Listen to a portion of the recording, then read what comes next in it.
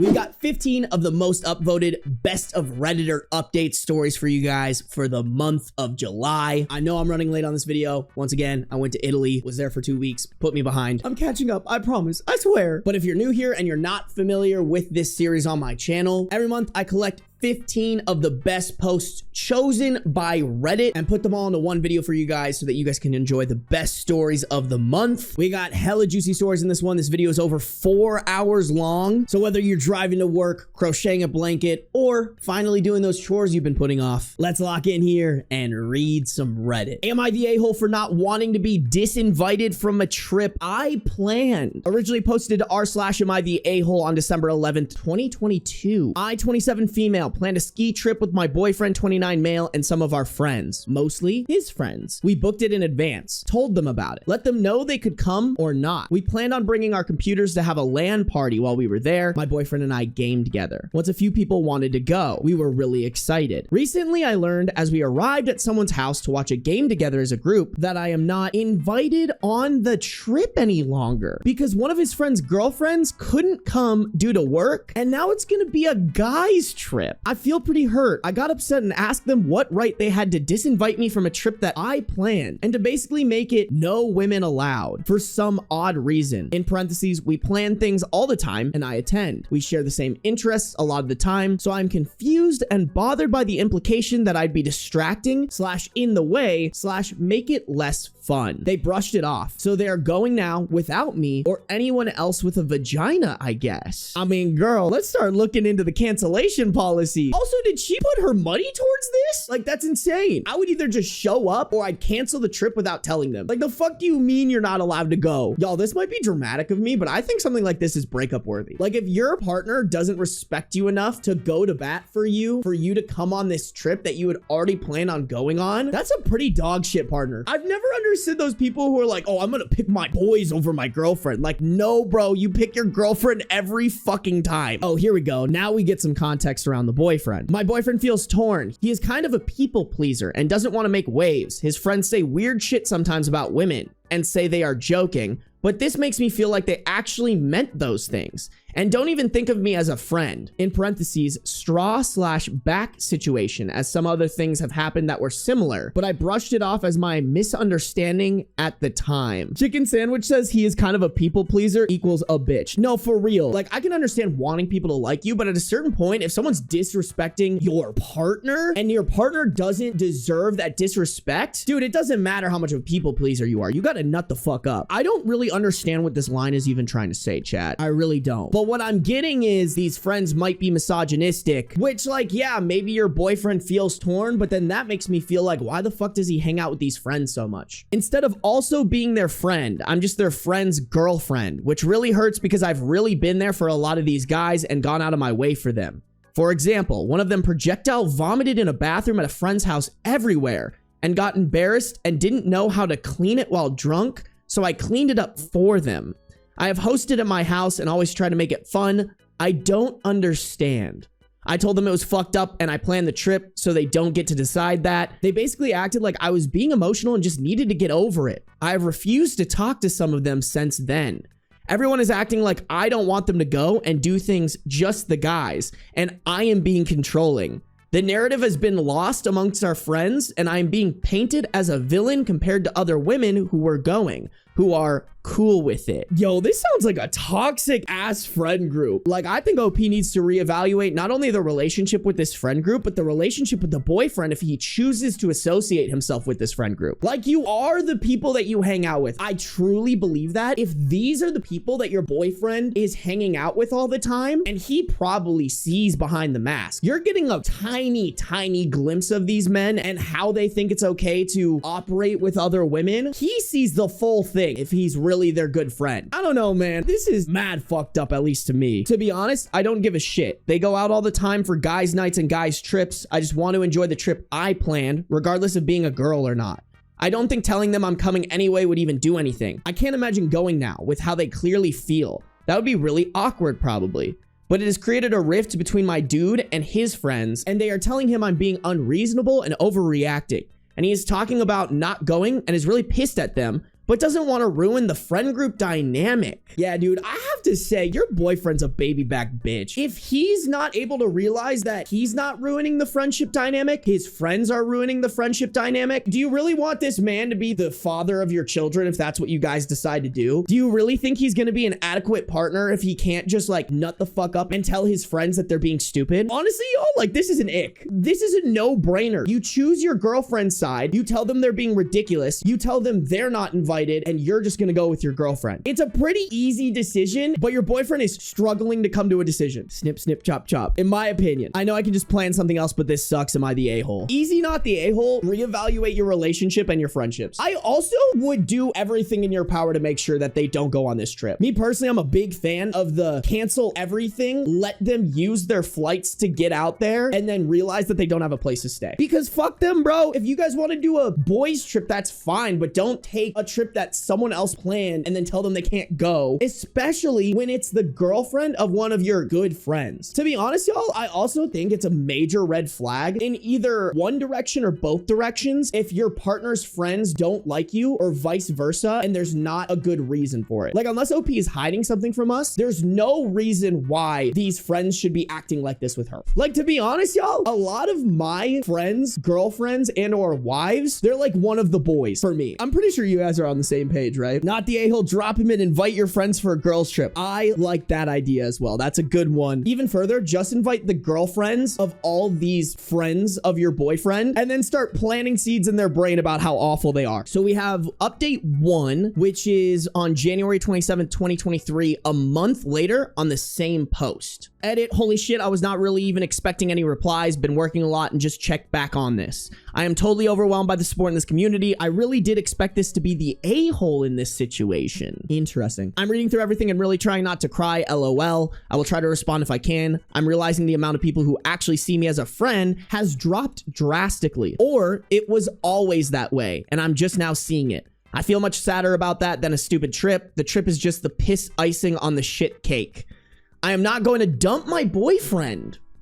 He deserves the time to try to talk to his friends and see if things can change. I don't agree with that. I think that's stupid. Girl, your boyfriend, I think, is part of the problem. And like what? Like you guys decide to get married, these friends are gonna be around all the time? Is that really what you want? Do you really want to be dating a guy whose friend group fucking hates you and he doesn't do anything about it to like actively change it? I know this is really mean, but like, I just want to tell OP to have some self-respect. You need to have some self-respect and realize that the way that this situation unfolded is not something that anybody deserves in a relationship. The fact that you even had to like make this post is ridiculous, because what the boyfriend should have done is been like, absolutely not. My girlfriend is coming on this trip. The only people that could potentially not go on this trip is you, and you guys are fucking close to it. If he didn't say that, if he's torn, if he wants to fucking tiptoe around this like a fucking idiot, cut him off, sis. I have recused myself from their friend group entirely at this point. He has said that if they continue to behave that way, that he will look for new friends. I believe him. Your boyfriend sounds spineless. I've had some shitty friends myself, as I was formerly part of a pretty terrible online community similar to Kiwi Farms.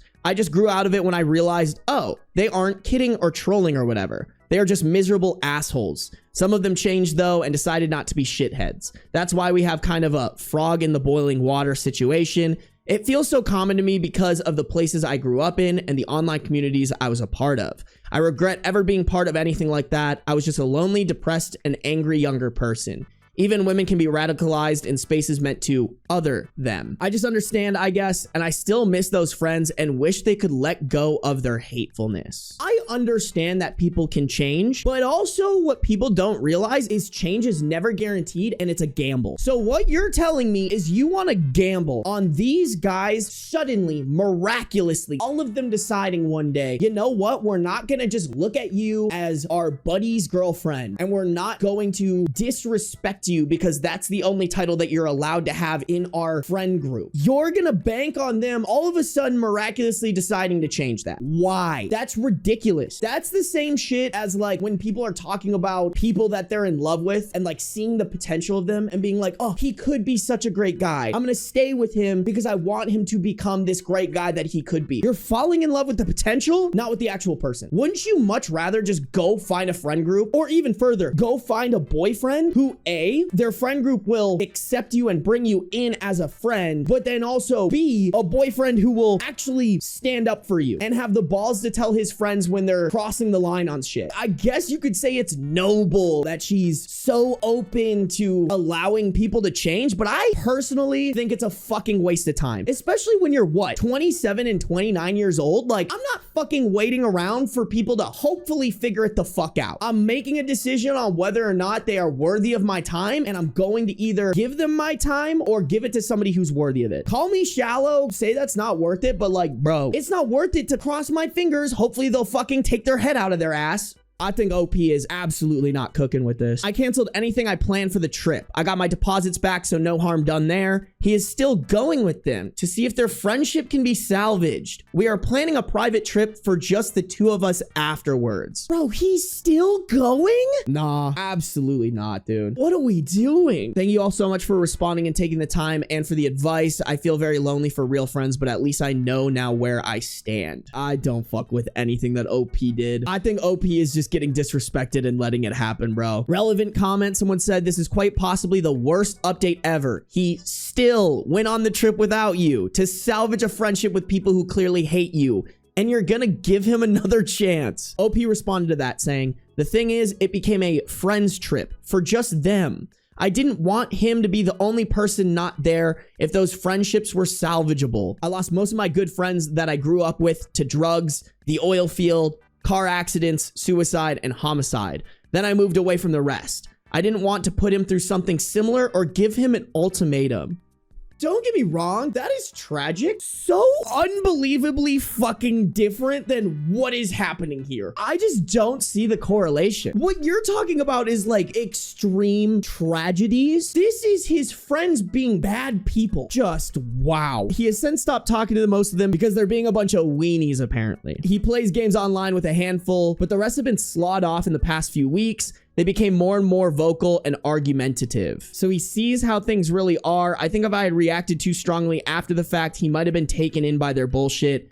Texas sucks. Can't wait to move. I'm sorry, but he stopped playing video games with them is not a good resolution to me. I think somebody needs to get a spine in this story, whether it's the boyfriend or OP. If the boyfriend had a spine, he would tell these friends to fuck off and come to him when they're ready to respect his girlfriend. And OP should have a spine to tell him that he needs to do that or she's gonna go. It seems OP understands the concept of not losing friendships, but she doesn't understand that not every friend is worth keeping. Value yourself more, girl, by leaving boyfriend and dumping those enemies. That's so important, chat. I preach this all the time on my channel. You need to evaluate friendships because there are a lot of friendships that people have that they don't even realize are fucking draining. The people that they're friends with are toxic. They cause more problems in their life than positives. This is one of them. If I was dating a girl, if any of my friends were disrespectful towards her or didn't want to hang out with her and I didn't think that they had a good reason to do so, I would immediately be like, bro, come to me when you want to stop being a fucking child about this. I also know that a majority of the friends that I surround myself with wouldn't do that unless they have a good reason. Like, it really does sound like you have friends who have no respect for women in general, let alone the partner that you're dating, even though that partner has 100% earned their keep. Like, don't get me wrong, having friends is cool. Being lonely sucks. But honestly, being lonely is better than having shit friends. I'll take that any day. Final update here. January 27th, 2023, 1 month later. Oh, interesting. So 1 month after the original post, but the same day as the previous update. Update 2, I thought they didn't care that I canceled everything, but found out they were actually really pissed because of how close it was to the trip dates compared to when I originally booked. They had to pay a lot more, had to split multiple thousands between them, adding up to additional hundreds of dollars extra each at the last minute. They all hate me now, but I don't care at all. That's mad funny. Hey, if it ain't the consequences of your own actions. Funny what happens when you uninvite the person who planned it, and so they have no incentive of keeping their name on a trip that they're not even going to. God, these friends sound so dumb. Like, the fact that your boyfriend is even debating if he wants to still be friends with them is ridiculous. Guys, if you read this and recognize that it's you, stop grabbing women in nightclubs and pretending you don't understand that is sexual assault. Stop talking shit about women who are nice enough to fuck you. Cottage cheese thighs. I think she's hotter since she started taking pills.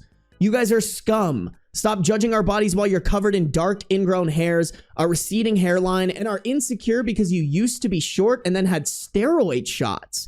It isn't our job to make you feel good about yourself while you trash us. Stop pretending to like people and then trash talking them to others. Guess what? People talk. I know it all. Everything you said has come out. Girl, and you're still okay with your boyfriend hanging out with them? Like, I'm glad you're flaming them. I'm glad you're publicly exposing them. But like, these are the guys that your boyfriend is struggling to not hang out with anymore. I'm gonna say it. Are you sure your boyfriend's any different? Because if he's okay with hanging out with guys like this, he's probably one of them. Stop pushing drinks on people that don't want them. Stop reminiscing about former fling/sexual escapades in front of people's spouses/girlfriends. Stop inviting people's ex-girlfriends around to start drama. Stop worshiping men who hate women. Stop saying women are emotional when men can't control their anger as a whole. You want to talk about self-control? Try it out yourself.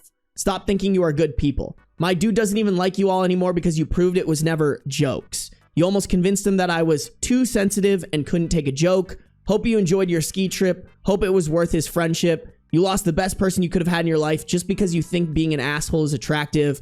I just wanted to be your friend. Thanks for manipulating, gaslighting, and abandoning me instead. Great. I'm glad we got there. Sounds like the boyfriend dippity-doo-dot out of there. But can we take a second to also recognize that it's pretty fucking stupid that you wanted to be friends with them in the first place? Like, why? If you knew all of these things up here, why were you okay being associated with this friend group? I don't understand what the appeal is. To be honest, if I was dating somebody and they kept friends around like this, red flag immediately. If they're doing everything that you just described in these paragraphs, why the fuck would you want to hang out with them? I mean, I guess you're in Texas, but you can find friends that aren't like this. I have personal bias against OP, but isn't it funny how she didn't have any issues with any of those behavior until she was on the receiving end? She can miss me with that. That's kind of how I feel too, Chicken Sandwich. Like, I'm glad she got there, and it does sound like OP has not a good level of self-respect, but I think there's like an overall moral compass that you need to develop, especially as you're in your late 20s, of like what type of shit you should be putting up with and who's actually okay to like hang out with, because this is not it. This ain't it at all. I don't know if there's any excuse. Like, you knew this shit was bad. Why were you hanging out with them in the first place? I don't know if she has self-awareness to realize that she was accepting that friendship. You're probably right, Bouncy Ball. This might be so mean of me to say. I don't necessarily think OP is a bad person. I just think they're a little bit dumb. Maybe a lack of self-awareness doesn't necessarily equate to being dumb, but it is a little dumb to me that you aren't able to put together if A equals B and B equals C, then A equals C. That's all that it was here. Was like, if your friends are bad people, you shouldn't want to be friends with them. And you shouldn't accept anybody who wants to be friends with bad people. It's that simple to me. And I just don't really get how other people don't get there. And I think that's something that everybody should be able to get to that conclusion. In regards to the story, she's not the a-hole, but in regards to life, she sucks. I agree with that, Chicken Sandwich. I agree with that. I told my dad and stepmom about my engagement, and their response triggered me to suddenly remember years of repressed childhood memories, and now I do not know how to move forward with our relationship. We have a 36 female OP.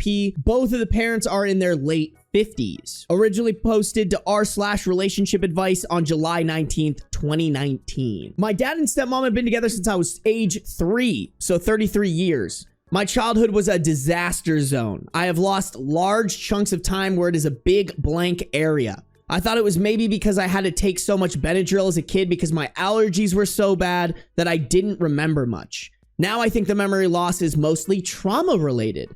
Dark, murky memories would come up, but I have no real timeline of my childhood. My mom was married many, in parentheses, many times, and we moved a lot, and she had a baby, and then another baby, and then 2 more babies. I can sometimes piece together a home we lived in or what school I went to when, but it is all a blur. I was both my parents' first child and the baby of teenage marriage. There was alcoholism and drug use and chaos.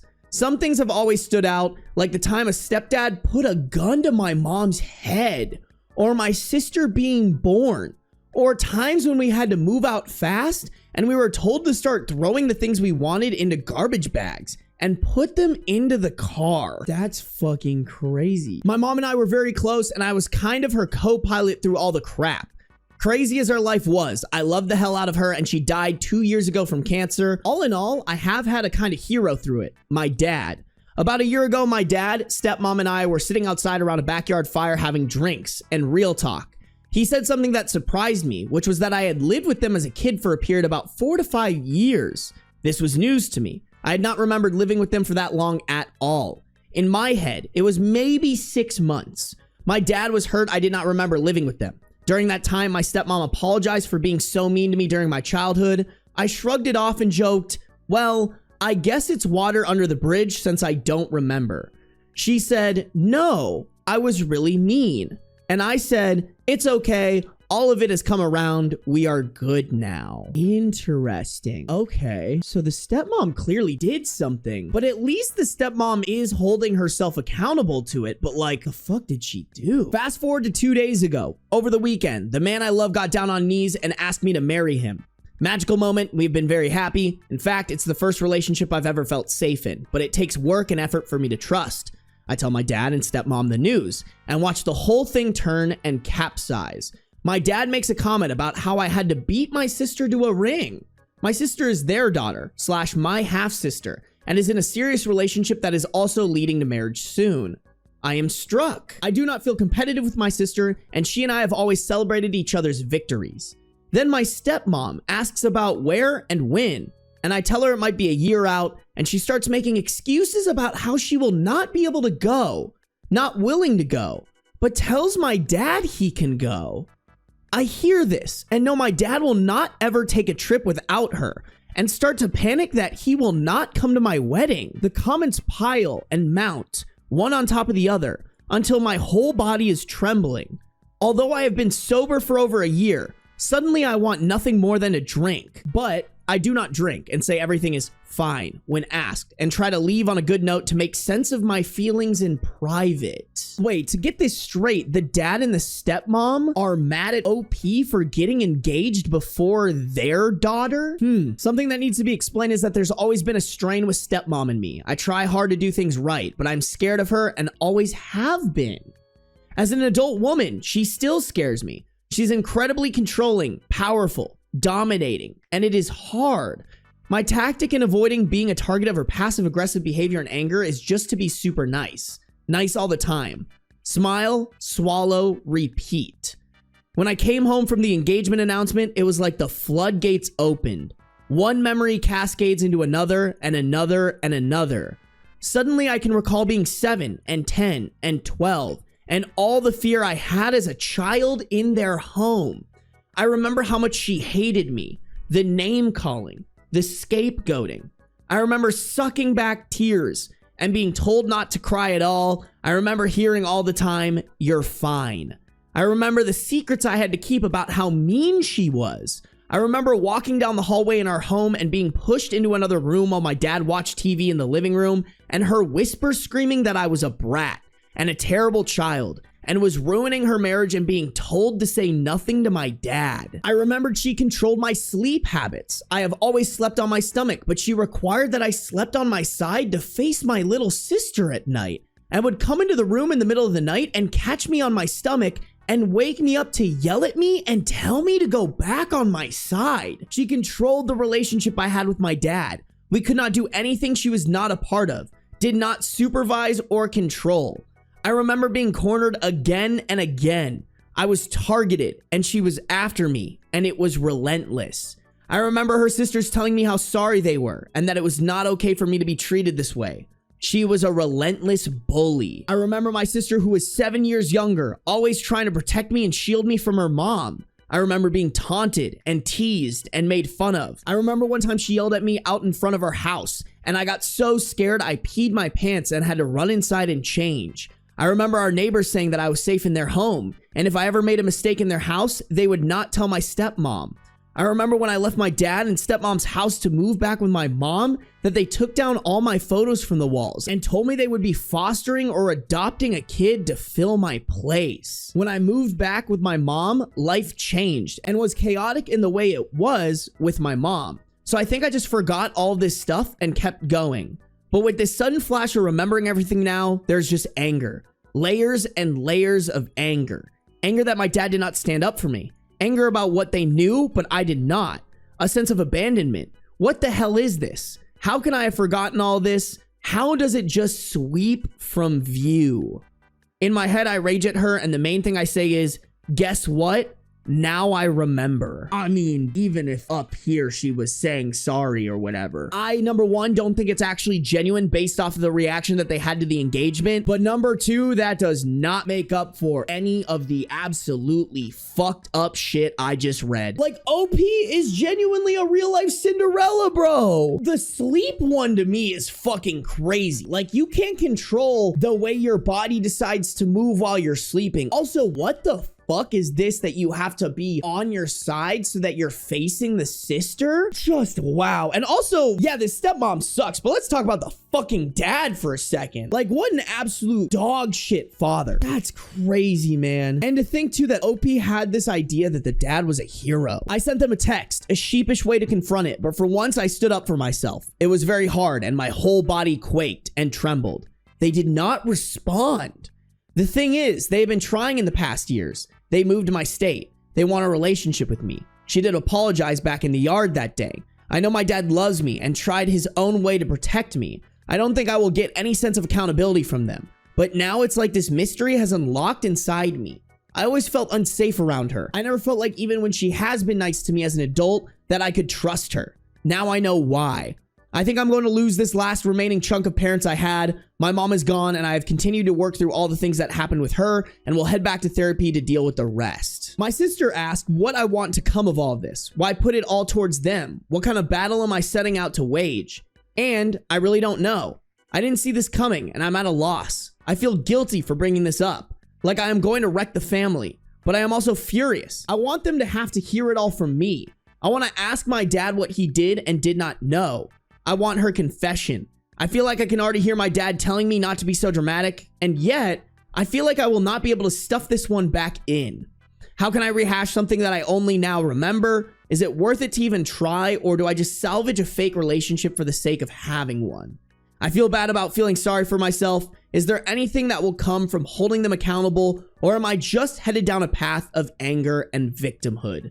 I wonder if we can even have a relationship from here. To be honest, y'all, I think not only is there not a relationship to be salvaged, but I don't think it's worth salvaging the relationship based off the dog shit reaction that they had to OP getting engaged. What's supposed to be one of the happiest moments of her life, they decided to step on because clearly, even though they've apologized for it and water is under the bridge, they still have feelings about OP that they shouldn't have as parents. Like, clearly they care more about their own daughter than OP. Clearly OP needs to figure this out in therapy and maybe there should be a conversation, but I don't even think they're owed one. Like, especially if you texted them and they didn't respond to it, like, I don't think it's worth it. I also think this apology, as genuine as I thought it was initially, with how bad I'm learning that the stepmom was, she should have clarified what she meant by, no, I was really mean. Like, I think that would be like truly, hey, I'm remorseful. I was in a bad part of my life. Like, I've come to terms that this is a bad thing and I'm apologizing for it. That's how you apologize for something. Not just like, oh, good thing she didn't remember. Water under the bridge. Like, there's no accountability here. I think with apology, there needs to be accountability as well as action steps to change. And I think that actually also goes along with accountability. But clearly they have not fucking changed. That apology was really, I don't care, but I want this over with. So whatever, here's what you want to hear. Don't get me wrong. She did do it when she didn't necessarily have to do it, but I feel like the apology was just going through the motions. And it was more of like, in case you do remember this, let me apologize for it. Not, I truly feel bad about this. Yeah, they want it off their conscience. It's not about facing consequences for actions. Exactly. That's a great way to put it. Yeah, I mean, I think it's just the long-term show that they haven't actually changed. Like, you want family around you that when they hear that you're getting engaged to the love of your life, they're super excited about it. They're not comparing you to the stepdaughter that they've compared you to their entire life. Couple of relevant comments. Someone said, forgive me for ignoring the big crux of this issue, but I'm stalled at, what's her angle here?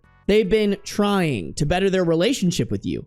But then you give happy news and she makes a baseless claim of sisterly competition and immediately can't attend. Why?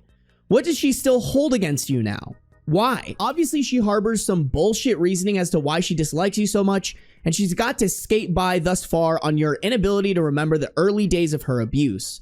But this was an out. She didn't have to say she was unable to attend. She's choosing to still be a shitty person to you. OP replied to that saying, you have hit on one of the more confusing aspects, and I think why this made it all come up and out. It's still the same behavior from both, really. That is why I'm kind of at a loss where faith in any change is concerned. Feels like if we are still going to remain a family and spend time together, then I will have to accept the underhanded comments that I've always been aware of. Thanks for pointing this out. It helps me feel less crazy. No, that is a super good point. Like, why apologize, but then still continue the behavior that you apologized for? And then the top comment on this is someone saying, hi, old damaged person here. I have one piece of advice, which is to let it sit a while. Think it over. Allow your initial reaction to crest and recede.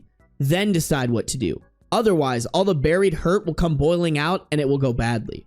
As for what to actually do, parents are overrated. I know, I'm one of them. Build a strong family of your own and don't worry about them. They sucked when it mattered, and now they're good when it doesn't matter. Okay. I mean, easier said than done. Like, I'm sure getting your parents out of your life is not an easy feat, especially if they've been there since the start and you thought that they were good people up until this point. But yeah, I actually do agree with this person. I think it's just cut your losses. Like, they're clearly not great parents. You're adult. You're about to start a new family, a new life with a person that you love. Like, don't get me wrong, it's not easy, but I think it is the right thing to do. Edit/update. I figured this would be my own private story/rant for a few eyes in the corner of Reddit. I did not expect this response. I've been battling with wanting to take it down now. My fiance has encouraged me not to. I've been panicking that my parents will see this. I do not want to hurt them. There is no part of me that wants that, even in anger. I just want them to know and be honest without downplaying what it actually was. Not sure that will happen. Pretty unlikely, but it's a want. As for what to do about it, I will head off to EMDR and have a handful of referrals for Monday.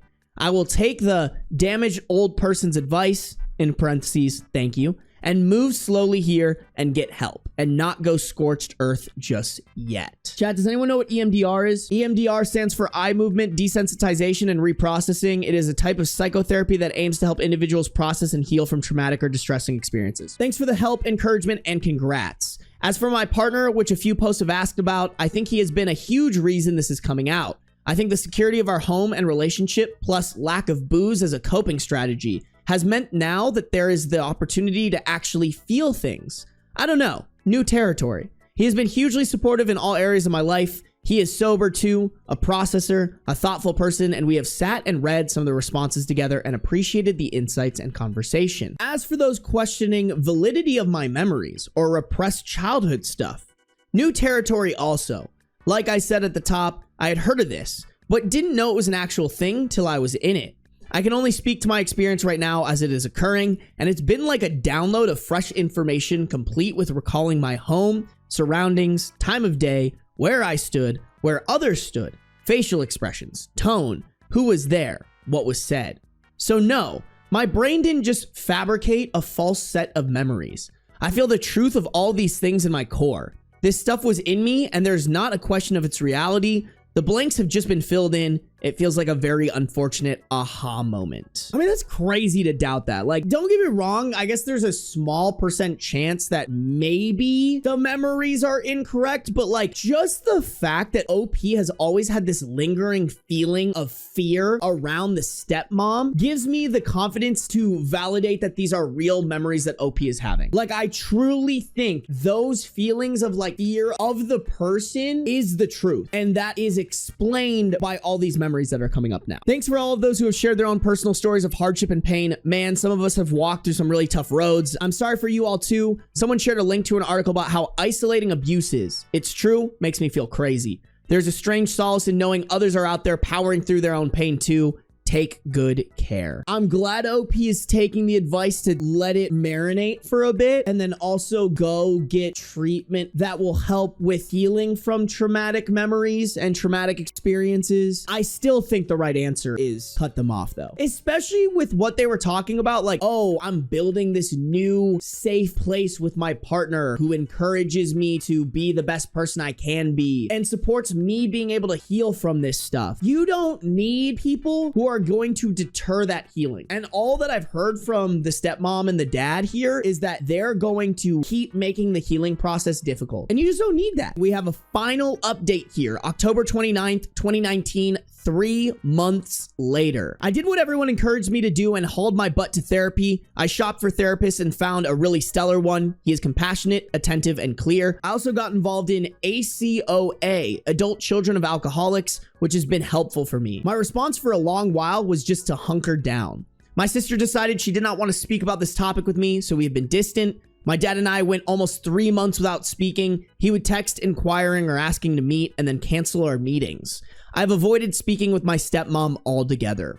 My fiance and I have gotten closer through this experience. I've leaned on him and he has been really supportive. We are doing joint therapy to work on making sure this does not affect the level of trust and safety we can have as we move into marriage. Emotionally, I've not been too well. This experience called a narrative and history into question. The shift that has taken place has been sobering and disheartening, but it also feels like a lot of who I am and my makeup has kind of clicked into view. I have that, among other things, to be grateful for. All this hard stuff has led to some answers, even if they aren't the ones I wanted. My dad and I finally spoke on Saturday. It went precisely as I could have imagined. Probably about as precisely as many of the commenters warned it would go, honestly. I went back this morning and reread a lot of the comments before writing this and was shocked by how right everyone was. The bottom line, Dad has doubled down on nothing happened here. During our call, he said he did not want to talk about any of this, but then went on to say how much I am to blame for the bulk of it. He said he has always felt in the middle of our battles. I truly didn't understand this. I have always felt incredibly passive with my stepmom and rarely did anything to defy her. When I questioned this, he said, "You always said things like, 'You aren't my mom, don't tell me what to do.' I told him I had no recollection of ever saying this. He said it was when I was 4. You had it out for her from the beginning." I mean, but also, she's not her mom. Telling a stepchild what to do comes from earned respect. Like, even if that was true, that's very valid. The call was confounding. He told me that maybe he should have not tried to stay in my life and just done what his dad had done and walked away. He said this might have been better for me, and part of him wishes now that he had just left and started a new family. He said it probably would have been better for everyone if he had done it this way. That is just dog shit father behavior. That's crazy that this man is saying this shit, and OP started this all by saying, "I have had a kind of hero through it, my dad." Those are not the words of a hero. That is the words of a fucking narcissist. He made references to me being like my mom. He said I always liked her more because of all that drama. He said this was me just bringing up more drama. I stopped trying to explain any bit of myself during the call and went quiet. There was blame, gaslighting, denial, hostility, passive aggression, all of it. The odd thing about all of it was despite him offering no validation of what did happen or is happening now, I feel validated. In my gut, I knew that was the way it would go. At least I know why I didn't ever stand up for myself. There was never much room to. I told him at least this much, that I knew this was the response he would give. Didn't expect to hear him say he wished he had just walked away, but there it was. He sees me as the problem child, and my feeling of being the scapegoat here was presented in clear view. Maddening a little, because I never even talked back as a kid. All in all, I'm thinking this one I just let go of and step back entirely. I could not have imagined ever stepping away from family, but it does feel like the sanest thing to do. I will continue to focus on healing, on therapy, on figuring out this business of trust. Thanks again. Well, I mean, not a happy ending in terms of this father's a piece of shit who goes to bat for a shitty woman over his child, but happy ending in terms of I feel like this gives OP more of a reason to distance herself from the dad and the stepmom, which I truly believe is the right answer. Like, the dad just added fuel to the fire here. As hard as it's gonna be, I think this is the right answer. I'm sorry this is all because she said that once when she was 4, a literal toddler, the mom proceeded to literally torture her because of the words of a 4-year-old. That's such a good point, Gordon. I didn't even think about that. That's fucking crazy. To hold the words of a 4-year-old on how you treat that person for the rest of their life is fucking psychotic. My husband told me our daughter's friend tried it on with him. I didn't react well. We have a 40 female OP, 42 male husband, 18 female friend. Originally posted to r/what should I do on July 1st, 2025. The last couple of weeks, my husband has been very quiet quiet and not sleeping well. I've asked him a couple times if he's okay, and he said yes, but I could tell something was bothering him. On Saturday, he said he needs to talk to me and burst into tears. I made us a cup of tea and sat down with him. He just blurted it out and said Ava, our daughter's friend, had been coming on to him, and he doesn't know what to do. He said it started when he made a cake for her 18th birthday. Chad, is that weird behavior? I don't think I've ever had a friend's parent make me a cake like that, but I can also see it being like wholesome. I don't know. She messaged him saying she got his number from our daughter and thank you for the cake. She then sent a lot of photos of herself in the dress she wore for the party. He just replied saying it looked like a fun party. She then messaged asking if he could look at her car for her as it was making a funny noise. She came around and he looked and said it was the brakes. He told me this at the time, so he wasn't hiding anything. She came around when our daughter was home, but I wasn't, and she went inside while my husband worked on the car outside. When it was done, she came out alone and said she had no money on her, and he said that's fine, just bring it around whenever or give it to our daughter. She then said she can pay another way, and in my husband's words, she flashed me, and I said I've gotta go, and went inside, closing the door. I read through all the messages, and he never replied to any of them after this incident, and that afternoon, she messaged him saying, thanks for doing my car for me. You're cute when you're shy. She's messaged him hundreds of times since, asking if he's alone, asking for lifts, asking if he thinks she's pretty, and she sent loads of pictures from fully clothed to fully nude. Okay, I don't think the husband has done anything wrong here necessarily, but he's not necessarily being good about shutting it down. Like right off the rip, y'all, I think there needs to be some sort of text of like, this isn't okay, this is inappropriate, I have a wife, you need to stop sending me this, and then a phone number block. Like, I'm a little curious why he hasn't done that. I can understand maybe being a little bit nervous and not knowing what to do, and that's an excuse. It doesn't sound like he's done anything wrong, but like if she's sending fully nude photos, I feel like that deserves at least a block. Maybe he froze. 100% fourth pine cone. I don't think he's wrong. I'm more kind of bringing up like, hey, if y'all ever find yourself in this situation, I think this is the right thing to do. But at least he's coming to the wife, and it doesn't seem like he's done anything wrong up to this point. My husband has said he doesn't know whether to reply, to talk to her parents, to talk to me. He said he's scared he's going to ruin our daughter's life if this comes out. I don't know why, but I suddenly exploded. I called him a pervert. I said he must have let her on. I said he must have paid her as he's far too old and ugly for her. Bro, that's absolutely not the right answer. Chat, that's kind of mean. Like, he's clearly upset by this. Like, listen, I can understand maybe a little bit of like you didn't handle this the way that I wish you would have, but calling your partner old and ugly and like blaming him too, I think that's probably the crazy part. She's low-key victim blaming him. He is on the receiving end of sexual harassment right now, and she's blaming him for it. I called him disgusting and said I want him out of the house. I said he's ruined our daughter's life and plenty of other things. I stormed out of the house, and when I came back an hour later, he was gone. Over the last couple of days, I've calmed down and realized he's done nothing wrong, and I've reacted awfully. I've tried ringing and messaging him, but he's not responding. Why did I react like that, and how do I apologize to him?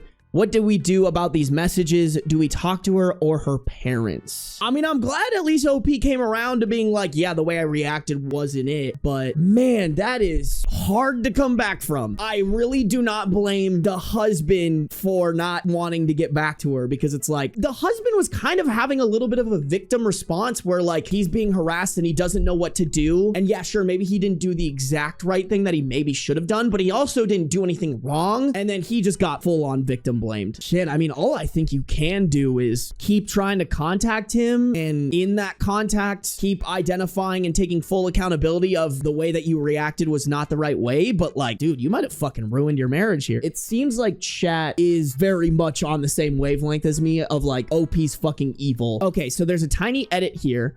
It's 5 a.m. here in the UK now, and I'm going to drive to his brother's house now where he's staying, as I know he leaves for work around 6. And I'm going to try and talk to him face to face. I've got flowers, chocolates, and wearing his favorite outfit. I'll let you all know what happens. Like, I hate to say it, y'all, but I think this is a snitch to the parents situation. Like, I know she's 18 and technically an adult, but like, I don't believe that. I think if you're 18, you're barely an adult. You still need the supervision of your parents, and sexually harassing somebody with a wife is not it at all. That is not behavior that's okay, and I think that is go to the parents, because the parents are the only ones who can properly discipline this child realistically, and maybe even to some type of like message to her that's like, what you're doing here is wrong. This isn't okay. You're sexually harassing me and trying to be a homewrecker. You will be blocked after I send this message. And I do think there's a conversation that you need to have with the daughter, regardless if it ruins her life. She needs to know that her friend tried to ruin her parents' marriage. That is not somebody that they should want to hang out with. And I think there needs to be a constructive discussion, because also, y'all, she is friends with this person and being influenced by them. Like, for all she knows, this girl is like telling her that the behavior that she's exhibiting is okay and encouraging your daughter to do something similar. Relevant comments here. Most of these comments are just kind of reiterating what I've already said, as well as OP taking accountability that their reaction wasn't okay, which great. I guess if there's any redemption, it's realizing that what you said was wrong. I mean, a lot of these comments are just people saying that OP was victim blaming. Okay, so this commenter said, assuming the messages are one-sided, your husband should tell Ava's parents and show the receipts. You fucked up real bad. If you haven't already, you need to 1, apologize and take ownership of your fuck up. 2, explain that you don't even understand your own reaction and offer to go to couples therapy. And 3, offer to go to Ava's parents with him, even if he no longer wants you there. It's likely best for him if you present a united front to the parents. OOP replied, they are fully one-sided. He said he didn't delete them, so he has evidence in case she said something, and I accused him of keeping them so he can wank off over the pictures. Oh, okay, this is probably something I was kind of wondering. Why was OOP's husband making cakes?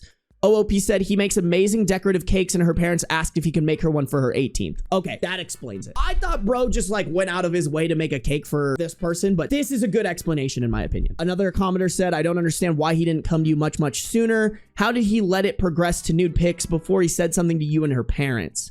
OOP said, I've just started a new job. He knew I was stressed out and didn't want to cause stress, and our daughter is taking exams at the moment. This is kind of a weird comment here, but I want to read it because I think it gives insight more into the husband. So OOP replied to a commenter talking about how OOP had no respect for her husband when told the news. OOP replied, I know I handled this terribly. I've been messaged by loads of younger men on socials, and he always laughs about it and said, you're too gorgeous, they can't resist you. There's a young lad from my gym who added me on Instagram and started liking all my posts and commenting before DMing me. And my husband just laughed and said, I don't think we're at the stage where we need a young man to take over in the bedroom yet. I don't know why, you guys, but that makes me more upset about how OP reacted. Like, she's been on the tail end, maybe not as bad, because there's something about an 18-year-old friend of your daughter that I can understand is like a lot worse than what she's describing here, but more of the fact that like this husband has had healthy reactions to this stuff, and like OOP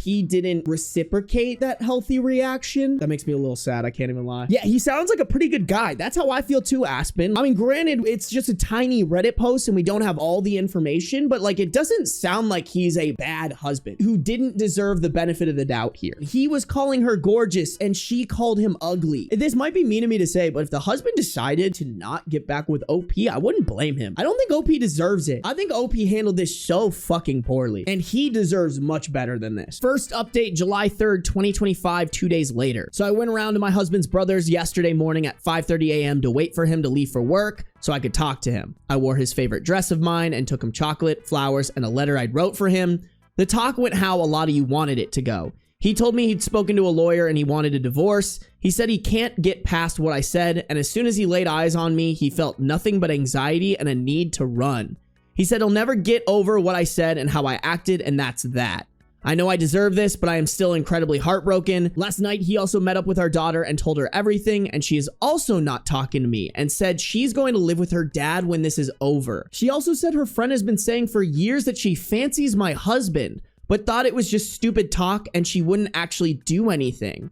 She's still friends with Ava, but told her she will fall out with her if she does anything else. I mean, this is a kid. I can't expect her to make the right decision, but that's not the right decision. Being friends with someone who's pretty much the cause of your parents getting divorced, or at least the catalyst for it. Maybe not the overall cause, because I think the overall cause is OP. Either way, being friends with the catalyst does not make any sense. My husband had also spoken to the girl's parents, who didn't really seem to give a shit. They said she's 18 and can do what she wants, and they are sorry she tried to get with a married man, but they can't ban her from talking to people, and she'll be going to uni in September, so they don't want to cause any unrest before she goes. My husband said he felt a lot more relaxed once he'd spoken to them and our daughter, so hopefully he can sleep now. Wow, what a bunch of dog shit parents. Oh my God. Yeah, no wonder she turned out the way that she did. Okay, so we do have a couple of relevant comments here. Commenter asked, why would Ava have gotten in trouble? She's a legal adult. Sure, she shouldn't have flirted with someone married, but that's life. It happens. Going to her parents was going to change absolutely nothing. Yeah, this is a commenter who is 100% into children, for sure. And also, it's just like, if one of my adult siblings did some shit like this, I would be upset at them. It's more just about somebody you care about having the integrity to not pull some fuck shit. Like, it's already fucked up to try to home wreck, but trying to home wreck one of your friends, like, and that's your whole ass daughter. This is just such a brain dead comment. Like, yeah, sure, technically she's legal. Technically it's okay. It shouldn't be, in my opinion. I think anybody who believes that should be investigated and you should check their hard drive. But also, it's just like, who wants their kid to be trying to be a home wrecker to one of their friends? Do you think that kid is gonna grow up to be a good person? The answer to that is no. OOP replied to that just saying he just went there to clear his name in case anything came of it, but the impression he got was this wasn't the first time it's happened. A downvoted commenter said, I'm sorry everyone is shitting on you, OP.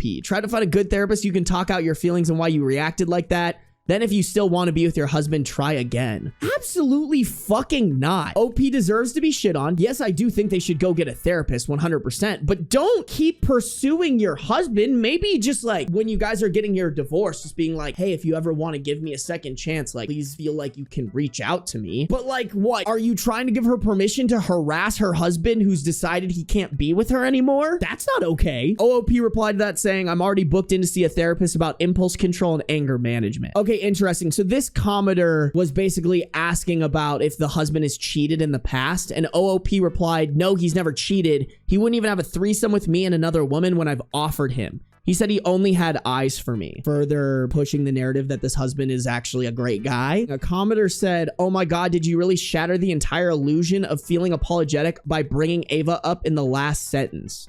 OOP said she ruined my marriage. Okay, yeah, that's a big issue because don't get me wrong, she didn't help the marriage, but you ruined the marriage, not her. Your reaction to your husband is what ruined the marriage. What she did led to you ruining the marriage, but you're the only one that ruined this shit. If you would have just reacted not in a hostile way, you'd still be married to this guy. There is a second edit. So 4 days after this update, OOP added an edit saying, my daughter came to me last night and told me some things. Ava is on her way to ours now to show me some stuff on her phone.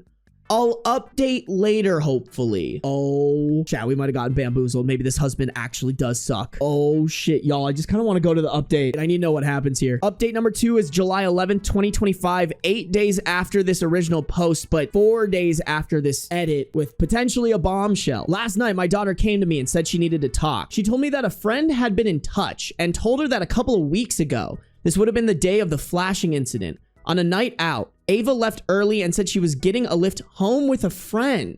The friend of my daughter's left the pub 5 minutes later with her boyfriend and saw Ava getting into my husband's car. Her and Ava made eye contact, and Ava begged the friend to not say anything, but she came forward to my daughter after hearing what had happened. My daughter messaged Ava, who came to see her, and admitted it pretty instantly. She said she did come onto my husband first when he was fixing her car, but he responded shyly but positively to the come on, and he asked her to flash, which she did. She mentioned she was out that night, and he said he was going out with his brother, but he'd leave early and pick her up. She said it was her idea to keep messaging him on WhatsApp like it was her coming on to him, and him not responding. So if they ever got caught, it would cover him, as he would get in more trouble than her, but they actually communicated through Telegram. This doesn't make sense to me, but whatever. My daughter went to see her dad and went through his phone while he was in the shower and found the picture of Ava in his gallery, which isn't a problem now, I guess, and also found the Telegram app, but said she couldn't bring herself to read the messages, which I get. Okay, so it sounds like the husband was a piece of shit, and we were thoroughly bamboozled. I don't think OP's reaction is still okay based off the parameters of what she knew, but now we know that the husband isn't completely innocent, so maybe he deserved that reaction. As my daughter told me this, I remember the night he went out with his brother. He got in really late, and the next day said he'd been a designated driver and he'd had to give everyone lifts home. I felt sick. I'm blocked on his phone and all his socials, so I messaged his brother and told him to ask my husband to send me the Ring doorbell footage of the flash incident. Apparently, it's gone, as he panicked and deleted it, and it's been too long now anyway. Yesterday morning, my daughter asked Ava if she would come around and see me, and she agreed. She came around about 9:30 and started crying instantly and said she was sorry. I said it's okay, and what's done is done, but I need answers. She told me pretty much what my daughter had told me, but also said about 6 months ago, she was round to ours and went outside for a smoke, and my husband was already there. They got to talking, and Ava got upset, saying she thought her parents were going to split up, and my husband consoled her, and then said, sometimes when kids get older, parents realize they don't have much in common. Don't tell Kelly, our daughter, but me and Sasha is OP, are in the process of splitting up. This was the first I'd heard of this. This is why she said she'd acted on her crush she'd had for years. I won't go into the details of the night he picked her up, but they did stuff that night, and she said on one more occasion since in our garage, where he let her in the back garden gate to avoid the Ring doorbell. She didn't tell him about the friends seeing them until a couple of days later after the pickup, and that tallies up with when she started acting weird.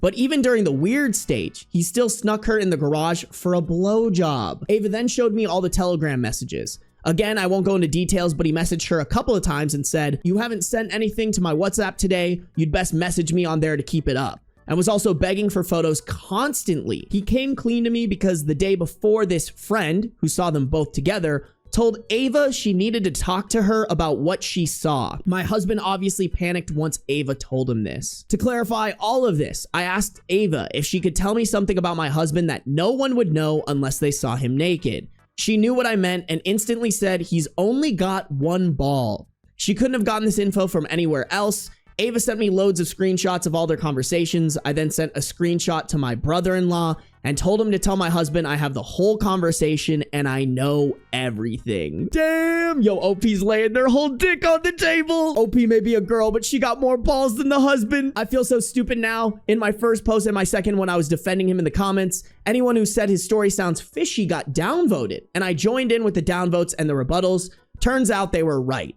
I'm sorry to anyone I argued with who tried to tell me he was lying. Someone messaged me as well and said the reason I said what I said is because my gut was telling me something wasn't right, and that's why it was out of character for me, as I've never spoken about him like that.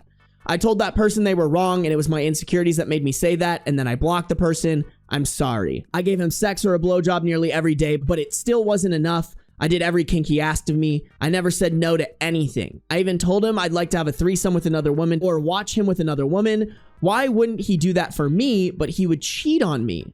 I did everything he ever asked of me and he still cheated. I'll admit I've cheated before. I've kissed 2 other men and let another one run his hands over my clothed body while I danced at a concert. He wasn't bothered about the kissing. He says that's not real cheating, but he didn't like the dancing one, which I understand. I'm trying to balance this out. Maybe it's a good thing they're getting a divorce, because what an insane little, oh, hey, by the way, like, what? I haven't heard from my husband or his brother. My daughter is here asleep now, and I booked me and her on a last-minute trip to the Cotswolds this weekend at a spa to get us both away from this mess. And then there is like one tiny little update a week later. It's just saying that there's basically no new updates. We are still getting divorced. He still hasn't really spoken to me. He's still at his brother's. Our daughter is living with me. As far as I'm aware, him and Ava haven't had any more sex, but who knows? All right, well, what a bamboozle of a story. I wish they would have included more comments from like people who were like, this story's fishy, but they didn't. Because like, honestly, like the only fishy thing that I saw was just how he didn't have balls to be like, you can't be sending me shit like this, and to block her. But I mean, that could just be written off by him not having a very like strong, authoritative personality is kind of how we wrote it off. But damn, did not see that one coming. God, what a shit show, man. Like even OP still isn't that great. OP still has some shit that they gotta work on too. Wow. Just wow. The one time I give the man the benefit of the doubt, he was still evil. That's crazy, man. Disgruntled customer complained about my glasses. Boss asked me to take them off. I refused, sent me home with no pay regardless. Posted an r/legal advice on March 4th, 2020. I mean, as a fellow glasses wearer and somebody who cannot function without glasses or contacts in, this is fucking crazy. I work in a quick lube, non-national chain in a very red state. Go Huskers. Ew, Nebraska. What is a quick lube? Is that a gas station? Do I want to Google that? I feel like Googling that is a recipe for disaster. Oh, it's an oil change place. Okay, thank you. I comply with all dress codes listed in our employee handbook. In parentheses, we're provided uniforms. Essentially, the code is no large belt buckles, large piercings, wild hairstyles, etc. Which I don't care. I'm not one for extreme looks, but I like to be weird because, you know, whatever. I wore these glasses today and a customer wasn't happy about it, to the effect of, why are you wearing those? OP replied, they help me see. Customer asked, why those ones though? And OP replied, because they work. And here are the glasses. What an incredibly bad picture, but also like nothing to get upset about. They're just regular glasses. Like I was expecting something like big and weird and obnoxious. Those are just normal glasses. Imagine getting upset over glasses with flowers on them. I don't know how much of a baby back bitch you gotta be for that. He wasn't happy with my replies, which I might have had a little attitude about, but this old ass farmer bro wasn't happy that the guy working on his vehicle was wearing some hippie ass glasses or something to that effect. He complained to my boss, and that's the summary I got. Got through the service without any incident, but then my boss asked me to take them off to avoid another incident. I didn't see the point and let him know I plan on working with them anyway. Nothing is stated in the handbook about certain patterns of glasses I can/cannot wear. In parentheses, stupid argument I know, but I'm good at my job and shit like this doesn't interfere. I mean, there's also just the fact of these are prescription glasses you need to see shit. Like, that's pretty important for your job if you're working on cars. I've never had a complaint about my performance/customer service. Sometimes I wear things that are considered weird, but not against policy. He tells me to clock out and go home since customers are complaining about my lack of respect. I tell him I'll comply, but only if I'm not docked the hours I'd earn. He said, forget that. Hope you have a job. Come tomorrow. Do I have any recourse if I walk in jobless tomorrow / where would I start? And the edit is definitely wearing them tomorrow, LOL. Aren't you discriminating for a disability? Isn't not being able to see like kind of a disability? Easiest bag of your life. Like this is the dumb Republican boomer shit that I don't understand, where it's like, dude, these are glasses. Is this really affecting your life? Is it really that important to you to complain about somebody's glasses that have no effect on your life? Like, are you really that much of a fucking pussy where you're like, oh, your hippie glasses are ruining my day? Hey, have you ever tried not being a baby back bitch? Pretty damn easy. You guys are agreeing with me. Like it 100% is a disability. They're discriminating against OP for having that disability. If I'm OP, I'm like, yeah, bro, fire me. Easiest bag of my life. There will be no lawyer who isn't itching to be the lawyer on this settlement. It's a slam dunk. Imagine walking throughout life and being upset about the glasses someone's wearing. Like, do you really think your opinion's that important to where you're like, oh, if I don't like the glasses, you shouldn't be wearing them? What a fucking dumb shit, man. Was OP male or female? I think they were male. I mean, they said bro wasn't happy that the guy working on his vehicle was wearing some hippie ass glasses. So I'm guessing OP's a guy. Relevant comments. Someone said you are required to be paid for all hours worked. If you need to wear glasses to see, you're probably protected by ADA. It's not clear in your post if you actually need them or if you were just shit stirring. If it's shit stirring, you're not covered and they can fire you for almost any reason, including this. Someone did reply to that comment though, quoting OP saying they help me see. Sure sounds like he has prescription glasses. I mean, I was under the impression that they were prescription. Someone said they can fire you and they cannot pay you for hours you did not work. Is your boss telling you to take your glasses off when you talk to the customer or when you perform work on the vehicles? OOP replied, when dealing with customers. They're in fact prescription, but I'm not entirely blind without them. Only issue would be our tickets/POS are through a computer, and I've definitely needed them to help read the screen and to type when I'd be dealing with customers anyways. And then some other commenter replied to that comment saying, even though they can fire you and it's completely legal to not pay you for hours not worked, even if you're scheduled. Firing due to your use of prescription glasses is definitely not legal and should be pursued as such. Of course, your employer could make an argument on the nature of your glasses being appropriate, but I can't imagine any sane judge or jury would find yours inappropriate. But of course, that's something you could discuss with a lawyer should the worst happen. OP did add another edit here, I guess, and a small update. They are prescription. After sleeping on it, I think I'll just try and eat shit today to try and keep my job. I have another pair of glasses I usually wear that I'll bring instead. No. Keep digging in. Get that bag, king. The update is just, I'll make a detailed update after work, but I'm still employed. Okay. I kind of want to just go straight to the update, guys. It's a smaller update. We can just kind of get the final finish on this. I think we've already established, like, bro did nothing wrong. I just wish that OP could get his bag somehow. The update is on March 5th, 2020, the next day. I showed up for my shift around noon, was informed by coworker to go to the office to speak with the boss about yesterday. We sat down and aired out the whole incident, what I did wrong, what he did wrong, how to handle it better in the future, etc. Told me I was not being fired or reprimanded in any way and that I would be credited 4 hours vacation for the time I missed yesterday. I can only assume that he did his own research or contacted his lawyer and was worried he might have been in violation of the Americans with Disabilities Act to some extent. Regardless of how weak of a case I might have had, he decided to credit my hours and move on, which I'm happy to do at this point. At least the answer is that OP isn't fired and he gets some vacation hours, but I mean, what a shit boss. Like, if I own a business and some customer comes up to me and is like, I don't like the glasses your employee's wearing. You need to tell them to take them off. I would be like, get the fuck out of my business. Either stop being a baby back bitch or leave. Go get your car serviced somewhere else, you pussy. I don't know. I wouldn't want to work for somebody who doesn't have that mindset and has the mindset of like, oh, well, this customer said he didn't like your glasses because they're too hippie for him. You need to take them off. You did something wrong. Like, I've already been active in a new job search and this really adds further incentive at this point. Good chance I'll be moving in the near future to be closer to my girlfriend, but I'll stick it out at this place for the time being as it's my primary source of income. Side note, the boss's dad happens to know the customer in question and stated that he's a real piece of work and I should be given the benefit of the doubt with what transpired. Okay, good to know that your boss needs daddy's approval to know when their employee deserves the benefit of the doubt in such a stupid situation, but whatever. Sorry this wasn't as juicy a post as originally thought.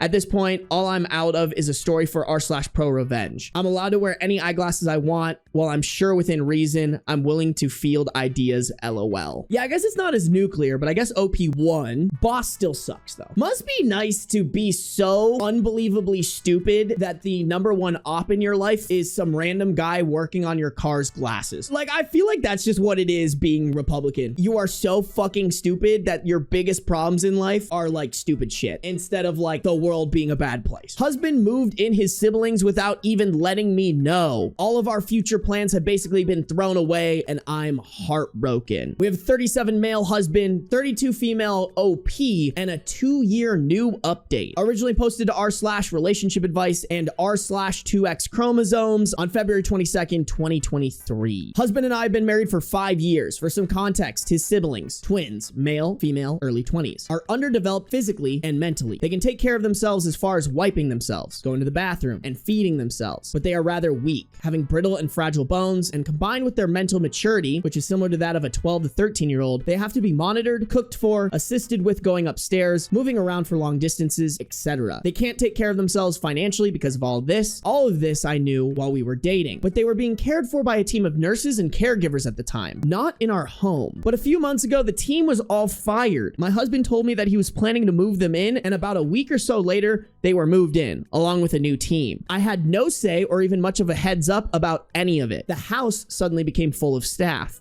Someone was always there. Our privacy was basically snatched away. My husband already has a busy schedule. He's a doctor, on call a lot. And now I feel like we barely had any time to ourselves. I'm competing with everything and everyone. We were about to start a family now that we were all settled. Things were good between us, but now everything has been thrown into chaos and I don't know how to feel. I feel almost a sense of grief. I feel like I have no control of anything. I feel like he just threw away our future and plans, as cruel as that may sound. We had a talk and everything was pointing towards a divorce, but I just feel so bitter. I feel like he's just giving up. He feels like I'm not being thoughtful enough. I love him more than anything and want to salvage our marriage if I can, before just making any snap decisions. Any advice is appreciated. There is one quick edit with more info, so I'm gonna read it. Also, I should say his parents are estranged. I've never met them, not even before we married. He cut them off a while ago for a very understandable reason. I think I need more information here. And I think it's implied that they didn't have a conversation around this, but like, I think any relationship that's getting serious where there are disabled family members involved involved needs a conversation around worst case scenario. If there's no money to be put forward to spend to take care of the disabled family members, there has to be a conversation around, are you okay with bringing them in and taking care of them? I think for any healthy marriage where that's a possibility, that needs to be a discussion that happens before you guys get married. So I think I want context around if they had that conversation, because either it's you guys failed to have an important conversation before you got married, or you guys had that conversation and one or the other was not so transparent about how they would feel about it. Because like, I don't think anyone is necessarily doing anything wrong here. Like, I think it's very noble that the husband wants to take in his disabled siblings and care for them, but I also think it's okay for OP not to be okay with that. That's just something they should have talked about before they got married, because like, that is probably something that A, should either keep the marriage from happening, or B, the operating procedure, if that does happen, is the divorce. Like, I actually think the answer here is to get a divorce. If OP isn't okay with living this life, I don't think OP should be forced to. I just think this is probably just a lack of foresight on their part, which like, yeah, obviously hindsight's 2020. It's easy to judge like that when you're sitting here, but like, from a learning lesson here, if you're in this situation, you should have conversations around what it would look like if a disabled family member needs to be taken care of. I am the disabled family member, and I cannot imagine my sibling moving in me without informing or getting permission from their spouse, because it would also make me super uncomfortable and feel like I'm unwanted there. You know what, Judas? That's actually a very good point. Maybe there is some wrongdoing on the husband's part, because it sounds like the husband didn't even take into account OP's wants, needs, and decisions around this. It sounds like he was kind of just like, this is what's happening and you got to deal with it, which isn't okay. I don't know if it's very clear if that's exactly what happened, because it does seem like there's at least a little communication based off of her being like, we've talked about this and we're probably going to get a divorce. But you know what? If there's anybody doing wrong here, I do have to say, I think the husband is going about this the wrong way. Like, I think the answer is you talk to them about it, and if they're firmly not okay with something that you really want to do, you get the divorce rocking and rolling before you move them in. You don't just like move them in and kind of like, well, hopefully my partner either figures it out or our marriage falls apart. First update, February 28th, 2023, about 6 days after the original post. After taking everyone's thoughts into consideration and taking some time to myself to think, I sat down with my husband when he was off call and told him I wanted to talk about everything that's happened. He told me that he wanted to talk too, and we had a raw heart-to-heart about everything. We discussed the main issue that I mentioned in my previous post. I told him that I felt hurt about him not consulting or even telling me about what was going on, and he sincerely apologized for it, telling me that he wasn't thinking about much else other than their situation, which I understood, even if it still made me feel a certain way. But then he told me that he needed to be honest to me about something, and that he understood that it may affect things between us, but that the whole situation with his siblings and their previous care team made him realize it even more. He became very blunt. He told me that while he loves me more than anything, he loves them more, and that he has to put them first from now on above anything. He told me that he couldn't handle anything else happening, and that everything he's doing, the cameras, moving in the staff, was necessary. And while this of course hurt me to hear, even though I understand, like I have for this whole situation, I realized some things. He might have acted selfishly at first, even if it was understandable, but my reaction could have been better, I admit.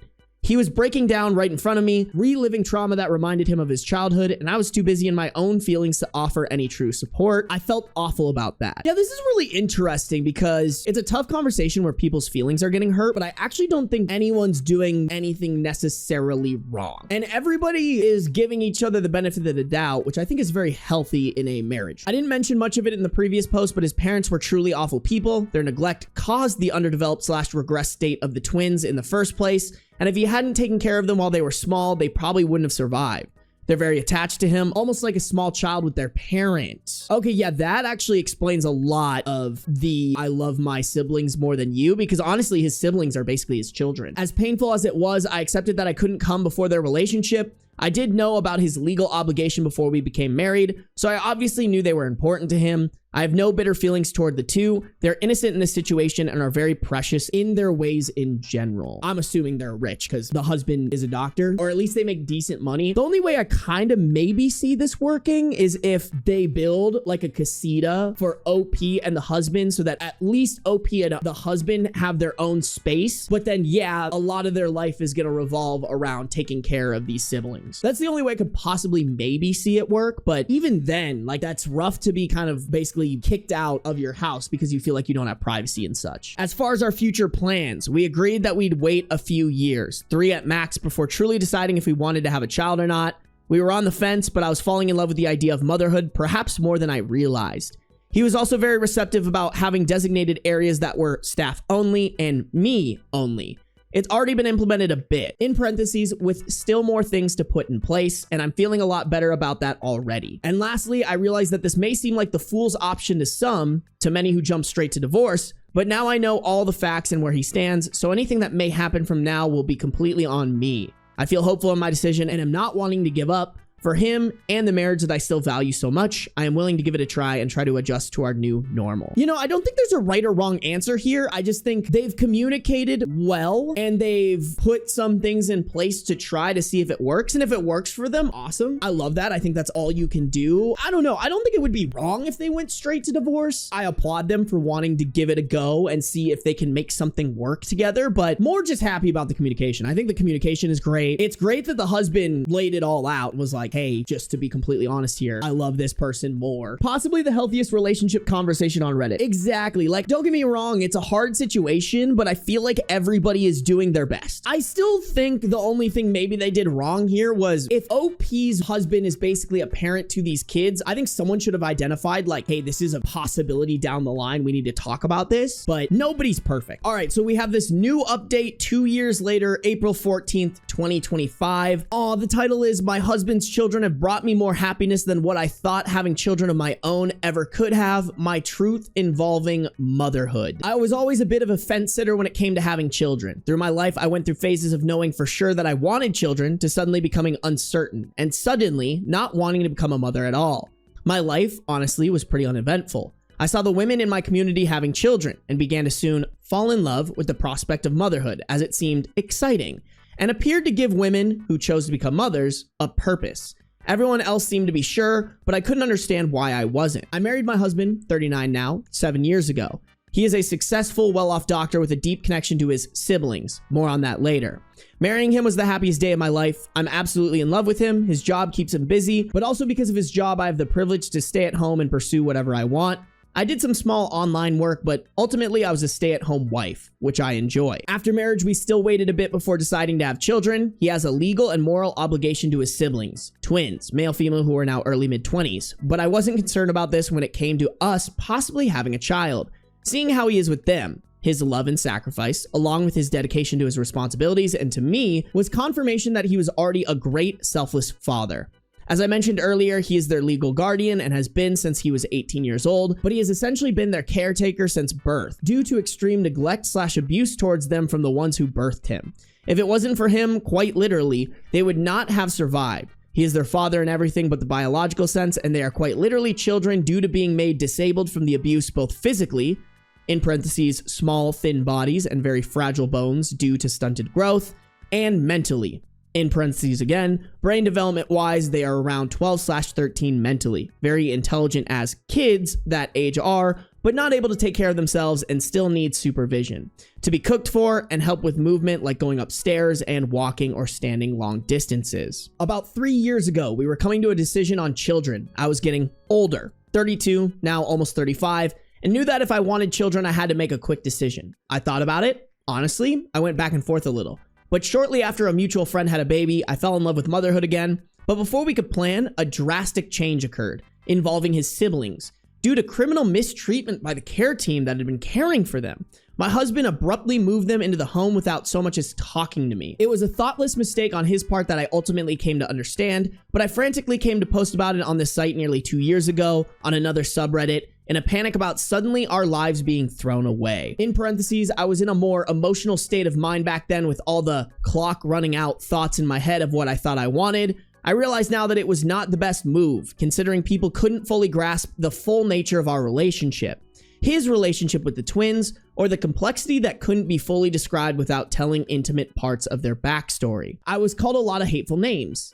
Idiot. Stupid. and told I had no self-respect and would be miserable and bitter for making a choice for myself that didn't involve hasty divorce and took a more compassionate route. Wow, I forget how evil Reddit can be sometimes. Like, you're not an idiot. You just love your husband and some big change happened that, like, sometimes that's just what happens. They acted like they knew for certain that things wouldn't work out for us and couldn't wait to read again about how they were right in a few years. My husband was accused of being a manipulator, a monster, and selfish. I honestly wasn't expecting such harsh, cruel, and ableist comments, even towards the twins. He even admitted that not informing me was wrong, apologized, accommodated me in my established boundaries involving the twin staff, and designated areas of the house I wanted to keep private, and explained his reasoning without being dismissive. In parentheses, he went into protective/fixer mode. It was an emergency and he was having trauma flashbacks, so that's why he reacted like this. It was not malicious, even though it was inherently disrespectful, and more importantly, it was not a pattern of behavior common of him at all. But apparently that wasn't enough for the people on the post, especially the fact that we agreed to wait on the topic of children for 2 to 3 years to see if I could adjust to this new normal, or whether it would be best for us to split ways, because he was going to prioritize his siblings if it came to it. This took a bit of a toll on our marriage, but neither of us wanted to give up on each other so easily. On the other hand, I hadn't been completely honest. I left out important information and took a naive approach to things. He had told me regarding the twins' role in his life. Okay, wait, this is what I was asking about. I left out important information and took a naive approach to things he had told me regarding the twins' role in his life. He had told me before marriage that he was their legal guardian and how important they were to him, and that he would always be their father. I knew this, but took his words as more surface level than seriously reflecting on what they meant.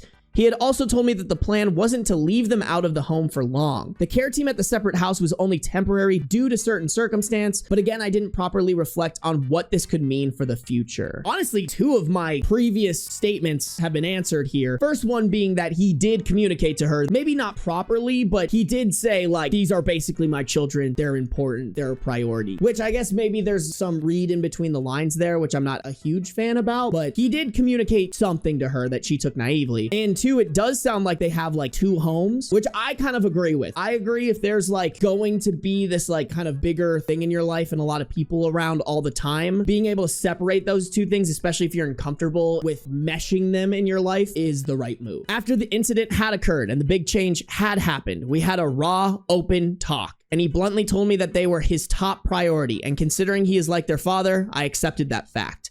It was a bit shocking at first, until my counselor, in parentheses, and a few helpful people from the post, told me I essentially got into a marriage with a man already with children and had seemingly ignored the fact. Something changed in me. I saw the love differently and could understand why they were first. I like this analogy because yes, they are basically his children. I think it's noble that he picks his children over someone that he married. Like, I think that's always the right move, whether they're your actual children or not. A few months passed, then a year. Since then, we have been to marriage counseling, in parentheses, though working around his schedule is crazy. A few vacations, some with just us and some with the siblings, and are in a much better place. We have evenings out and time to ourselves when it allows. The adjustment at first was difficult, but it was not as life-ending as I had been led to believe. The desire for a child, for one reason or another, naturally started to fade. Even though the twins have full-time, around-the-clock care from the in-home nursing team, I started gradually spending time with them, sitting with them at breakfast, going out into the gardens with them, doing puzzles with them, listening to them as they talk to me about their favorite things and how much they love their father. Something happened that I never thought would. I started to fall in love with them in a maternal sense. I am ashamed to say it, but I was skeptical that it was possible to grow such an attachment to older children that weren't your own, or to anyone that wasn't your spouse or actual children. I used to feel like I had no purpose. Even after marrying my husband, I couldn't decide what I wanted. Maybe that was why I waited so long into my 30s. My counselor also put an interesting thought in my head. Do you really want children, or are you looking for a purpose? God damn, that is a bar. That's a bar that more people need to hear, bro. I think a lot of people have kids super young when they don't actually want children. They just want a purpose. And then they realize that having the children isn't the actual purpose that they wanted. Damn, that is a fucking bar. As I said, my life used to be pretty uneventful, but now I'm so passionate about things such as disability awareness, child abuse awareness, and I've gotten involved with so many foundations. With our wealth, I feel like I can actually do something, and I have wanted to be a children's book author. The twins really enjoy children's books, more so than chapter books. My husband and I have grown closer through our love for them. I may not be their mother, but I really do care for them. I don't have many conflicting thoughts about children anymore. I don't think I want any at all, and the feeling of indifference has been there consistently for a while now. I know some people will probably still think I'm an idiot or that I was manipulated to now caring for them, even though they have staff, or this was his plan all along, or something. He never asked me to, and still doesn't fully trust the staff, hence why we still have cameras in their designated areas where they frequent with the twins. But I am truly happy with my life now and see a bright future for us all. I never thought I would log back into this account. I forgot about it for a while. This is not a gloating or gotcha thing for me. I understand that some people were generally trying to help, give tough love, or were trying to look out for me. I was inspired to share this on this site for the last time to give my own perspective. Motherhood and love is something I was so uppity about, but it comes in many forms. I saw it further through a mutual friend's adoption of 2 older children, 12 and 7. As women, whether you have kids or not, if there's no sense of purpose within you, it won't bring happiness. For some women, the kids are the purpose and it makes them happy. For other women, being single and enjoying their life and their hobbies and relationships is their purpose. I don't believe having kids would have made me happy or brought me a purpose like I used to think. The people that everyone told me would ruin me actually opened me up to my purpose, all without having to go through a risky pregnancy, possible postpartum depression, and the stress. Yeah, that kind of cooks, high-key. I just want to be with my husband, the twins, and continue to have a nice life. Thank you to everyone who read to the end. This was more of an event and hopefully can be uplifting to women out there who might be struggling with thoughts of motherhood, kids, marriage, purpose, or self-confidence.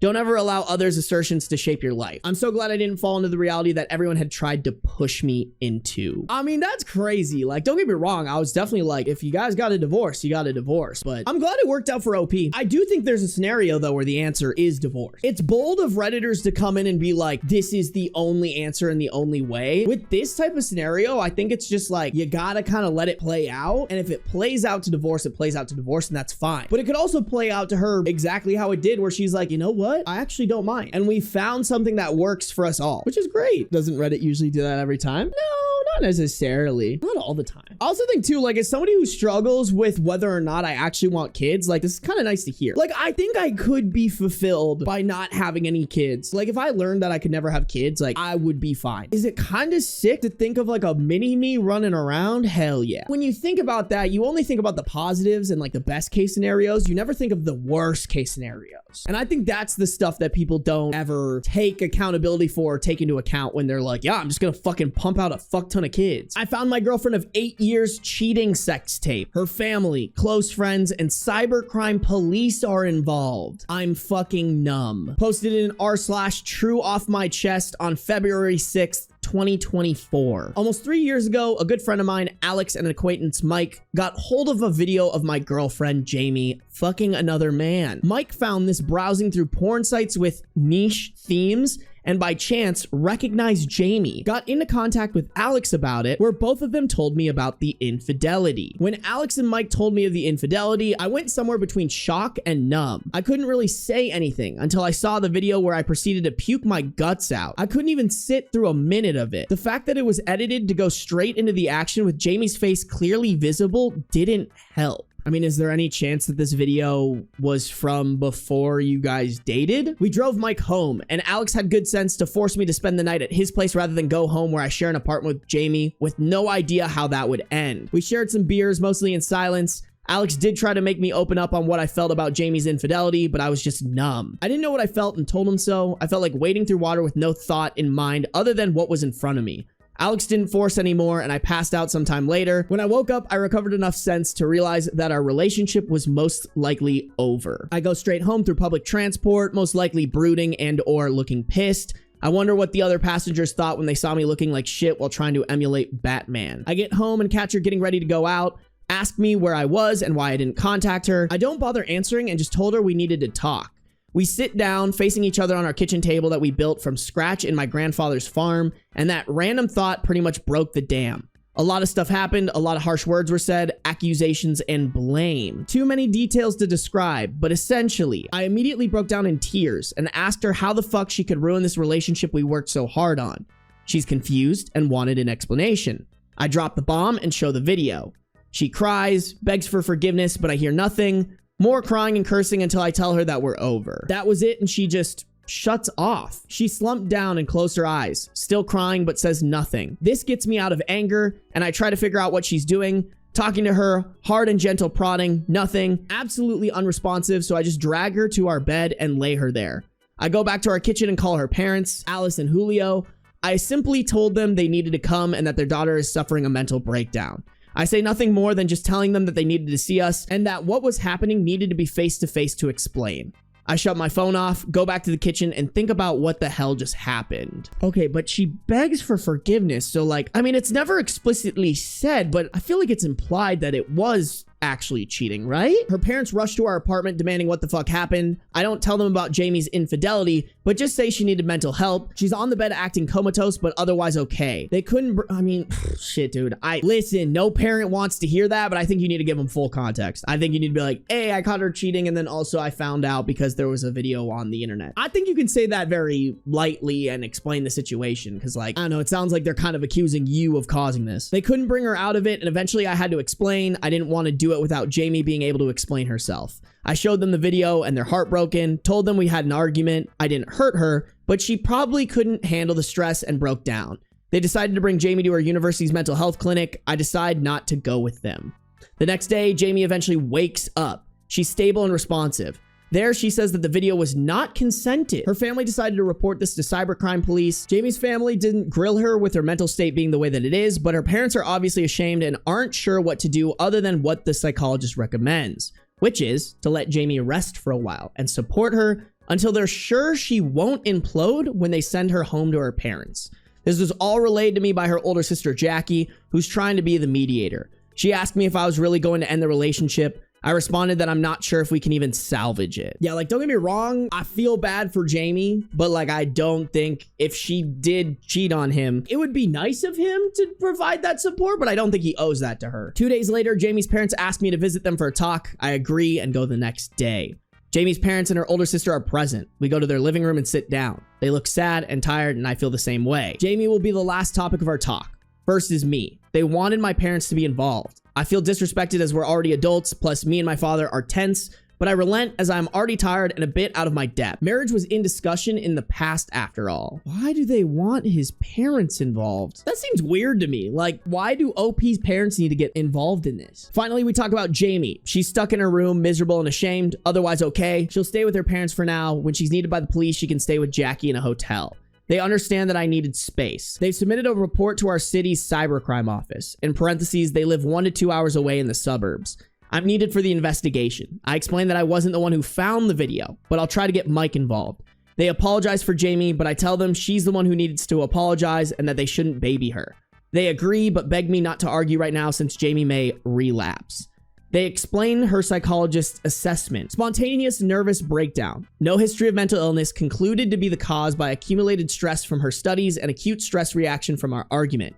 She needs rest in a safe environment. Psychologist almost called the police on me, but they convinced them not to, and with no physical trauma observed, gave up.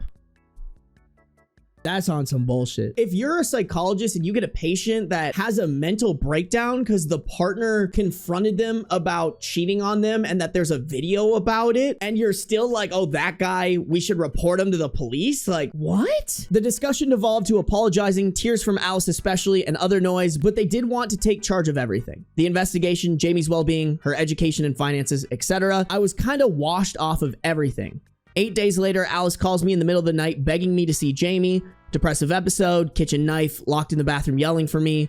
Worst hour of my life. I'm pretty sure I almost died twice on the road and glad that my country isn't developed enough for highway cameras. I meet Alice and Jackie outside the house waiting for me.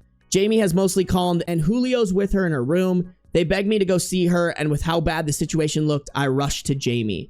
She's a fucking wreck, looked like her blood's been drained and hasn't slept for a while. She starts crying the moment she sees me and reaches out her arms. Whatever anger, exhaustion, and anxiety I had melted away, and I embraced her. She kept apologizing and begging for me to stay. I shushed her and held her tight. She eventually goes to sleep, and I take a moment to think about what's happening. Y'all, this might be a really mean thing for me to say, but I think in a lot of ways this is a little manipulative, chat. Don't get me wrong, like, a mental breakdown sucks, but like, I don't know, man. I don't think this is his responsibility. Don't get me wrong, everything here sucks, and like, no matter what happened, she didn't deserve to have that video posted without her consent. But man, at the end of the day, like, it is her fault. Like, if she wouldn't have cheated, this wouldn't have happened. And she did OP unbelievably dirty. Like, it feels gross saying this, but like, I'm not a huge fan of her, and I low-key think this is manipulative. If she's in the bathroom doing all this, you need to call the police, and they need to put her in another mental institution. The answer isn't pressure the guy who she did unbelievably dirty, and that he's trying to process all this shit. Pressure him into coming and like giving in. Yeah, I don't know, y'all. It low-key feels manipulative. Not low-key, a high-key feels manipulative. I genuinely felt heartbroken seeing her like this. This is not where I thought we'd be together in the future, much less this Christmas.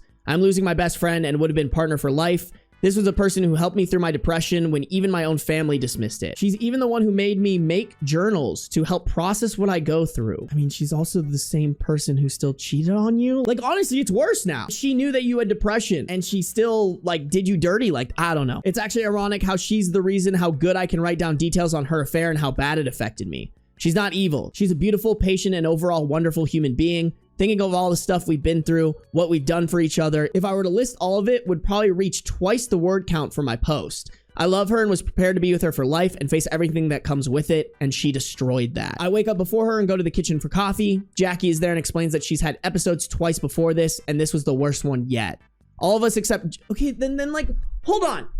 So if this is the worst episode, what is she still doing here? Like, why is she still in the house? All of us except Jamie talk on what to do. Alice is in chemo for breast cancer. Julio runs a business 20 minutes away. Jackie's workplace is already hounding her, and Jamie needs help. The situation is fucked and everyone is exhausted. Jamie needs therapy. I implied mental institution, and that almost got my head torn off. But no one can look after her 24/7. They asked me to reschedule the inevitable and try to help her.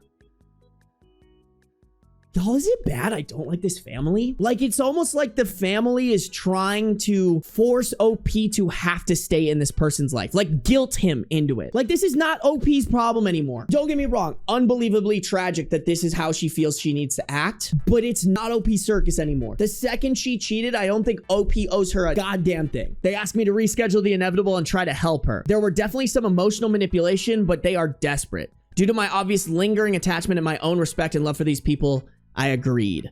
This is where I fucked up. I go home, talk to Mike about the investigation. He agrees to talk to the police. I call Alex and explain all the BS happening. He warns me that this didn't sound like the right call. A mental institution was probably the best, and I'm just gonna get hurt. Regardless, he'll stand by my decision and to call when I need him. I love this guy. I've already scheduled a consultation for therapy, and Jamie will have a different one scheduled 3 days from now in my city. I just want to take a really long nap and get away from this. Yeah, I high-key think he fucked up here, y'all. I mean, yeah, supporting her is his choice, but I'm saying that number one, it's not the right choice. And number two, what I will say is, yeah, it's his choice, but it's being very heavily manipulated by not only his ex, but also by the family. Low-key, guys, like, if all this is true, I know you guys are like kind of coming up with theories. I'm just taking this as face value, what we're getting. If this is all just like true, like, she's dangerous. Yeah, don't get me wrong. I hope the girlfriend gets better, but I don't think that should be OP's responsibility. Are we sure that the act against her was consensual? Obviously, it's being posted wasn't, but what if she was drugged or otherwise forced? As a victim myself, non-consensual and drugging would certainly lead to a mental breakdown. I mean, it could be. We haven't gotten that specified. And if it was like that, though, like, why hasn't that been brought up by the girlfriend? Unless OP is, like, keeping that from us. Story doesn't add up. What about the story doesn't add up for you guys? To me, it kind of does. I don't see any insane discrepancies here. Like, yeah, this is how I feel, Anna. Like, the story makes sense to me. He's making himself seem like a savior, or he's just communicating what's happening. I don't look at his OP as the savior here. I think he's a victim. Okay. The bit that seems super alarming is the psych eval wanting to call police on OP that was skipped over nothing. You know what? Okay. I guess that is fair, Miss Morgan. Like, maybe he's leaving something out that would give them a reason to want to call the police. Way too much to focus on the wrong aspect here. She was kind of assaulted, but he's focused on the cheating. Are you saying he shouldn't be focused on the cheating? Like, don't get me wrong, guys. It's wrong that she got that video posted, and maybe it's an assault, and that would be completely different. Like, maybe that's what OP's leaving out here. Maybe she was assaulted and she told him that would be completely different. Don't get me wrong, because that's not cheating. That being said, though, like, we don't have that here, so it's all just kind of speculation. That's what I'm saying. He's leaving out the things he did. Did he do something?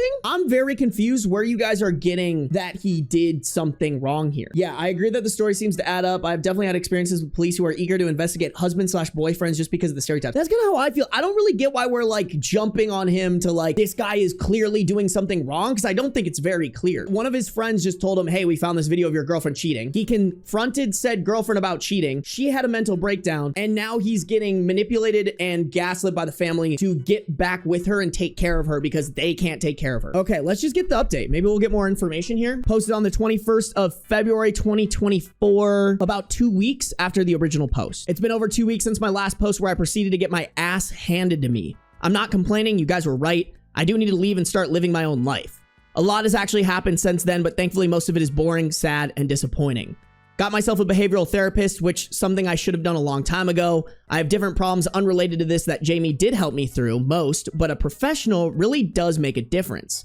Gave me a lot of hard questions, important questions that forced me to put my life into perspective. It was a liberating experience. Finally talked to my own family about this. For context, I'm not very close to my actual parents, particularly with my father. Broken home and all of that. I consider my aunts, my father's 4 sisters who stepped up to take care of me as a child to be my real parents. So I mentioned family, I really just mean my 4 moms. Turns out they were more involved than I thought. Jamie talks to them. She loved talking with them about me and our relationship. They got closer for it too. She asked so many questions about me, what I liked, food, hobbies, what my childhood was like. She'd ask advice from them about so many things, what to do when I get pissy, how to get my ass moving, all that cute stuff. Around a year ago, when they noticed that I started acting positively when they played around with the topic of marriage, Jamie and my family started to get ready. 3 of them have families with at least 3 children each. So to help ease the accommodation, they save money to pay for themselves, and anything extra goes to the wedding, to us, and whatever after. They even talked about engagement rings. Calling them disappointed is an understatement. With the bullshit happening now, they opted to give me half of what they saved for the marriage to help me out, and also offered to take me back again, which truly is a massive help. My biggest problem this whole time was a source of income. I didn't have a job lined up out of my city, still don't, and my savings are meager. With all that settled, I gave my employer my resignation letter, canceled my lease, and have by the end of the month to sort out my affairs. I'm leaving for good. As for Jamie, I've gradually stepped out of whatever's been happening with her and around her, talked with her family, or more like told them that I was leaving. Gave them info about psychiatric hold and made them handle her appointments with her psychologist and whatever else she needs. It was a sad affair, really. I know it doesn't seem like it, especially with Alice and Julio making me stay and take care of Jamie, but this is a first time for all of us. They raised 4 great kids, their relationships are great, and they even extended that to me when they barely knew me. Jamie fucked up the worst, and this isn't something anyone can expect anyone else to handle with ease and grace. I mourn my loss of a potential family that I could have been proud with. For the piece of shit who filmed her, I still haven't confronted her about it, but Mike and Jackie shared what she told the police and how the investigation's going. It was a Korean national she says she met on social media for a fling. She said they only fucked once, but that was immediately shot down. The video showed 2 different distinct rooms and got pressured to admit where it was in case they can get anything like CCTV, social media posts, logbooks, witnesses, etc., and that they did. 1 hotel still had recordings that day, 2 hotels with logbooks containing names and dates, and their DMs. She didn't mention she was R-worded, blackmailed, or drugs in play, only mild intoxication, which was all obvious on the video apparently. Everything but the recording was consented. There were some possible routes to take in terms of damages, but when a lawyer got contacted, it was pretty much dead in the water. The piece of shit being a Korean national currently in Korea muddied the legal waters. They can do nothing else other than contact relevant Korean authorities, gather as much evidence, and wait. But the lawyer wasn't confident anything might stick. As far as they know, they have no evidence that it was even piece of shit who set up the camera, beyond that the piece of shit stayed the night before and the cameras are obviously long since gone. There are far too many angles the piece of shit can play to delay or even win any lawsuit that reaches him. It will be most likely expensive, drawn out, and with very little chance of winning. So they gave up that route. The piece of shit is getting off scot-free. Why did Jamie do it? I don't know. Before, I didn't have the guts to ask her. Now it really doesn't matter. I'm not as exhausted as before and my mind's been clearer. I'm leaving for good regardless of why she did it. I can just walk straight out with no explanation or maybe leave a letter for her, thanking her for the wonderful time we spent together, the love we shared, and a final goodbye. I'm romantic like that. Still, I've decided to handle this with as much grace as I possibly can. I'll help when worse comes to worse. Don't lay blame on myself or her family and not even mount pressure on Jamie for ruining everything. Not for Jamie, but for my own twisted sense of self-gratification that I did everything that can be expected and more. I will leave with my back straight and nose held high.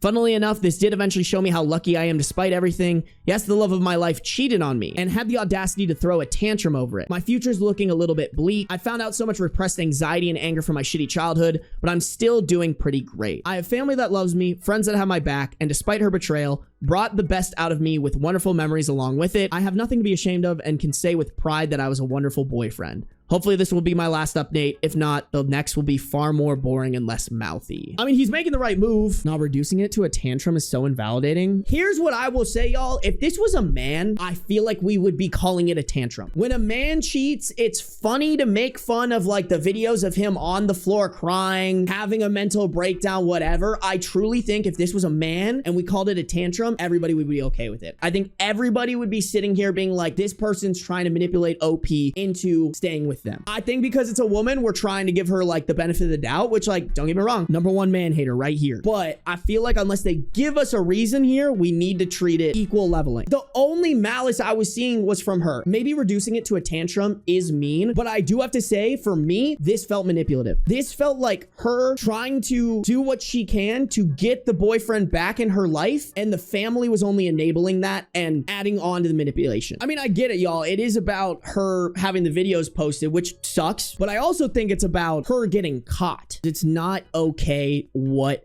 happened, that they recorded it non-consensually and posted it online, but I think we do need to hold her accountable to the fact that like her cheating is what led to it. We can't just let her off scot-free for cheating because something bad happened to her. Don't get me wrong, like I'm not condoning it. I'm not saying it was okay, but like there is the fact of the matter of like, if she would have been faithful to her boyfriend, it wouldn't be out there. Not saying that that makes it okay by any means, but I think it's like, it's a question of like accountability for actions here. Am I overreacting for refusing to let my fiance's aunt see our newborn baby until she apologizes for unsolicited jokes? Posted in r/am I the a-hole on July 6th, 2025. My fiance, 26 male, and I, 24 female, have recently had our first child. This has been a pretty big deal for us since I had a major pregnancy loss with our daughter in 2024. A couple days ago, my fiance's aunt flew in from town to congratulate us and meet our son. When she got to our house, she kept making unsolicited jokes about this baby and my loss last year. My fiance had told her multiple times to stop and got very serious about it. She, however, still refused to apologize to either of us and continued making jokes. I eventually told this aunt that I'm not going to allow her to see the baby anymore until she apologizes and proves to the both of us that she can be a mature adult. I made it very clear to her that I don't need empathy. I don't need her to support either of us going through this, nor do I even need her to give us any grievances. All I need from her is to be excited for us in the present moment, not to compare it to the past. Edit, she got very angry when I told her this and yelled at us for being unfair and claimed we were taking her away from her own family. You mean the family that you're actively disrespecting? Making jokes about something that's traumatic for somebody? Like, what the fuck are you on? I mean, I don't even think they should give her a second chance. Like, she's not going to actually be sorry about it. She's not going to be actually mature about it. If she does apologize or whatever, she's just doing it so she can see the kid. Yeah, this is not an aunt that I would want anywhere near my child. OP did add a note here that the fiance is fully in agreement with OP and is backing them up 100%. He agrees that the aunt's words, actions, and levels of immaturity are unacceptable. None of the comments are very relevant. It's just some of the people's reactions, no added information. So I'm probably gonna skip that, you guys. Wow, a supportive partner, what a concept. I mean, some of the OPs that we've read need to take notes for real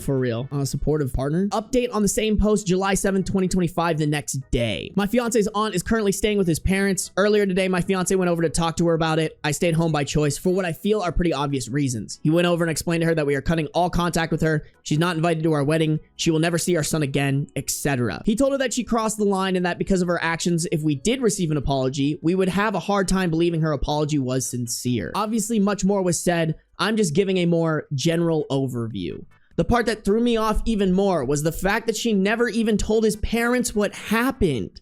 His parents were shocked and flipped out on her. They told her that her options were going to be to stay at a hotel and experience this area by herself or to get a ticket to fly back home. Dude, W parents, we love that shit. If you have to hide your actions from close people around you, you're probably in the fucking wrong. None of my fiance's immediate family, his parents and 2 younger sisters, have turned on or blamed me. I'm still lucky and thankful to have my fiance as well as most of his family in my life. Thank you for reading as well as the input I got in the comments. We love a happy ending. That was a great palate cleanser compared to this fucking shit show that we just read. Oh my God. I mean, it's not perfect, but there's only one party in the wrong and they got what they deserve ending. Am I the a-hole for telling my wife that I'm tired of raising a kid that is not mine? Original post May 19th, 2023, posted in r/am I the a-hole. I, 31 male, am married to my wife Amber, 30 female. We have a daughter Emma, 7 female. The problem is my wife's best friend Jennifer, 30 female, has a daughter as well, Harper, 7 female. Well, Harper's dad is a lazy sack of crap and refuses to do anything with his daughter. He's the type of guy that brags about how he never changed a diaper. Jennifer and Harper are usually at Amber and Mai's house on the weekend because Harper's dad is drinking and watching sports all weekend. On Saturdays, I normally spend all day with my daughter because I don't see her as much as I want during the week. However, with Harper being there every Saturday, anything I do with Emma, I have to do with Harper. Take Emma to the zoo, it's Emma, Harper, and I. Taught them both how to ride bikes. Take them to both dance class. Take them both to the kids' salon, and so on. Mother's Day was the last straw. I took them both to dance class Saturday morning. Amber and I also pay for both dance classes because Deadbeat won't. On the way home, Emma asked if we could stop to get something for Mom for Mother's Day. I said sure, but then it ended up I had to buy something for Harper to get her mom as well. On the way home, I just kept thinking, why am I buying someone else's wife a Mother's Day gift? That's his job. A few days later, because I did not want to ruin Mother's Day, I told my wife that I'm tired of raising Harper. Her real father needs to step up. I'm tired of it taking away time I get to spend with Emma. She said that Jennifer is her best friend and we need to be there for Harper. Okay, I don't necessarily disagree with that, but hey, if Jennifer's your best friend, where is the your husband's a deadbeat and you need to leave him talk? I mean, maybe that talk is there, but like, that's what being a best friend really means to me. Now she's not speaking to me and I'm sleeping in the guest bedroom. Am I the a-hole? It looks like OP added some sort of edit with more info. Emma and Harper are best friends. It was my idea to spend Saturday with Emma. I work more during the week, so I wanted to spend Saturday with Emma and to give my wife a bit of a break. We pay for things because Jennifer's husband thinks it's a waste of money to pay for dance class and Jennifer can't afford to pay by herself. Jennifer and Harper do things with Amber and Emma 1 or 2 times a week together during the weeknights. Okay, here's what I'll say here, chat. I don't think anyone actually sucks here, except for the bummy ass husband of Jennifer and dad of Harper. That being said, I think the way that they're going about this is like a little bit of an everyone sucks here. I do think, especially for your child's best friend, I think there is a little bit of above and beyond the Call of Duty that you should do for them. Maybe this was just the way I'm raised. Maybe you guys will disagree with this, but if your child's best friend has a shitty dad, I think there is a little bit of responsibility there to support that child if you can. Now, what I will say is I think the way that the child is currently being supported is too much. If the dad wants to have time with his own daughter, that's just him and the own daughter, I think that needs to be a priority. It needs to be something that happens every once in a while. As much as it's not his responsibility, be a good parent to his child's best friend. I also think the wife needs to see like, hey, they're doing a lot here and they're also overstepping in a lot of ways of what a parent should normally do, but I still think it's a good thing. And like, I don't know, I guess it's not, like I'm saying, it's not their responsibility, but I think as a parent, you should be prepared to take in a child that is your child's best friend who's being neglected. Like, I truly believe that. And maybe that's just the way that Kathy raised me, because shout out Kathy. Not that it's ever been super severe, but she has taken care of a couple of me and my siblings' friends in a ways that were above and beyond the Call of Duty, just because that's how Kathy be. And I think that's how it should be. I really do. I think there's some middle ground here that they need to get to. To be honest, y'all, I think this might be really mean to me. To me, it's kind of ridiculous that he's complaining about buying something for his child's best friend for her mom for Mother's Day, who also happens to be the best friend of your wife. Like, I get it, it's not your responsibility, but like complaining about it to me, unless you guys are starved for money, complaining about it seems really stupid. I think there needs to be like a middle ground here. Also, I think OP, if it's not happening, I think OP needs to be like, listen, you need to talk to Jennifer about either kicking her husband's ass in gear or getting a divorce. Paying for dance class is above and beyond. You know what, Anna? That's actually a very good point. I will agree with that. Okay, let me look at some of the comments, because I think the comments might give some more info here. Someone asked, where's Harper's mom and all this? OP said, hanging out at our place. Harper started to come along because I thought it would be mean to take her friend and not her. At the start, it was not all the time like it is now. Someone replied, so your wife probably enjoys hanging out child-free with her friend every weekend. If your wife doesn't agree to friend-free days, maybe the mom should start needing to attend the outings too. I don't understand why Harper's mom isn't at least driving kids to dance since you pay for it, etc. It's actually kind of a decent point. Hey, if we're paying for this, you got to handle all the rides. But also, I don't think it's a question of who's spending time with the kids or not. It's a question of, I want just time with my own kid. OOP, our house is on the way to dance, so she comes here first. I also like going to dance. It's kind of fun being the only dad there. And after class, we have a routine of going to the local bakery and getting a croissant and smoothie for breakfast. Oh, that's actually kind of fucking cute. I can't even lie. Are the gifts and things you spend on her getting paid back to you? OOP, the short answer is no. The longer version is Amber and I make a decent amount more money than Jennifer and her husband does not like to waste his money on the kid. Jennifer cannot afford to pay us back. So any money I spend on her kid, I know we are not getting back. Someone said 7 years in, you've set the expectation and Harper is not going to understand your withdrawing. So, for taking 7 years to decide this was an issue. OOP, I see what you're saying, but it's gradually gotten to this point over 7 years. Part of it is she is here more now than she was when she was younger. Part of it is, as Emma has gotten older, we do more involved things. When they were 3, we just went to the playground down the street. Now it's trips to the science center. I don't know. I don't necessarily agree with this because I think something can be normalized that you maybe aren't a huge fan of, that you kind of just put up with, but then finally one day you reach your tipping point. Like, are we really saying that, like, oh, you're not allowed to reach a tipping point on something if it took you 7 years to get there?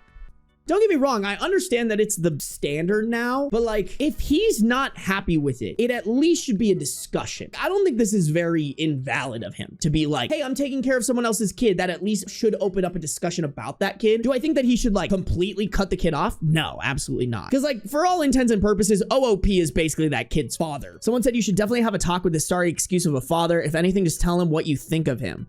OOP, I would, but he's not a civil discourse type of guy, but more of an alpha male beat you up type of person. Yeah, I actually don't agree with this. I think based off of how he's described the husband, it would make everyone's lives worse to bring this up, including the kid and wife. I think if anything, the discourse needs to be with the wife of like, you need to leave this guy. Someone asked, why do you pay for her dance classes? Why can't either of Harper's parents do it? OOP, I pay for the classes because Emma wanted Harper in class with her. Harper's father is the type who is money is my money and Jennifer's money is their money, and he does not want to waste money on classes. I don't know, man. That one's a hard one. That one's a hard one because like, I kind of agree that it isn't his responsibility to pay for those classes unless you figured out some sort of arrangement that makes it worth it. I guess it really depends, like, what is the goal here? Because I think depending on your number one priority, the answer is different. Like, if the answer is, I just want to make my child as happy as possible, I think the answer is to keep paying for the dance classes. If you decide to stop paying for the dance classes, that means nobody's going to pay for the dance classes. Harper's not going to be able to go to class with Emma. Emma's going to be unhappy, and therefore you aren't achieving your number one goal. But I totally understand not wanting to pay for the classes. Like, if you guys are like, man, we are wasting so much money that we could be putting towards Emma's future, then I totally kind of understand being like, okay, we're not going to pay for these classes anymore. And maybe too, maybe that becomes your and Emma's solo time, and anything extra Harper is included. I think there's a compromise based off of like what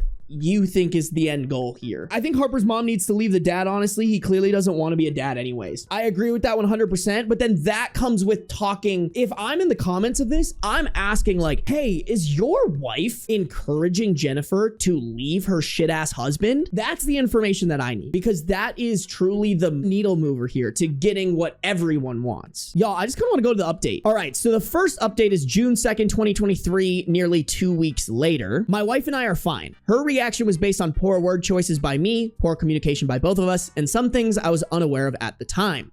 The short version is, things at home were much worse than I was aware of for Jennifer, and my wife had only recently found out how bad things were. Mother's Day was the straw that broke the camel's back for Jennifer as well. She was raised in a you must stay together for the kids family. When Harper came to me for a gift, she realized that her daughter did not see her sperm donor as a father, so it was time to get out. Jennifer came to my wife to ask for help leaving because she had no family in the area, and Jennifer does not have the financial resources to leave on her own. So the night my wife was going to ask me if we could help her is when I told her I was tired of raising someone else's kid. That's what caused her reaction. Okay, all right. So just literally the worst timing in terms of OP expressing his feelings and the wife having a big ask. Everything is in perspective now on why like everybody handled it wrong. The Saturday after our initial argument, Jennifer did not come over and Emma went to her grandparents. So the wife and I had a long discussion about what was going on, and that's when I found out all the stuff going on with Jennifer.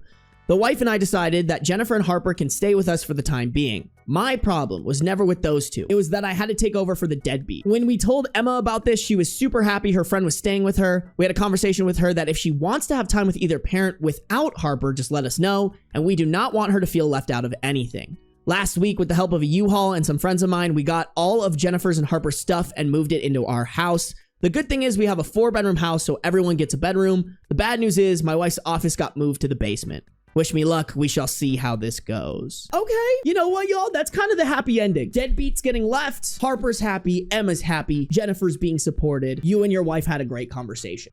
Chat, big W wubbies. That makes me happy. There are 2 more updates, so that makes me worried that one of them is going to be bad. Update 2 was posted on May 12th, 2024, 11 months later. Jen and Harper are still living with us. As I mentioned before, Jen did not make that much money. She worked as a phlebotomist for our local health network. The good news is, with the current nursing shortage, they have a program where they will pay for employees to go to nursing school.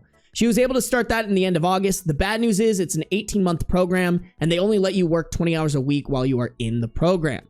So the arrangement is, once she graduates, she will move out then. That should be next May. The divorce with Deadbeat is still going on. Once he found out he was going to have to pay child support, he tried every dirty, nasty trick he could think of. No idea when that'll be finished. My wife is doing good. She's happy. She is helping her best friend, but 5 people in the house is a lot more work than 3. Since she works from home, the pre and post school work falls on her. Emma and Harper are still best friends. Shockingly, Harper is doing much better in this environment than before. They don't do everything together anymore. Harper quit dance class, but she started with soccer. I think knowing that she will get fatherly attention no matter what she is doing has given her some freedom to pursue other interests. Oh, wait, that's so fucking cute. Oh, wait, Harper has turned into my Lego buddy. Stop. That's fucking cute, chat. OP ain't even the stepdad, but he's the dad that stepped up. That's really cute. I like that. Emma never had any interest, but Harper and I have done some nice sets together. Emma and I still have our daddy-daughter dates on the weekend. I still take her to dance class, and she started to take fencing classes. I don't know if I should be proud or scared that she could defeat me in a sword fight. Spoken like a true dad, honestly. I think I'm doing better a year later. The fact that there's a plan with a timetable for Jen and Harper has relieved a lot of stress from my life. That I also don't have to see Deadbeat has also been a relief. I also try to take a few hours a month for me time and to do my hobbies. The bad part is I had thought that I was done with the portion of my life where I had roommates. It will also be nice when Jen either gets her nursing job and or gets child support so that Amber and I can stop footing the bill for so much. For all the people that said Jen was going to become our sister wife, or that I was going to cheat on my wife with her, or that she was going to ruin my marriage out of spite, or any of the weird sexual fantasies some of you guys had, absolutely nothing has happened. That is a crazy line to come before the final update another year later. Like, I really hope that wasn't unintentional foreshadowing. Please. If this one ends poorly, I will cry. You guys will see a grown man cry live on stream. New update. 1 year after the last update that we just read, July 10th, 2025. So it's been over 2 years now, and I've gotten a few requests for updates. And at this point, I think everything is concluded. So here is the final update. Emma, my daughter, is doing great. Still doing dance, still loves the zoo, still best friends with Harper. Harper, Jennifer's daughter, is doing good, still my Lego buddy, has gotten into video games. She got a Switch last year, big into Stardew Valley and Animal Crossing. I have no idea what the point is to those games, but she must like them.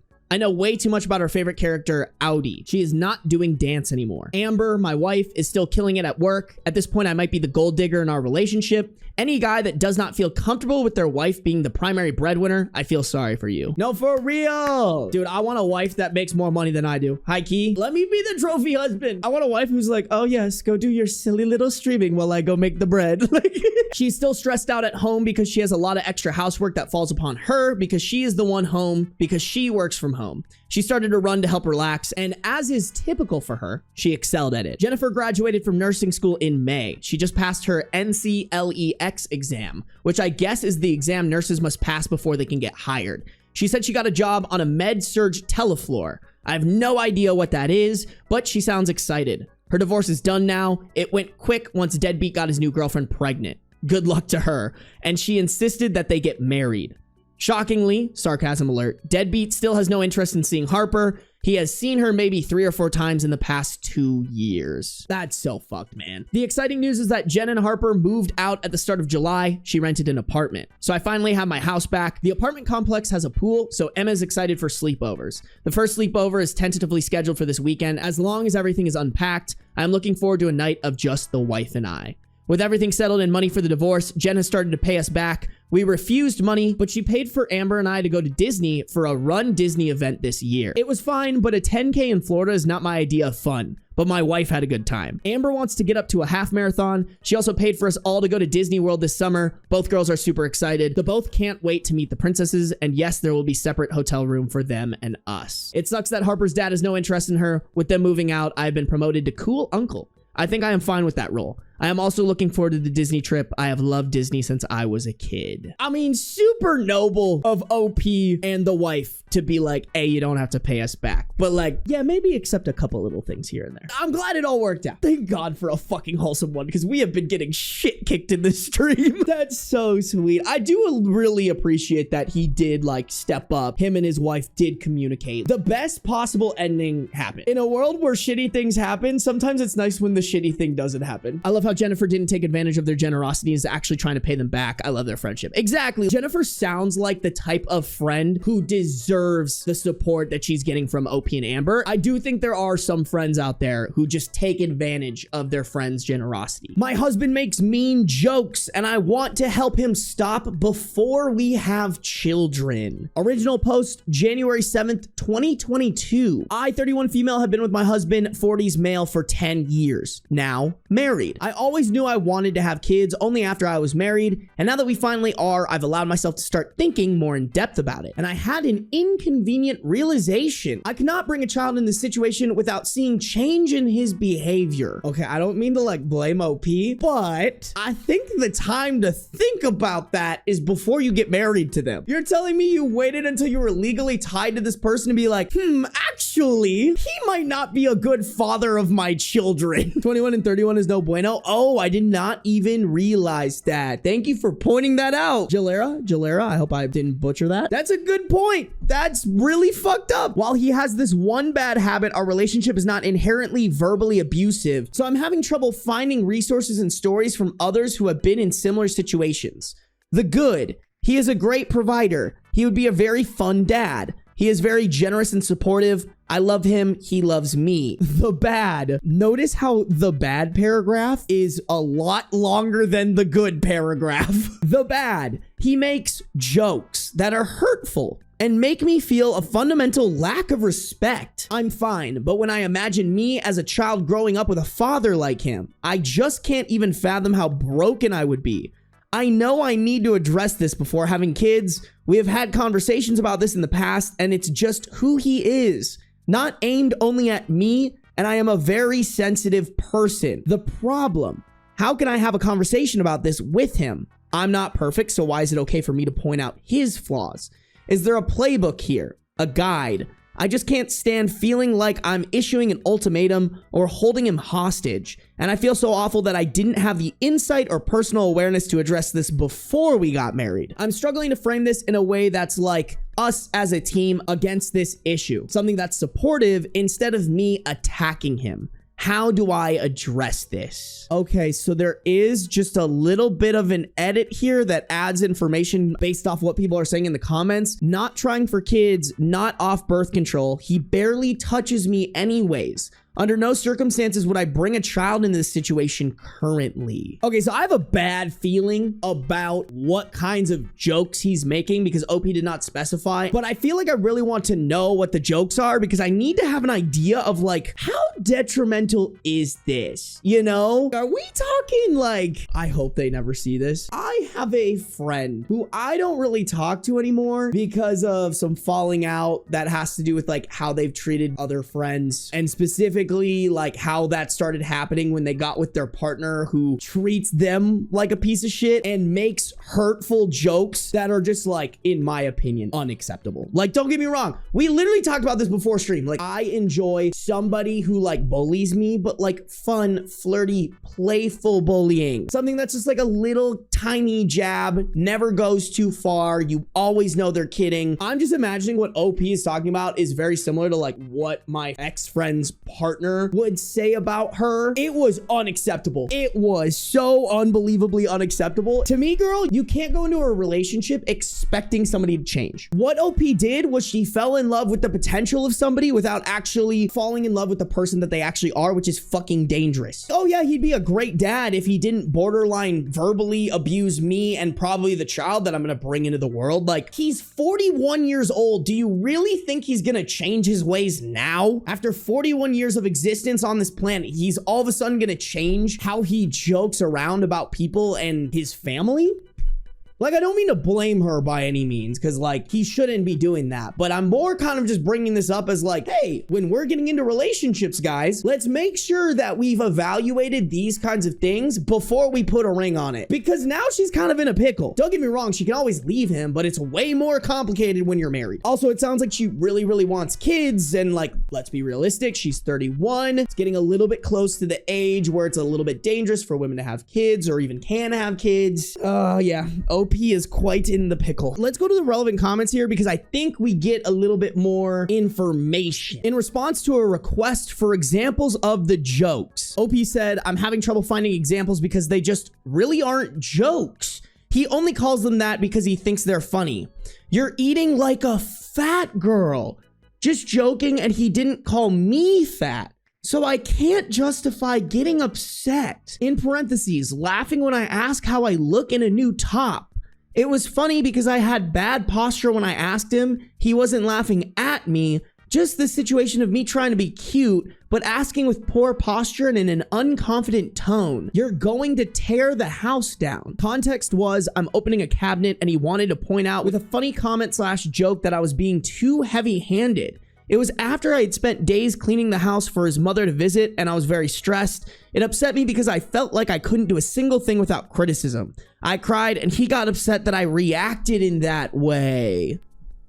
I'll take people who shouldn't be fathers for 500, please. Because holy fuck, yeah, what you have a kid? He is going to traumatize that kid. Yeah, dude, those aren't even jokes. That's bullying. In response to someone telling OP she didn't have to continue to put up with the cruel comments and that her not saying anything in the past was not an excuse for her husband to continue. I mean, it kind of is though, isn't it? If I didn't do a good enough job of identifying it as an issue and putting a stop to it when it first started happening, what right do I have to demand change now that we're married? It feels like a bait and switch. I hate the idea of being a demanding wife.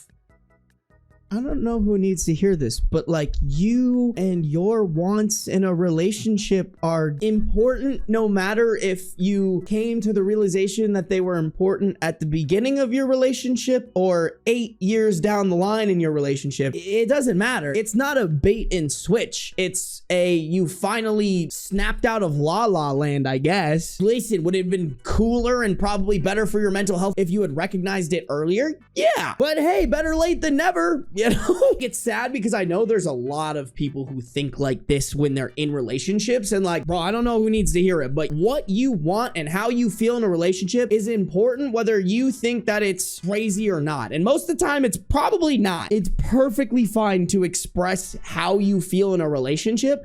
And like, if for some reason they don't fuck with it, go to therapy to figure out if your demand, quote unquote, is reasonable. But most of the time, especially from women, when I hear this come out of their mouth, it's like the most bare minimum shit that should be a basic want or need in the relationship. It's so sad. I just want to figure out how to help him see it as an issue so we can both work together to change our behaviors into something that would be a supportive, loving environment for kids to grow up in. I feel like I haven't done my part either. I need to own that. It just isn't who I am, and he loves me for that. I'm not demanding or high maintenance. I think it's less about advocating for myself and more just, it feels unfair for me to ask for this. Nothing has changed since we got married. The only thing that has changed was my perception of something that has been a constant in our relationship. It feels like an unfair demand. I just want to make it a us against this issue instead of a me against you or you must do XYZ before ABC. That feels low. We're a team. I just want to make sure I'm communicating it in the right way. Here's the thing. If he was a great husband, he would look at it as a us against this issue situation rather than me against you. And I know you guys are a team, but it sounds like your teammate is a pretty fucking shitty teammate. So like if you have a bad teammate, they're not going to look at the issue in a way that's productive to the team. I think she's just like overly taking responsibility for something that she shouldn't take responsibility for. And someone needs to like step in, shake her and be like, you married the wrong fucking guy. But I still want to be the cool, strong, supportive wife. I just feel like I messed up here. If this was truly a big issue, I wouldn't have married him. I did. We're here now. And even though I didn't see it at first, I do now.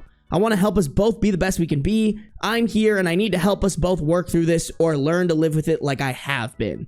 I want kids, but if this can't be the right environment for them, then it's not meant to be. Edit to add, fuck, I just don't know anymore. Can't believe I wrote that kids could be out of the picture. I'm really struggling to understand all of this. Thanks for your kind words. I mean, listen, I'm pro confront him. I wouldn't even phrase it as like an ultimatum by any means, but I would tell him, hey, so I've been thinking about having kids with you. And after evaluating how you treat me, I've identified a problem that I'm actually not even okay with. But in order for me to want to bring a child in the world with you, I would want you to fix this so that it doesn't project onto our child. I think that's a very fair thing to bring up to your partner. I fucking severely doubt he's going to take that well. I don't think he's going to respond well to it. I don't think he's going to make changes. Even if he promises changes, I don't think he's going to follow through with it. This sounds like Stockholm syndrome to the absolute max. It kind of does. Like, dude, this guy fucking sucks. Why are we giving him the time of day? I don't think he's going to stop the behavior, you guys. A big part of the reason he's probably with this girl is because she puts up with this. So like if she goes up to him and is like, hey, I don't like the way that you treat me, even though you've gotten used to treating me this way, he's not gonna put up with it. And I think a lot of you guys are saying like he's just gonna turn it on her. She's gonna go up to him, be like, I have a problem. He's gonna be like, you're such a shitty person for that. Alrighty guys, so we have an update, relevant comments, a second update, and then new updates. Oh, and then another new update. Okay, all right. Update 1 is titled, okay, so he's verbally abusive. What now? Posted on January 7th, 2022 on the same post. Posted on this advice sub, and I'm realizing it's a bigger issue than I thought. So what now? I'm having a really hard time digesting all of this. I read, why does he do that yesterday? Couldn't put it down. And while I see some things that my partner does, it's not many, and it's honestly not often. It really boils down to making mean jokes and unsolicited advice/critiques. That's all. And not all the time.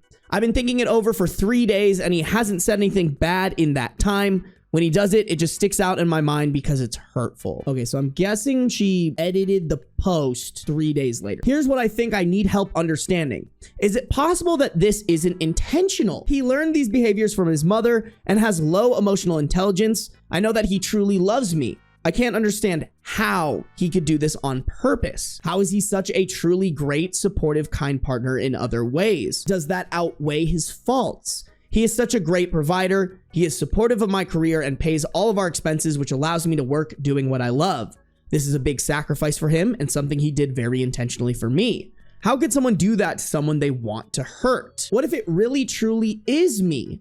I am sensitive and insecure. I do make things that are benign about me when I'm feeling down. I know these things are true. Couldn't it be a combination of an awful, outdated, unfunny sense of humor and me being hypersensitive to criticism?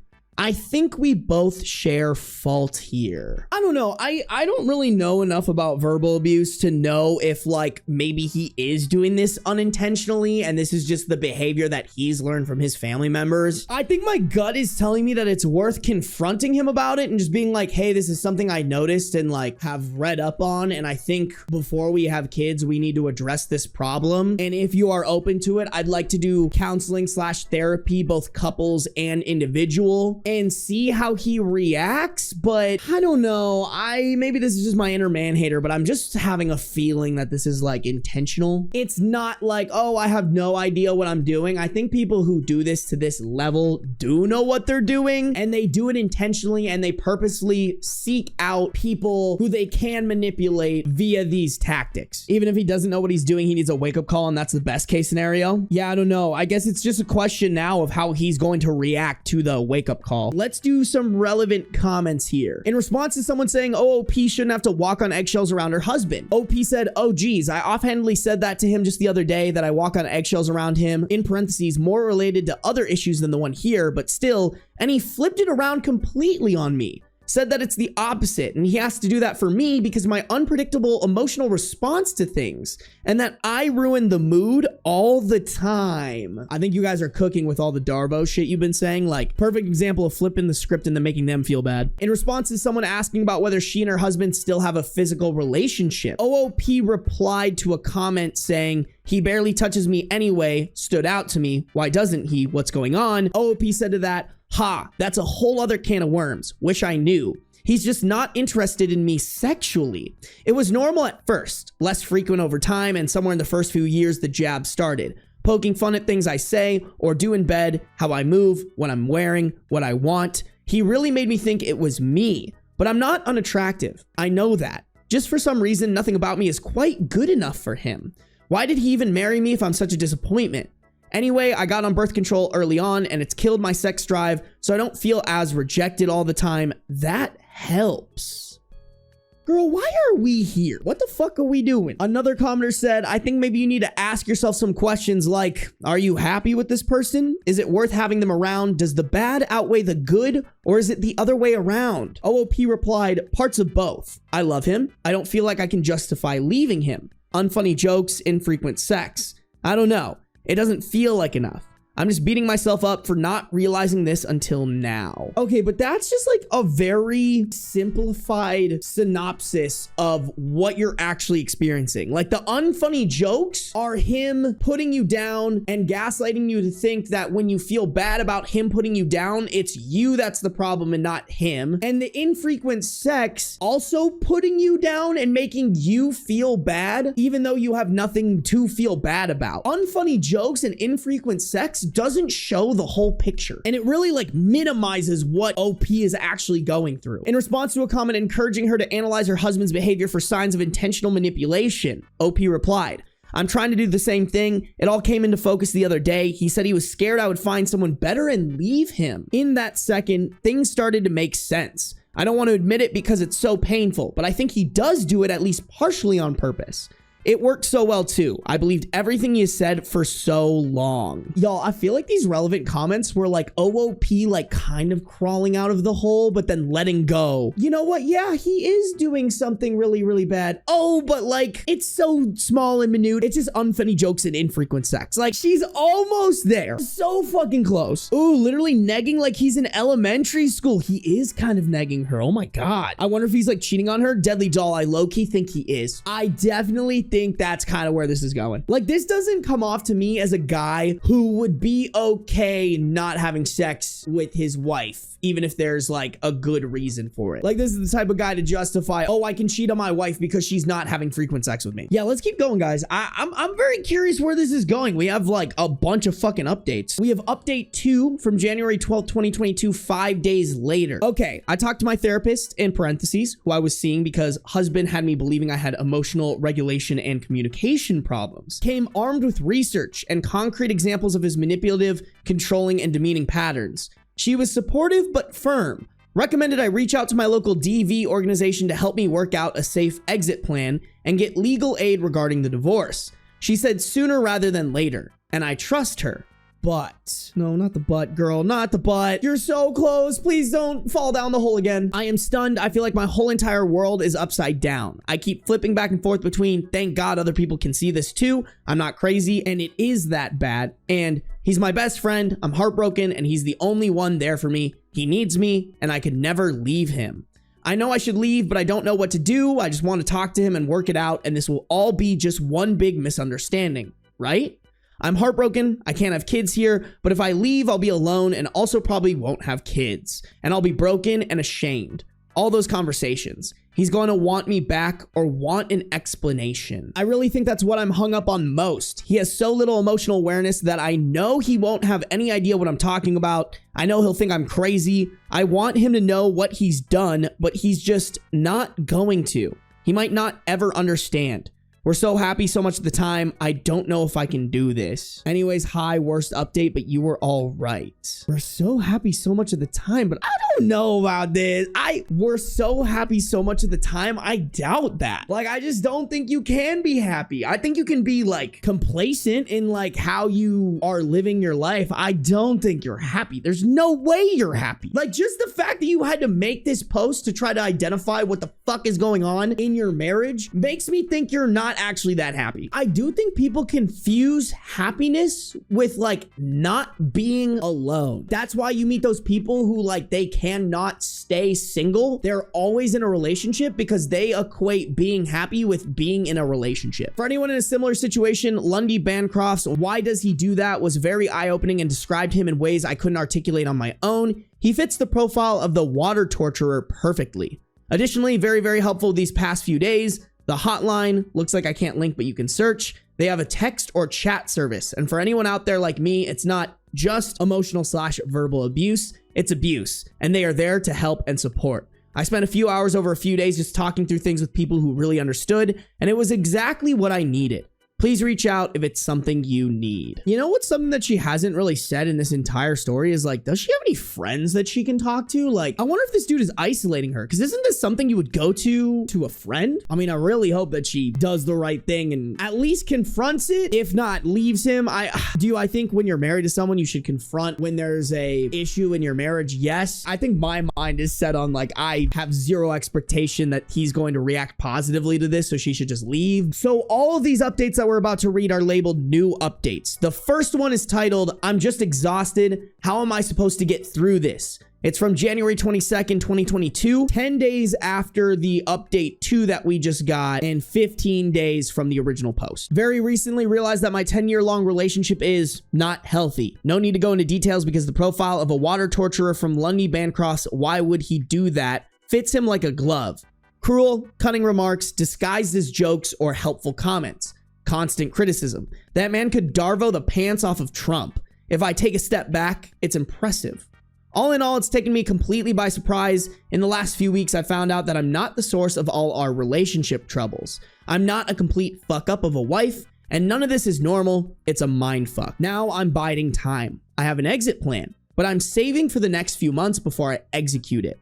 It's been about a week. I'm fucking exhausted. All of that energy I used to spend twisting myself into exactly who I knew he wanted, regulating my reactions, hiding me. It is not enough. Not nearly enough. Now that I see this shit in every interaction and spend my time cycling through rage and shame and excitement and mourning, I'm spent. Y'all, I have no idea how I'm going to get through the next few months. I'm so excited to start living again, but fuck. And this was posted in r/just-no-significant-other. A place to post about your significant other who is just the worst. Damn, I feel like if you have to make a post in here, divorce, breakup, castrate. Like, what this sub existing is crazy, because like, we just leave. Okay, this one sounds a little bit more crazy. Titled, "Threatening Joke. Is it enough for police?" Posted on February 7th, 2022, 18 days after the post that we just read, and like a good month since the original post. Brief background: my husband's verbal abuse and coercive control have increased over the past decade. I've recently realized the state of this marriage and I'm planning my exit. As I become more aware of his behaviors and can see things more clearly, it has become harder to maintain my good wife attitude. I'm standing up for myself more. I'm growing concerned about my safety, but not sure if the incident today is enough to involve police. He has never been physically violent. The incident today, after I had upset him by standing up for myself in a conversation, he talked for at least a full minute about how he would kill me as a joke. He said roughly that, in parentheses, because I was speaking this way to him lately, he would kill me in my sleep. It would be easy because I'm such a sound sleeper. Then went back and said, I'm surprisingly strong when I'm asleep. I toss and turn, and that it might give me an advantage. More talk about how easy it would be. Then the part that bothered me the most. These are words from the husband in quotations. No, if I'm going to go to all the trouble of killing you, I'd strangle you while you're awake. I'd want to see the light leave your eyes. I'd have to get something good out of it. We fucking woo, get out of there. What? My fuck the police brain is going straight to there's no way that her calling the police about this is actually going to do anything, right? The police are just gonna be like, oh, well, until he tries to kill you, we can't do anything. I guarantee, is that the case, chat? I actually genuinely don't know, but that's where my brain is going. Okay, yeah, you guys are all saying that calling the police wouldn't do shit. Girl, you gotta leave. You gotta leave. That's some fucking crazy shit, bro. Harmony, I like what you said. Record conversations discreetly, gather evidence. A paper trail is how you get them. No, for real. That is definitely a conversation you record. Oh my God. The fact that it was fairly specific and in direct response to me upsetting him has me concerned for my safety between now and leaving, especially if he finds out or grows suspicious. My gut says it might be worth involving the police and moving up my exit timeline. My concerns and questions. Is what he said legally considered a threat?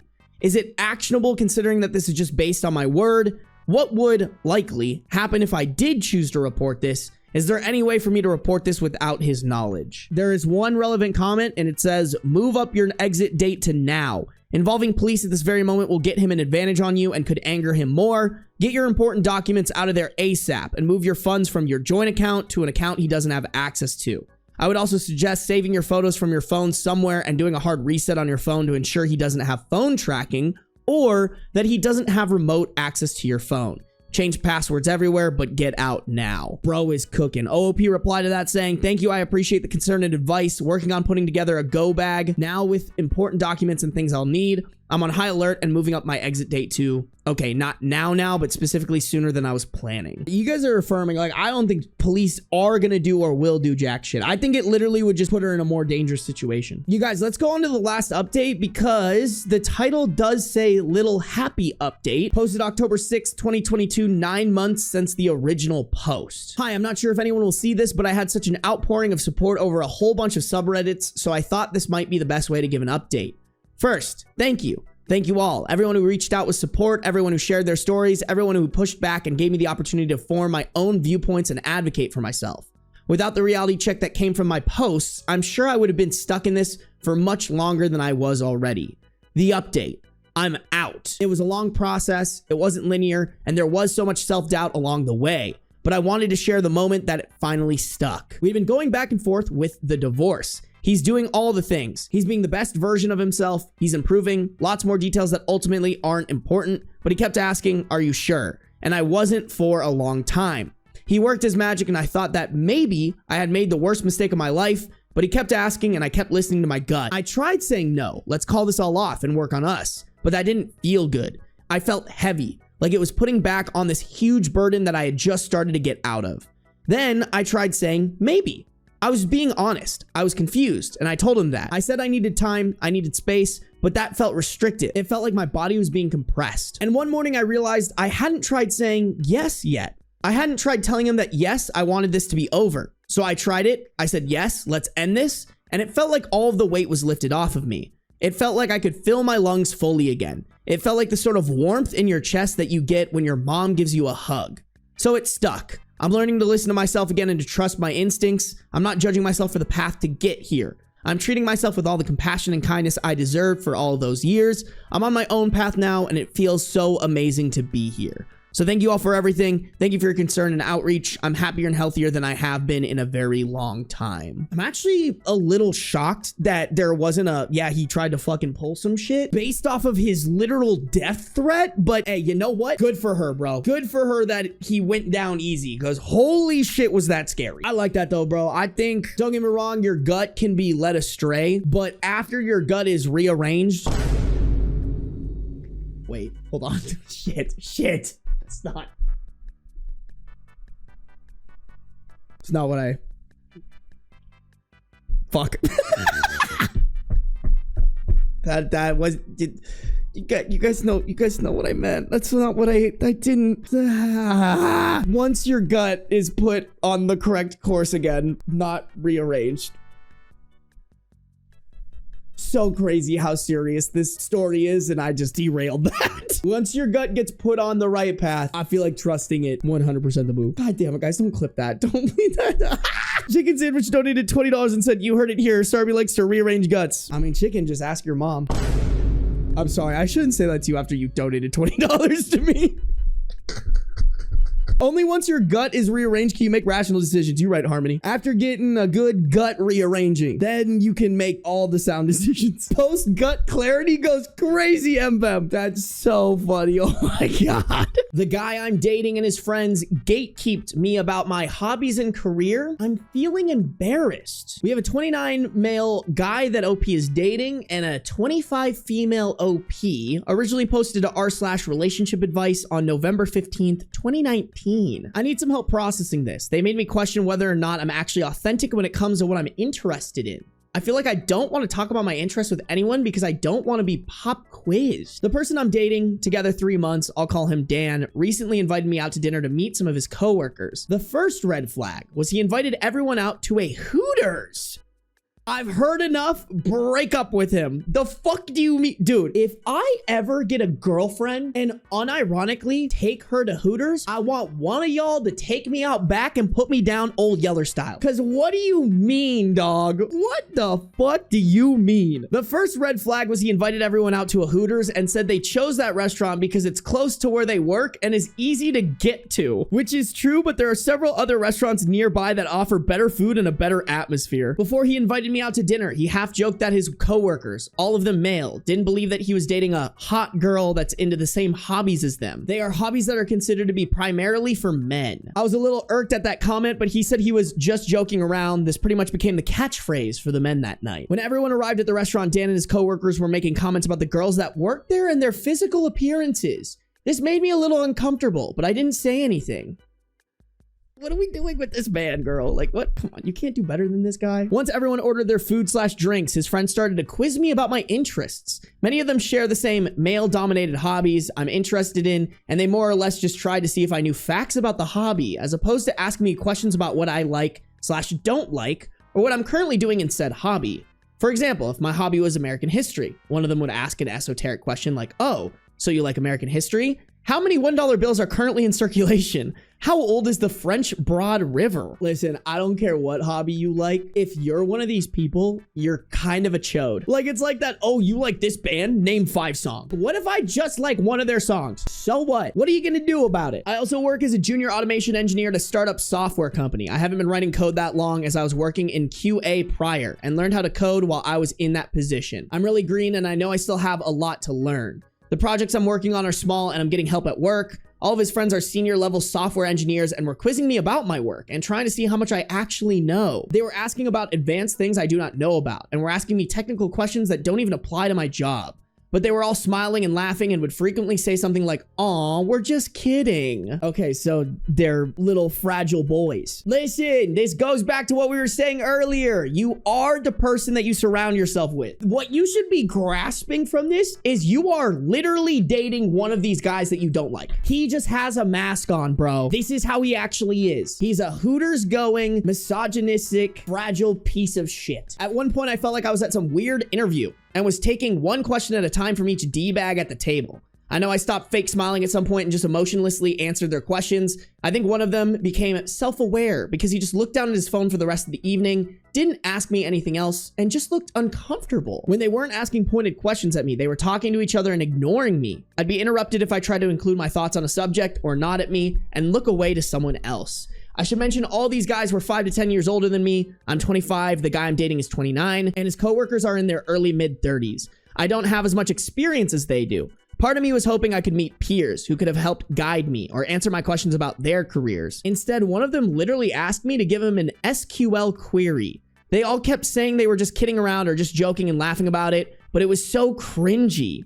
Dan was sitting beside me and wasn't stopping this behavior from his coworkers. He was coaching me, I guess? Saying things like, oh, you know this one, or come on, you got this. We talked about this last week.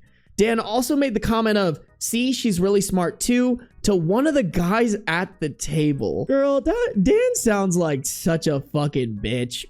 I mean, honey, you are 3 months in this relationship. Let's just snip, snip, chop, chop this bullshit. That whole night was just awful. He was acting irritated at me because he saw my whole mood change when I was being quizzed by his friends. He said he noticed me having an attitude with his coworkers when they were just having fun and trying to get to know me. That it was immature of me to have been obviously annoyed, and that I audibly sighed multiple times when one of his friends spoke to me. Okay, so his friends were assholes to you, and then he was upset at you for that? I can't stop seeing Dan as a super cringy dude now. I thought he was acting ridiculous and seemed more like a 13-year-old boy as opposed to someone who's supposed to be turning 30 in a couple of months. I'm pretty sure I can't go on with the relationship at this point. I don't think this is an overreaction on my part if I were to break up with him. Is it within reason to end a relationship after this event? Everything was going fine before this happened, but now I just feel gross. The dinner happened last night and I haven't returned any of his texts today. I know ghosting is wrong, but I don't want to look at him or speak to him. The thought of him just kind of disgusts me at this point. I've never felt like someone's show poodle before. I don't know if I'll feel differently in a week or if I'm just unjustified in my anger. Nah, girl, you need to cut this bitch off. Like, don't get me wrong, I don't think you should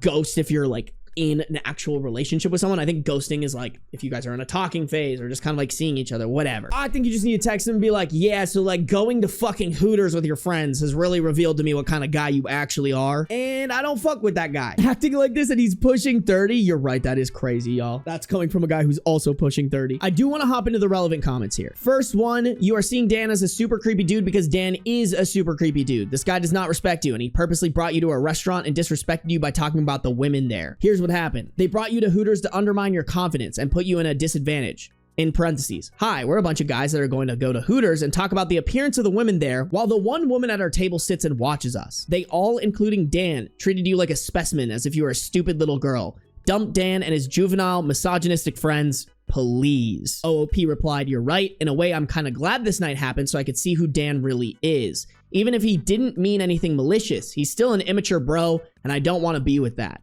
I'm not going to ghost him. I think I'm going to use this thread to come up with a series of good pointers about how everything he did was wrong. I'm also laughing at the fact that his friends will likely make fun of him after I break up with him. I'll do it this weekend so he has something to talk about Monday morning at work. Someone asked, I wonder why Dan and his friends have to go to Hooters and leer at the waitresses when they're just so good at talking to women.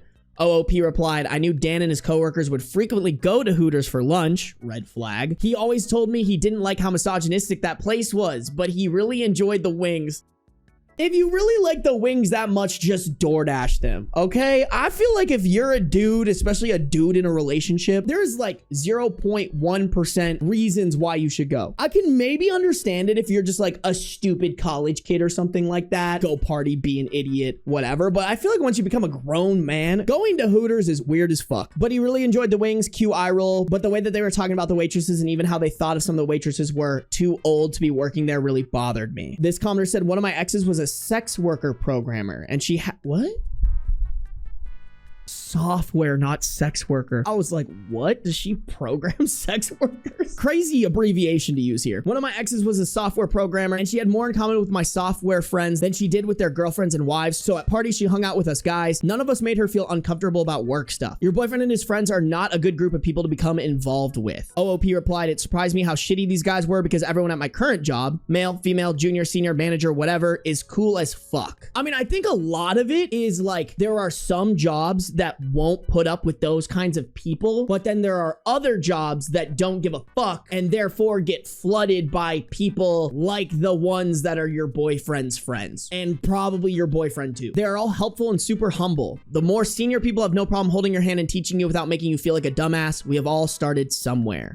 Someone guessed the hobby was Magic the Gathering. OOP replied, it was actually several hobbies and interests that Dan would brag about to the guys. D&D, video games, and oddly enough, the fact that I enjoyed expensive scotch. Interesting. Okay, well, I mean, like, the only right answer here is break up with him, which it seems like OP is gonna do from these relevant comments. Sorry, I love you for thinking sex worker, not software. I've never seen software abbreviated as SW. Update and some relevant comments. All right. The update on this, November 19th, 2019, comes 4 days later. Wow, I triggered a lot of fragile men in my first post. To those who were triggered, all I have to say is LOL. The actual update is a little further down if that was all you wanted to see. Yeah, I'm not gonna read this part, guys, because I don't think it's very relevant, but basically there were a lot of incel men in the comments. Listen, all I'm gonna say is this is pretty black and white in terms of who's wrong here. Dan and the friends. If you don't see it like that, you're fucking brain dead. Update. After the post, I decided it would be best to end things through a phone call. I mentioned ghosting, but it's probably best he knows how and why he fucked up. I waited until Saturday to reach out to him, told him we need to talk. I'm paraphrasing here, but this is basically what the convo went like. Dan, this is about the dinner, isn't it? OP? Yeah, it is. Dan. And? OP.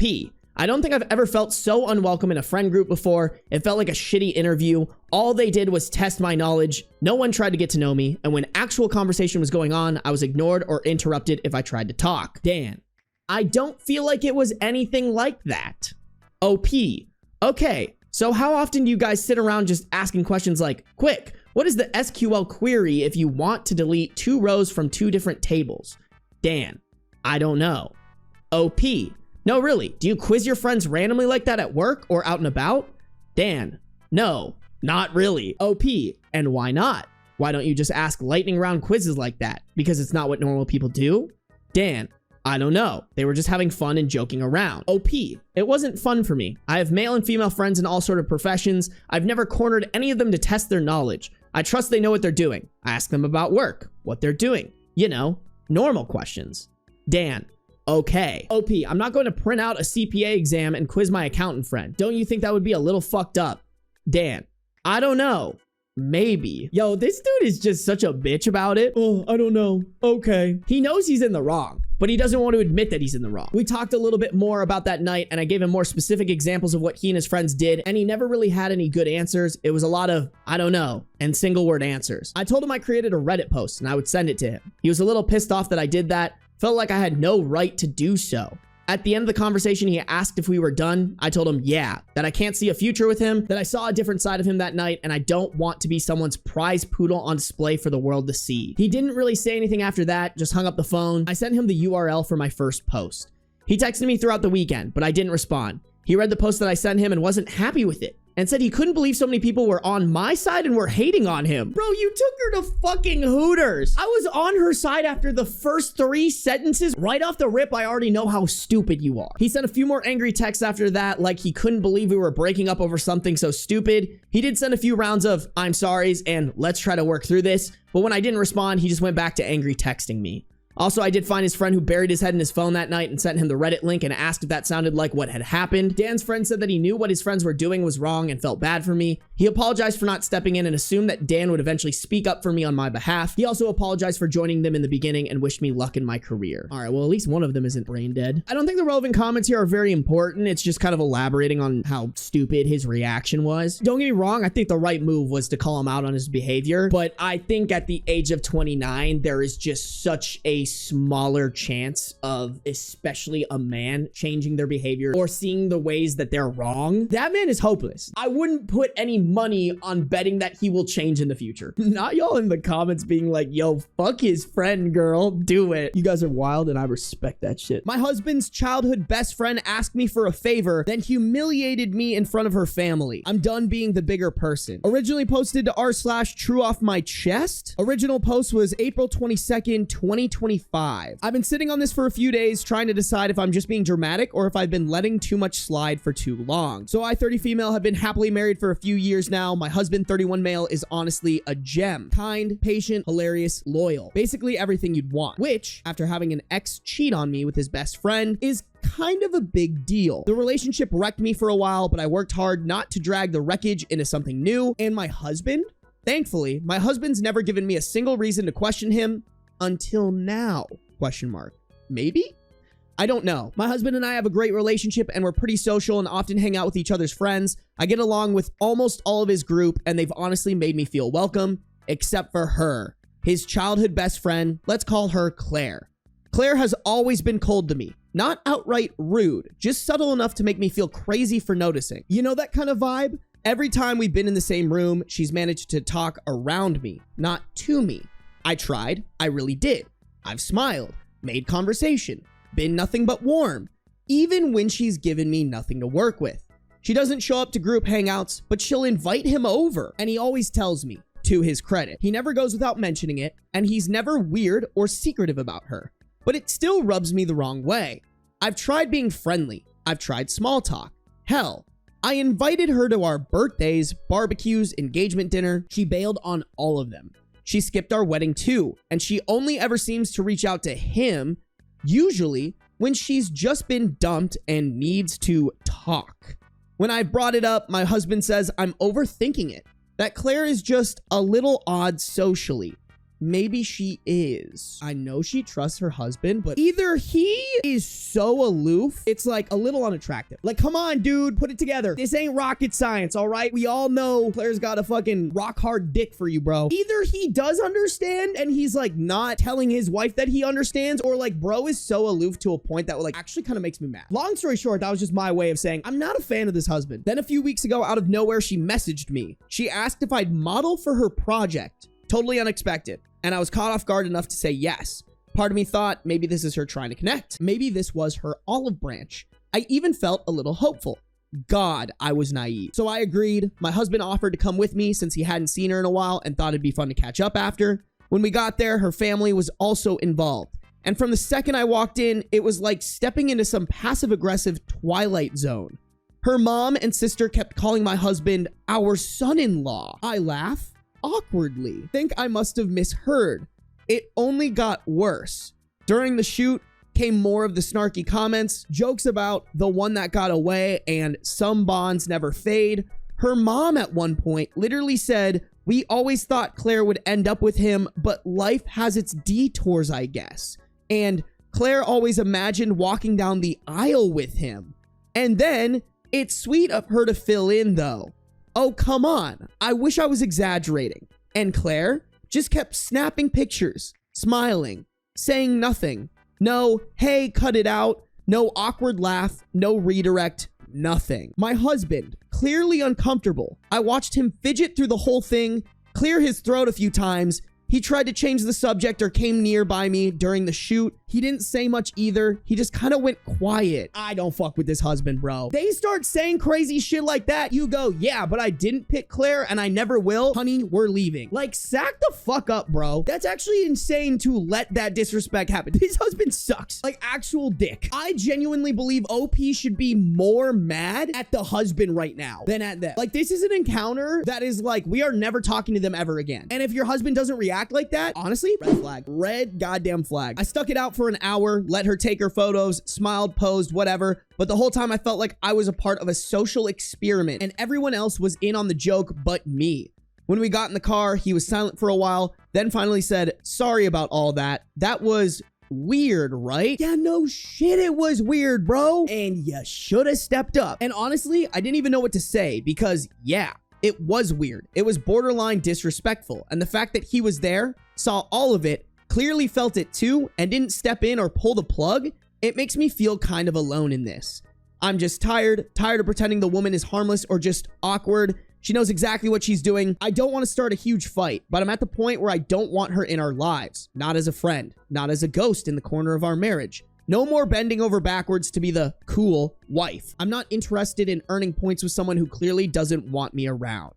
Anyway, thanks for letting me scream into the void for a minute. I really needed to get this out. Dude, you should start a fight. I'll fucking say it. I don't know, maybe I'm an asshole for this, but I think you need to be really fucking mad at your husband. And your husband needs to stop being a dumb man. If your best friend is pulling this shit in front of your wife, that's not your best girlfriend anymore, whatever the fuck they called it in this story. He should just get rid of her without asking, and by God should OP be asking. Not even asking, demanding, screaming, shouting, threatening divorce. Because what the fuck was that? Miss me with this kind of love, y'all. I want a partner who, like, if that ever happened, she would shut it down ASAP Rocky. That is the bare minimum of being in a relationship with someone, is that they stand up for your relationship. It's actually that easy. He's encouraging this behavior by not speaking up. 100%. Being silent is the same as encouraging. That's so insane. I mean, the fact that OP stayed there too, like, girl, anybody shows you that level of disrespect, you fucking tell them to suck a dick and you leave. That's insane, y'all. There is an edit here. They made a clarification that English is not their first language. They're also just clarifying a few things people were asking about. Claire is actually a photography major, and the shoot was part of her final project. I'm not a professional model or anything, but I've done some hobby modeling here and there. So when she asked if I'd help out, I thought it was a casual favor. Why at her house? She comes from a wealthy family and has a fully set up photo studio in their house, which is why the shoot happened there instead of a regular studio. I honestly thought it'd just be her and the camera, not a full audience with drinks and commentary. Additional background, I grew up in a pretty emotionally abusive household, so I think I've gotten too used to passive-aggressive comments and just sort of freeze up. Maybe that's why I didn't react more in the moment, but yeah, it definitely hit harder after the fact. I will update you as soon as possible. A couple of relevant comments that OP replied to, so I'm just gonna read them because I'm guessing we're gonna have some character development here. So one commenter said, borderline disrespectful. I'd hate to see what you think is actually disrespectful. OP replied, wow, reading your comment and honestly so many others has really helped me see just how not okay that whole situation was. Think I was so used to brushing off this kind of behavior that I didn't even realize how deeply disrespected I was. I grew up in an emotionally abusive household where snide comments and passive aggression were just part of the background noise. So when someone pulls that kind of crap now, I think a part of me automatically minimizes it. Like, oh, I've heard worse. But reading all your reactions kind of snapped me out of that. And yeah, it hurts that my husband didn't shut it down. I've been trying to rationalize it in my head like maybe he didn't want to escalate things because it felt like a trap, or that he is not used to being in these kinds of situations. None of that excuses it though, not even a little bit. I'm going to talk to him tomorrow, really talk. Not brush it off, not laugh it away, just lay it all out, because at this point, I need to know where he stands. Thanks for the reality check. I needed it more than I realized. All right, good shit. Put your whole dick on the table, OP. That's what we want. Okay, and then we have a long update, April 23rd, 2025, about a day after the original post. For those wondering, 1, no, they never dated. He had a high school crush on her over a decade ago. That's ancient history. 2, no, I don't think he's ever cheated, emotionally or physically. He's always very open and honest. We have each other's passwords. 3, they barely see each other anymore in person, maybe once every few months. We live about 2 hours away. Okay, so here's the update. Funny enough, I didn't even get the chance to sit down and talk to my husband before something else happened. I just can't believe my life at the moment. Anyway, I was still trying to process what happened and sort through my anger towards Claire, and honestly, toward my husband too. That's when I got a message from my sister-in-law. We'll call her Madeline. I'm really close with Madeline. She's part of the wider social circle that Claire floats around in. They're friendly, but not close. She sent me a screen recording from Claire's close friend story with a simple WTF. It was a clip of me posing during the shoot, no music, but in the background, you can clearly hear Claire's sister say, Claire should have been the one to marry him. I lost it. I waited until my husband got home from work, sat him down, and showed him the video. He watched it once, then again, his whole face changed. He finally looked pissed. I could not help but think, why didn't he have the same reaction there? Why is the video making you mad? Like, honestly, y'all, Claire could have just posted this video because she's fucking stupid, you know? Y'all ever posted something on your story and you didn't realize the background had some, like, dumb shit that, like, you would have preferred to? I mean, hopefully it wasn't that embarrassing, but, like, y'all, the one that I always think about is, like, I'll be at a concert recording, but also singing, and then I'll post it, and then I'll realize after it's been up for hours that you can hear me shittily singing it in the background. Like, I understand how you can accidentally do something like that. Like, I don't understand why bro is getting mad now. Hey man, the time to get mad was when it was happening right in front of your fucking face. So I laid it all out. I told him everything, every snide comment, every time Claire made me feel small, how I'd always tried to be civil, how I never asked him to choose between us, but I was done being polite while someone consistently disrespected me. I told him, if this doesn't bother you enough to act, we've got a bigger problem. I'm not going to be in a marriage where I have to beg to be defended. I need a partner who stands up for me, and if it's not you, then I need to rethink this. He didn't argue, didn't get defensive, and I know he feels sorry. Hell yeah. That's putting your whole dick on the table right there, chat. Take notes. Pull out the pen and paper. Then I showed him the Reddit post. He tried to read every comment. Some of them made him tear up. When he finished, he looked at me and said he feels like the worst husband. He let this happen right in front of him. He is so sorry and asked me, what do you need from me now? I told him straight up, this isn't just about her anymore. It's about whether or not you're willing to protect this marriage, but I'm not going to feel like I'm second place in my own relationship, so it's either me or her. So we called Claire. She picked up all cheerful, acting like nothing had happened. We brought up the video. She immediately got defensive. Oh, come on. It was just a joke. Are you really mad over that? Seriously? And that's when he stepped in. This isn't just about the video. It's the constant disrespect towards my wife. I didn't say anything before because I didn't want to lose your friendship, and I convinced myself you didn't mean it. But what happened at that shoot, that was disgusting. My wife came to support you, and you and your family treated her like a joke. I didn't speak up then, and I'm ashamed of that. But that ends now. I don't even know why I held on to this friendship for so long. If you can't respect my wife, you don't respect me." She laughed. Literally laughed. Wow, you're really cutting me off over that girl. Oh my God, I was ready to fight, but husband calmed me down, said to Claire, "If choosing between you and my wife ever felt like a hard decision, I wouldn't deserve her. We're not kids anymore. You need to grow up. I simply do not want to be your friend anymore. I have nothing else to say.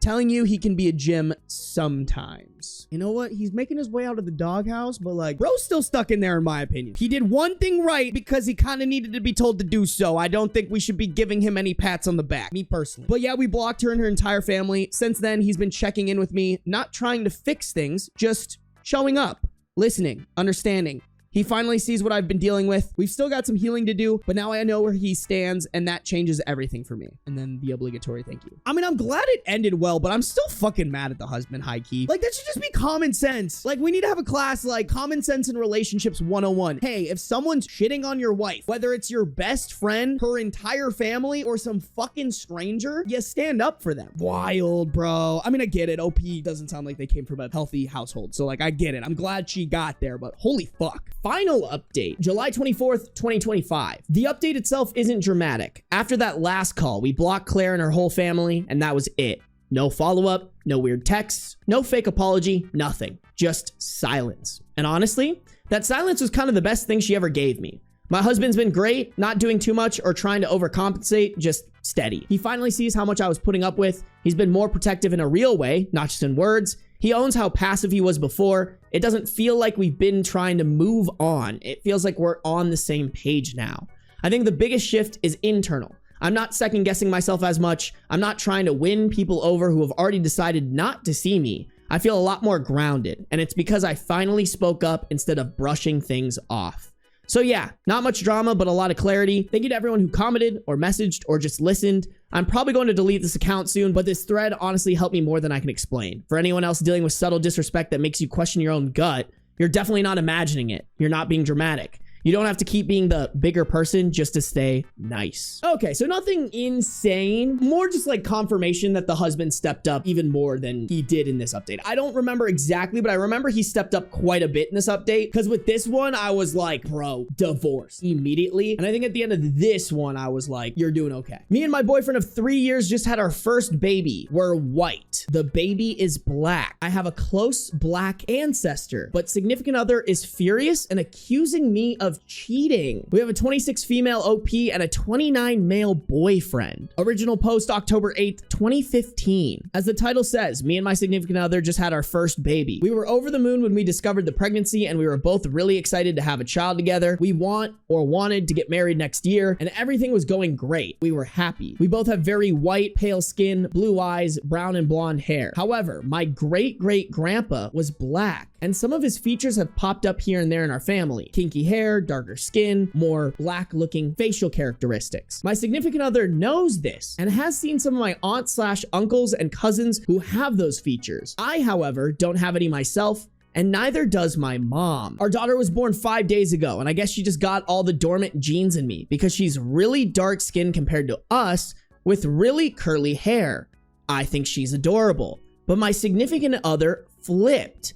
He accused me of cheating, that the baby couldn't possibly be his. I've never given him a reason to suspect me of infidelity, and I've certainly never cheated. We argued about it. I pointed at all my cousins and other relatives who have black features, but he absolutely refused to listen, said our daughter looked too black for that to be a plausible explanation. He stormed out of the hospital, sent me a text an hour later that we were over, and when I got home from the hospital the next day, he wasn't there and most of his personal belongings were gone.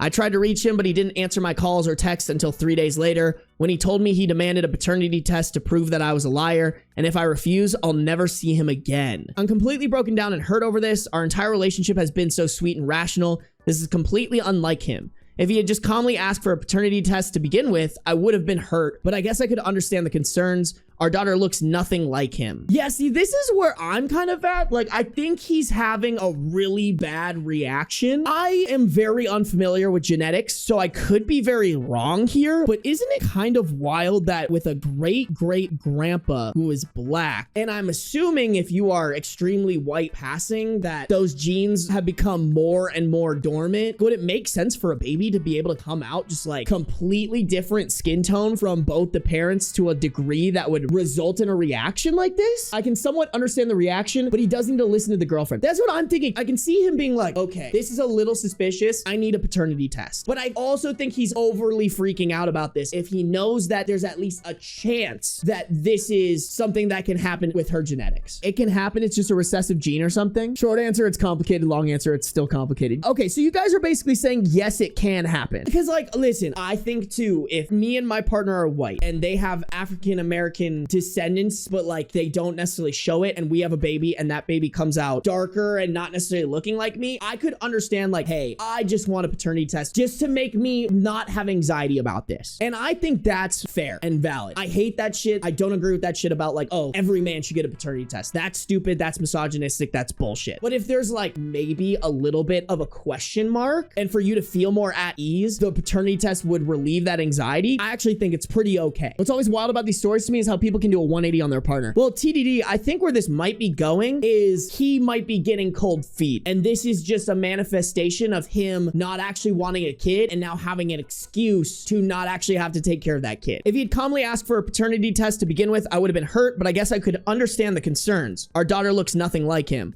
but I don't think our relationship can survive this even when I proved to him I wasn't lying. Should I go through the test or just cut my losses here and raise her alone? I mean, I think you should just go through the tests, if anything, to prove him wrong. Also, I think it's important to go through the test because if you guys do end your relationship, you're still gonna want proof that he's the dad so that he can provide child support. The edit on this is I decided to get the test done. I'll update you all when I get the results. I'm still angry, but I guess I understand him a bit better now. There is a comment from OOP where she elaborates on her family history. 4 generations back, my great grandma and all her siblings look really black. My grandma less so. My mom's generation is the first to have completely white looking kids. I think this is in reply to something that we don't get context for. OP says, and I don't think so. My friends joke that my butt is so big, I must have inherited that. But I don't think big butts are an actual racial trait, just more of a stereotype. Plenty of white girls with big booties. Yeah, I don't know if that clarifies anything to me, because pretty much from your guys' chats, I'm kind of understanding that genetics are weird, and like, yeah, is this super common? No, but it is possible with genetics. Don't get me wrong, I understand OP's husband being like, this is a little bit weird and will make me insecure. But I think what y'all are saying in chat is 100% correct of like, it's all about the reaction. Accusing your partner of cheating isn't something you should just do lightly whenever you feel like it. Don't get me wrong, I think he has a reason to be a little question mark suspicious, but there was a mature way to go about it when giving your partner the benefit of the doubt, when also there's an explanation of the fact of like why it is the way that it is. Update, October 13th, 2015, 5 days later. First of all, I want to thank all the commenters who helped me see my significant other's side and calm me down enough to take the test.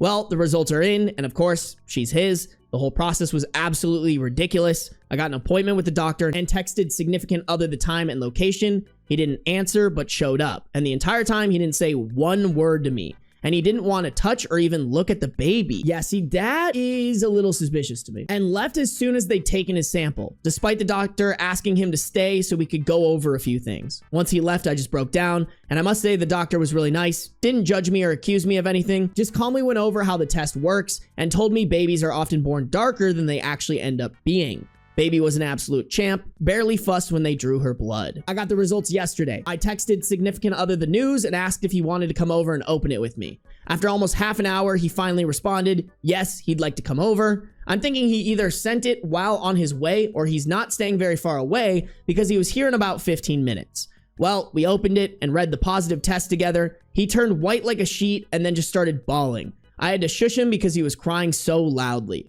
And finally, I got an explanation for his flip out. I mentioned in a comment on the old post that he was an only child to his very old parents. His dad died a few years ago, and his mom lives alone a few hours drive from us. I haven't met her often, but she seemed pleasant enough. Turns out, she hates me.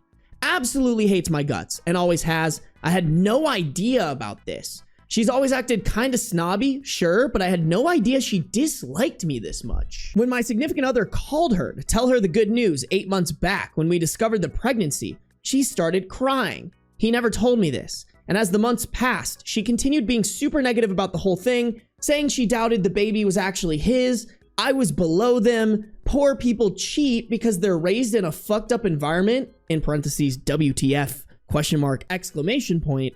And instead of talking to me about this, significant other kept silent while constantly doubting me more and more.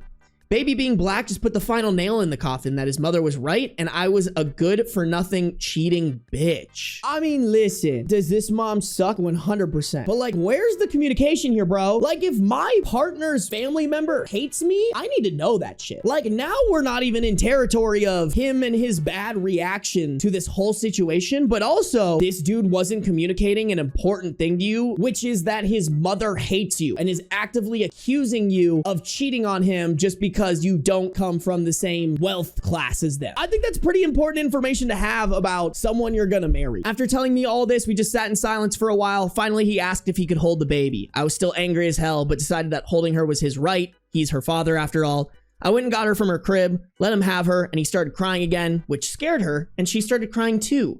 So they were just sitting there bawling together for a while. Finally, he stopped, handed her back, and asked if he could come home.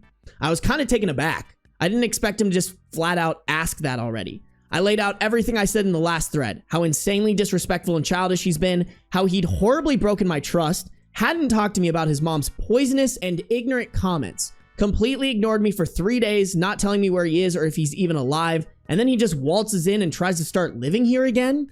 I told him if he ever wanted to have some inkling of a chance of mending the relationship we have, to go to couples therapy ASAP. From now on, he will answer my calls and messages unless there's an emergency. He will not be staying here for a while, and finally, he needs to tell his mom to back the fuck off. She will not be seeing the baby until she apologizes to me in person. First off, good on OP to lay their whole dick on the table. Second, I don't think they should let this mom anywhere near the baby. I think this needs to change to, you need to go no contact with your mom and give her the middle finger. He immediately agreed and finally told me how sorry he was for the whole fiasco. I'm not sure if I can forgive him for this, but I'm gonna try. We had an amazing life before this, and I hope that with a lot of work, we can have it again. Significant other also finally told me that he was staying in a hostel, but it's not very expensive, so he can stay there a while longer. Baby is doing great considering how many stress hormones she must be drinking from me these last few days. Her hair is falling out, but the doctor told me it was normal, and babies often lose most or all the hair they're born with. I'm hoping her new hair will grow in blonde. That will make her even cuter. I applaud OP for trying to salvage it, especially because there's a kid involved. I don't know, maybe if everything else has been hunky-dory with him, he has a shot, but low-key, I doubt that. If he's a little mommy's boy, not communicating shit to his partner, and like jumping from 0 to 100 without giving the partner the benefit of the doubt, when he should know that there's an explanation for what he's upset about that makes sense. I don't know if that's someone you want to be able to work things out with. I do have to say, when there's a kid involved, I think it's noble to try to fix it. Maybe they can come back to it, but to be honest, I kind of want OP to update and be like, yeah, had to snip, snip, chop, chop that bitch. Maybe it's on his way to have some internalized racism. Now knowing the backstory, I don't know if it really came from racism, but what I will say is he was influenced by a racist individual and allowed that to happen. That's why I'm saying I don't think the mom should be anywhere involved in this. Like, let's be honest. If anybody's racist in this story, it's 100% the mom. So like, I do think OP needs to change it from your mom needs to apologize to your mom is gonna have nothing to do with this child's life ever. My boyfriend of 3 years stealthily took my 11-year-old dog to a vet 80 kilometers away to be put to sleep.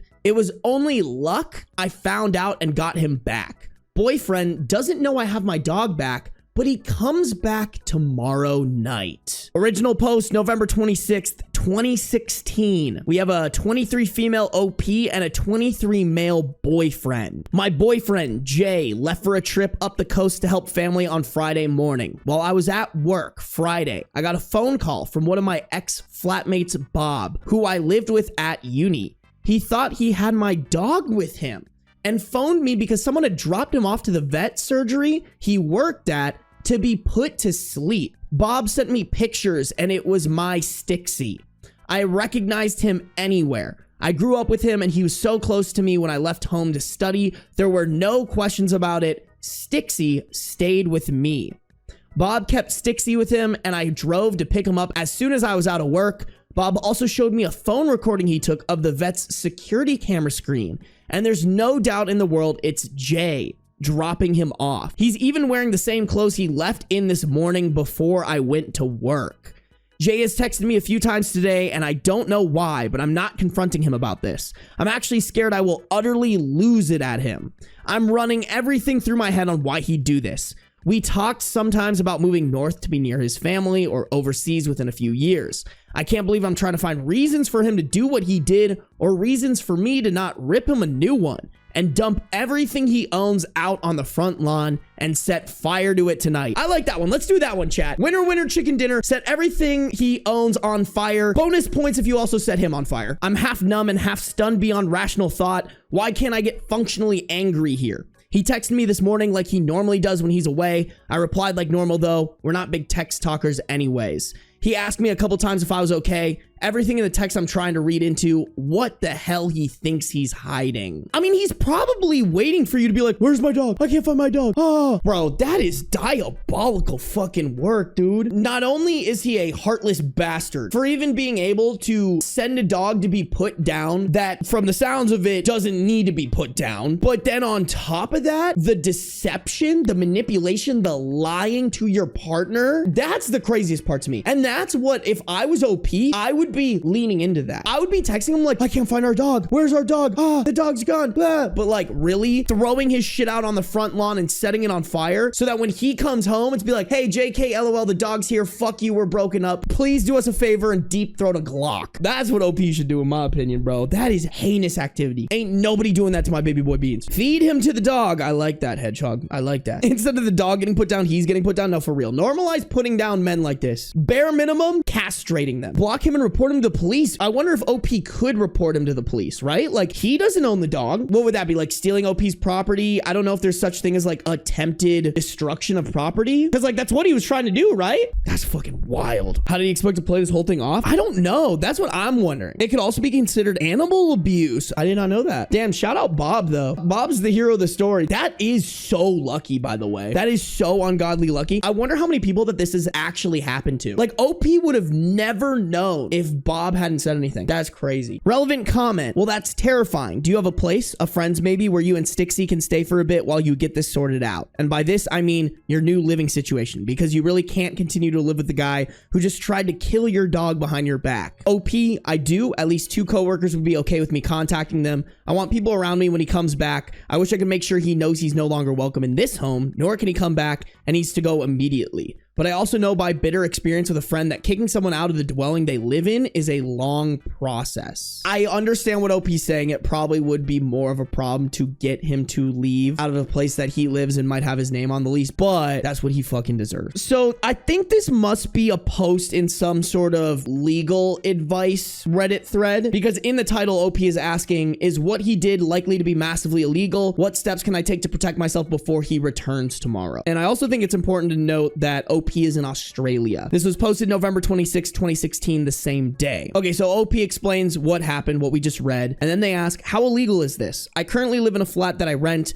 and my boyfriend pays half, but I'm the only one on the lease. Oh, that's big WWs, because then that means that he has no right to be in there if his name's not on the lease. So you could just throw all of his shit out, change the locks on the door, and tell this man to go fuck himself. At least from my understanding, I'm pretty sure that's how it works in America. I'd be surprised if it didn't work like that in Australia. I want him out ASAP, or I want to be out of the situation as soon as possible. What options do I not have? A friend of mine once tried to have a violent ex removed, and it took months. I want to be out of this immediately. Are my only options to move? How do I protect myself from what my boyfriend, ex to me now, though he doesn't know it yet, may do to the place I rent when I return? I presume my landlord couldn't kick him out if I leave right away. He's never shown any weird tendencies before, so maybe I'm overthinking this. My boyfriend doesn't know I know what he did, nor that I have Stixie back. Sorry for the scattergun of questions. I'm scatterbrained at the moment. He only returns in 20 hours or so, and I don't ever want to see so much as a hair on his head again. Okay, so there are a couple of comments from here. I'm just going to read all of them. One of them says, not legal advice. Keep your dog somewhere else. If he has access to him, who knows what else will happen. And then another comment replies to that saying, seconded. Can you afford to board him? Or have a trusted family member watch him until this douchebag is gone? And I would call that vet to report what he did if your friend hasn't. It might not help you now, but they should be aware. And then another commenter replied to that comment saying, and then ask where the dog is and see how much he's going to lie about it. Here's the thing. I feel like as little confrontation as possible would be the best move here. Like, there's no way that someone who thinks a logical and okay thing to do is take your partner's longtime dog and behind their back go have it put down at the vet. There's no way that that person thinks rationally. There's no way that that person doesn't have a high likelihood of going berserk when they get called out for their shitty actions. I think if OP's name is the only name on the lease, they are legally the only person who has any right of entry into the place. So if OP had their locks changed and told the boyfriend to go fuck himself, there's not much that the boyfriend could do legally to get in that house. I could be wrong, but I think from my understanding, that's how leases work. OP added in the comments of the first post, just got off the phone with my workmate. She's offered to come here overnight and she'll be here soon. We'll figure out what to do in the morning. I really appreciate all your posting. It only took reading a few to take myself out of this stupid stalled state of mind and move into action. It's after midnight here. I'm going to crash hard tonight. Okay, so it doesn't really look like we got any like real legal advice. I mean, maybe there was real legal advice, but I don't know. Nothing added to this best of Redditor updates post. What are y'all saying? For sure needs to be a police report. I actually agree with that as well. Bare minimum, she should definitely report this to the police. What about squatters' rights? Squatters' rights only works as if you're like actually in the place of residence, you know? He's not there. Like, she could just change the locks and tell him to go fuck himself. That's not true. The boyfriend gets mail at the house. He still lives there. It's called squatters' rights. OP would have to evict him. That doesn't make any sense. So what you guys are saying is I could just have my mail sent to a random house, and then if they don't do anything about it, I can claim squatters' rights at that house? Is that what y'all are saying? There's no way that's true, right? That has to be the most crazy shit I've ever heard. Squatters' rights aren't as prominent as you think. Unless he can prove he got mail there for the last 12 months, he wouldn't need an eviction notice. Chat, looks like OP's gonna have to burn all the mail. Squatters' rights only apply if the owner isn't living there. I don't think OP owns this place. OP said their name is on the lease. Maybe I just don't know enough about squatters' rights. If that's how it works, for time to get my mail sent to a rich person, that's what I'm saying. Like, what do you mean, bro? In Australia, squatters' rights only apply for 12 plus years. Shit, chat, are we gonna have to Google this? Here's what I'll have to say. If OP decides, hey, fuck this guy, I'm gonna get the locks changed on this house. Like, fuck him, I live here now, whatever. If he wants to pursue squatters' rights, he's got to take that up with the landlord, right? If he legally does that, like, I don't know. At that point, OP can just vacate the premises and let him have it. But I think for the current short-term situation, like, if this is me, I'm telling this guy to get fucked and changing the locks on him. And then if he wants to pursue it legally, like, there's nothing that he can do, right? I mean, maybe he could break into the house, but that's illegal. Googled it. In most Australia states, it is 12 years or more. Okay, shit. Listen, the dude's name isn't on the lease. Like, unless they've lived there for 12 years, I tell this guy get fucked. Update 1 was posted the next day, November 27th, 2016. It was just a quick edit. A night's sleep with good people around me helped. I phoned a workmate to see if I could go stay there with Stixie, and she came over here for the night instead. We spoke and we have a plan. Thank you for the links to the NSW laws. It looks like I might be in the clear with forcing my ex out. I am the renter. I am the only name on the lease, and we had no written agreement. From my understanding, he is a boarder or lodger and can be removed quickly. I'll have to clarify, of course, but that gives me confidence. I was freaking out because I didn't know where to start last night. My ex will be confronted with more people I know in the house backing me up. Stixie is also in good health. He's 11 and a bit too fat and slower than he used to be, but he's fine. These photos are from early November when we visited a property out of town. He started life as a farm dog and going back made his day. No way there's a fucking dog photo. Are you kidding me? Oh no, the photo is gone. Are you fucking for real? Are you for real? That's so sad. Chat, this is the most disappointing day of my fucking life. I've never been more disappointed than this moment in my entire life. And I've slept with your mom. Oh, I'm sorry. That was so immature. That was super immature. Editor's note, link no longer works and I was unable to retrieve the pics. This is the saddest part of my entire night, chat. I'm so sad. I'm so disappointed. He's not microchipped. I'm taking a personal leave day Monday and getting him chipped first thing. Okay. Yeah, definitely the move there. Update 2 posted the next day, November 28th, 2016. He came back. He lied. I was upset and looked it. We gave him enough rope to make excuse after changing excuse. First, he was shocked Stixie was gone and would help look for him. Then he was shocked someone took him to a vet to be put down.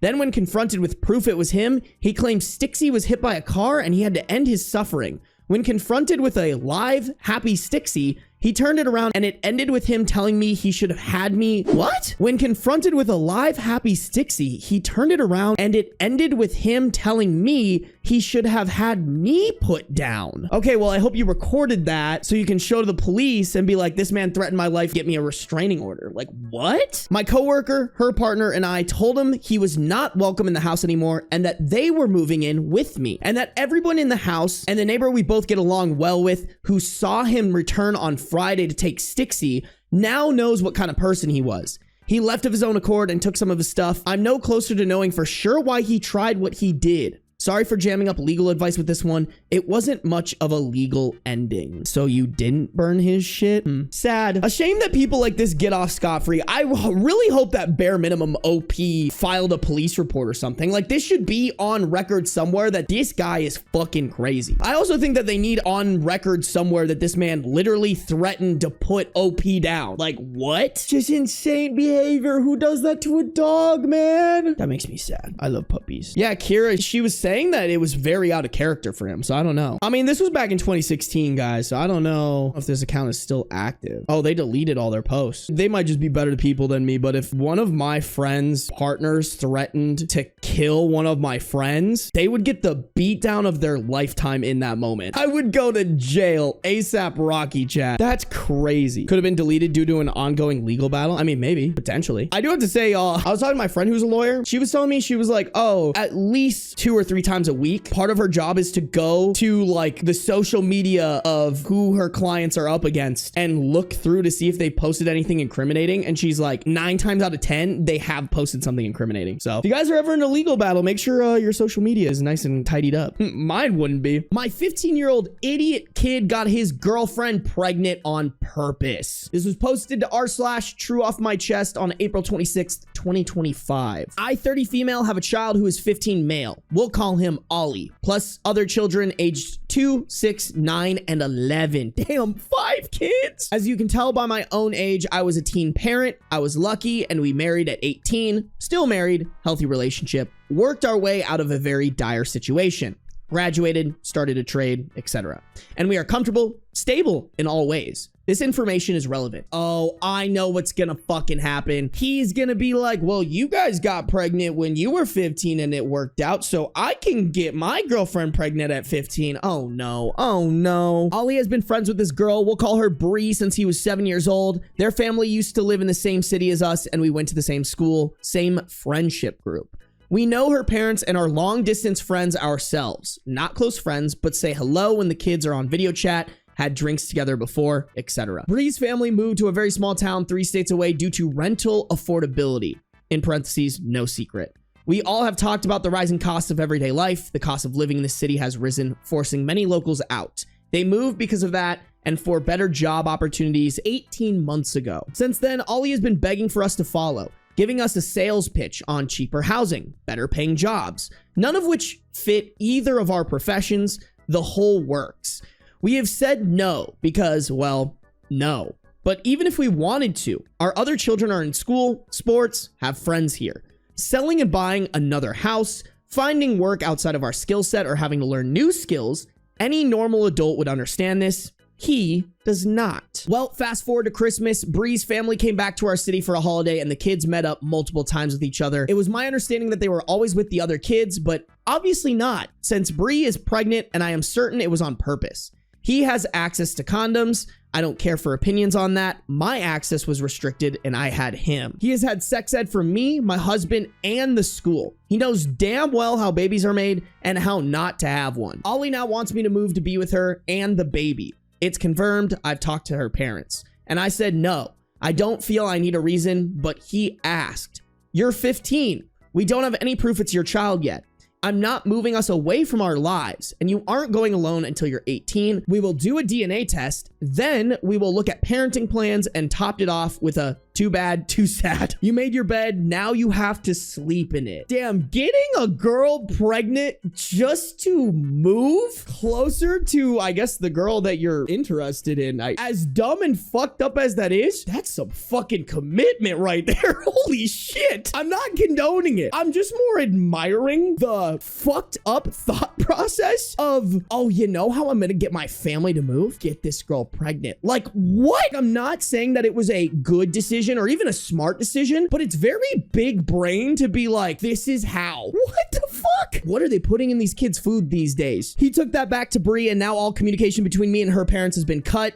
I'm a terrible person. My comments about the DNA test are disgusting, and it's fueling my son's hate for me. He says I'm keeping him from the love of his life and future baby using my own successful relationship as proof it will work out. There it is. I actually don't even know if I am right or not. I'm just really upset, and I feel like my life I worked really hard for has been destroyed. Y'all, I'm trying to decide what the move is here. Listen, I just want to start this off by saying I think this is out of Reddit's pay grade. Like, what the fuck? I think this is out of my pay grade. I don't have any experience with having children, disciplining them, let alone disciplining such a complex situation. I'm not gonna lie to y'all though, my first reaction, a little part of me was like, you are intentionally doing adult things to manipulate me. I'm going to treat you like an adult. This is your kid. Go be a dad. I'm not uprooting my life and your siblings' life because you wanted to fuck up. This is your fucky wucky. Go and fucking fix it. And like, I know that's probably a little cruel to do to a 15-year-old, but like this 15-year-old has shown that he's manipulative, he's selfish, he's willing to do anything to make your life miserable. Like, I don't know. I guess my question is like, when do you disown a kid? Or when you just go, you know what? If you want to be there so bad, go live with Bree's parents. I don't think that's a great way to parent. I'm not saying that's the right answer. I'm not going to sit here and lie though. That was the first thing that came to my head. I'm a parent. I thought this too, Sarby. Okay, that makes me feel a little bit better, Kawhi, but we could both be bad people. You know what I'm saying?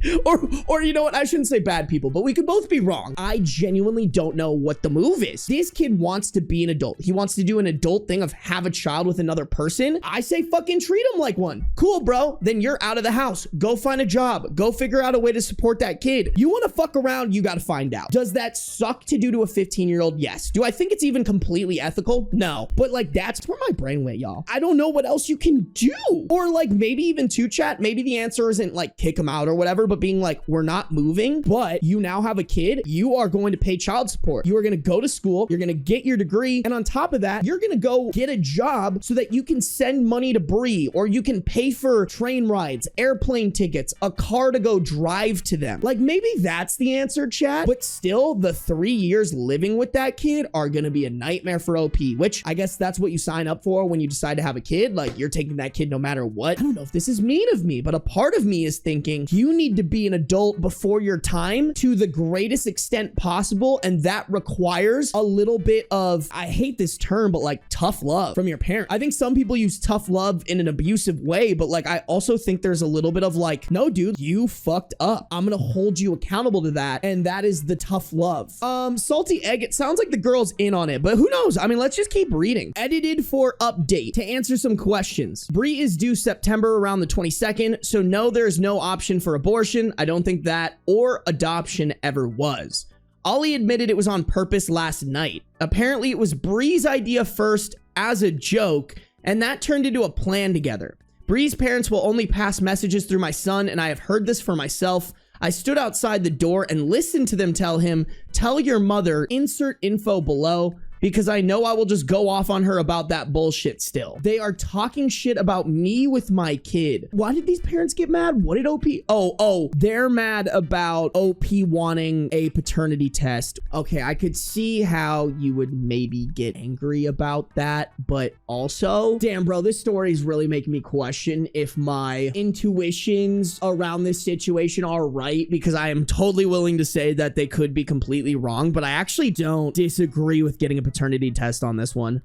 It's nothing against Bree. It's not even against Ollie even. It's just like, listen, bro, if these kids are stupid enough to hatch this plan, I think there also could be a possibility that this kid isn't actually Ollie's. Maybe that's a fucked up thing because I don't think paternity tests are something that should be normalized. I'm not one of those fucking idiots that's like, oh, every guy should get a paternity test. No, absolutely not. But like, if you're a 15-year-old about to commit your life to a kid, I think it makes sense to be 100% sure that that's your kid. They are appalled I would think that way of Bree when I've known her for more than half of her life and do not wish to talk to me. I will not allow him to move out there alone. There are some past issues such as Bree breaking up with him twice in the last 18 months because she found someone that she liked more in her new town around August and October last year. Same boy. Yeah, especially knowing that information, I will die on the hill that it makes perfect sense for them to get a paternity test. I'm like trying to decide if I want to shit on Bree's parents too, because like I totally understand being like, what you're implying about my daughter is that she sleeps around, and like that's not something that you should stand for by any means. But also I think as parental units, you guys got to be on the united front of like, as much as they were trying to manipulate OP,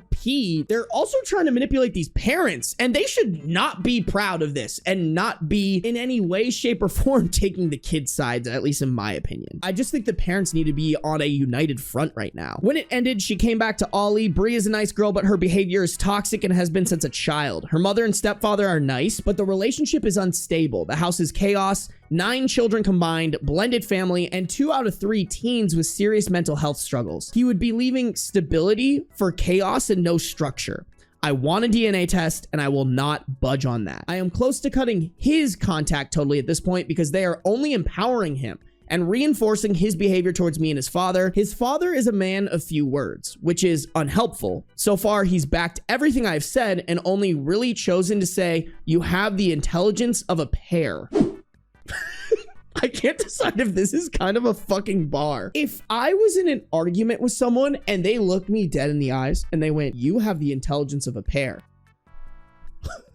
What does that mean? I would be shell-shocked. I'd be like, damn, maybe I do. No, but I mean, the dad needs to be more outspoken in a situation like this. I understand the men of few words and like how powerful that is, but there are some times where many words are needed, and I feel like this is the situation for that. Update number 2, May 30th. Wow, a month after the original post. Oh no, things have gone south even further. At this point, husband and I have been blocked on all social media and numbers blocked, but the communication with Ollie has continued.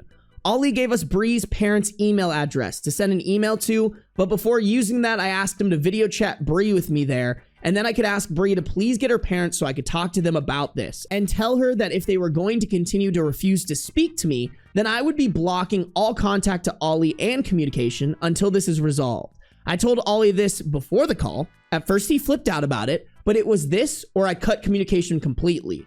I do think he understood that it is not okay that her parents are speaking to me through minors, and he said himself he would like us to talk to each other. No, wait, actually, that's a really fucking good point. It is so unbelievably stupidly immature to be talking about something so adult through like a shitty game of telephone via minors. That is such a good point that I didn't even notice. Bree joined the call and hung up when she saw I was there. Ollie called back a few times and she didn't answer. She asked via text why I wanted to talk to her, and Ollie told her that I wanted to speak to her mother, and if we didn't resolve the communication issue, then all contact would be ended until her parents made contact with us, and we make a plan for the next few months, including a DNA test, and then birth arrangements. Said that if the baby is his, we will travel there for the birth and first few weeks after. He told her that I personally think it probably is his baby, but I want to be sure, and I want to make sure everything is done right from the start. Well, Bree blocked him with a reply, and he is totally heartbroken, not eating, sitting in his room all day and night, not mad at me, surprisingly. Very, very sorry for him and to us, sad about it all, and I think regretful. He even asked me if there was a way to undo it for himself. I haven't talked about signing over rights, a male abortion, his father called it, because I think he's just upset right now. A mutual friend of Bree and Ollie's here in our hometown showed him a few posts she has made in the last 24 hours. Things like, it's you and me against the world, baby girl, and memes about deadbeat dads. She also announced the pregnancy, which she hadn't done yet, and the post had some single mother facts and quotes. Ollie's friends knew about the situation, and a few were under the impression he had dumped her and the baby, going by the posts. But when he explained what had happened, they all rallied for him in the comments. I said not to, and now she's blocked them, and we can't see what she has posted.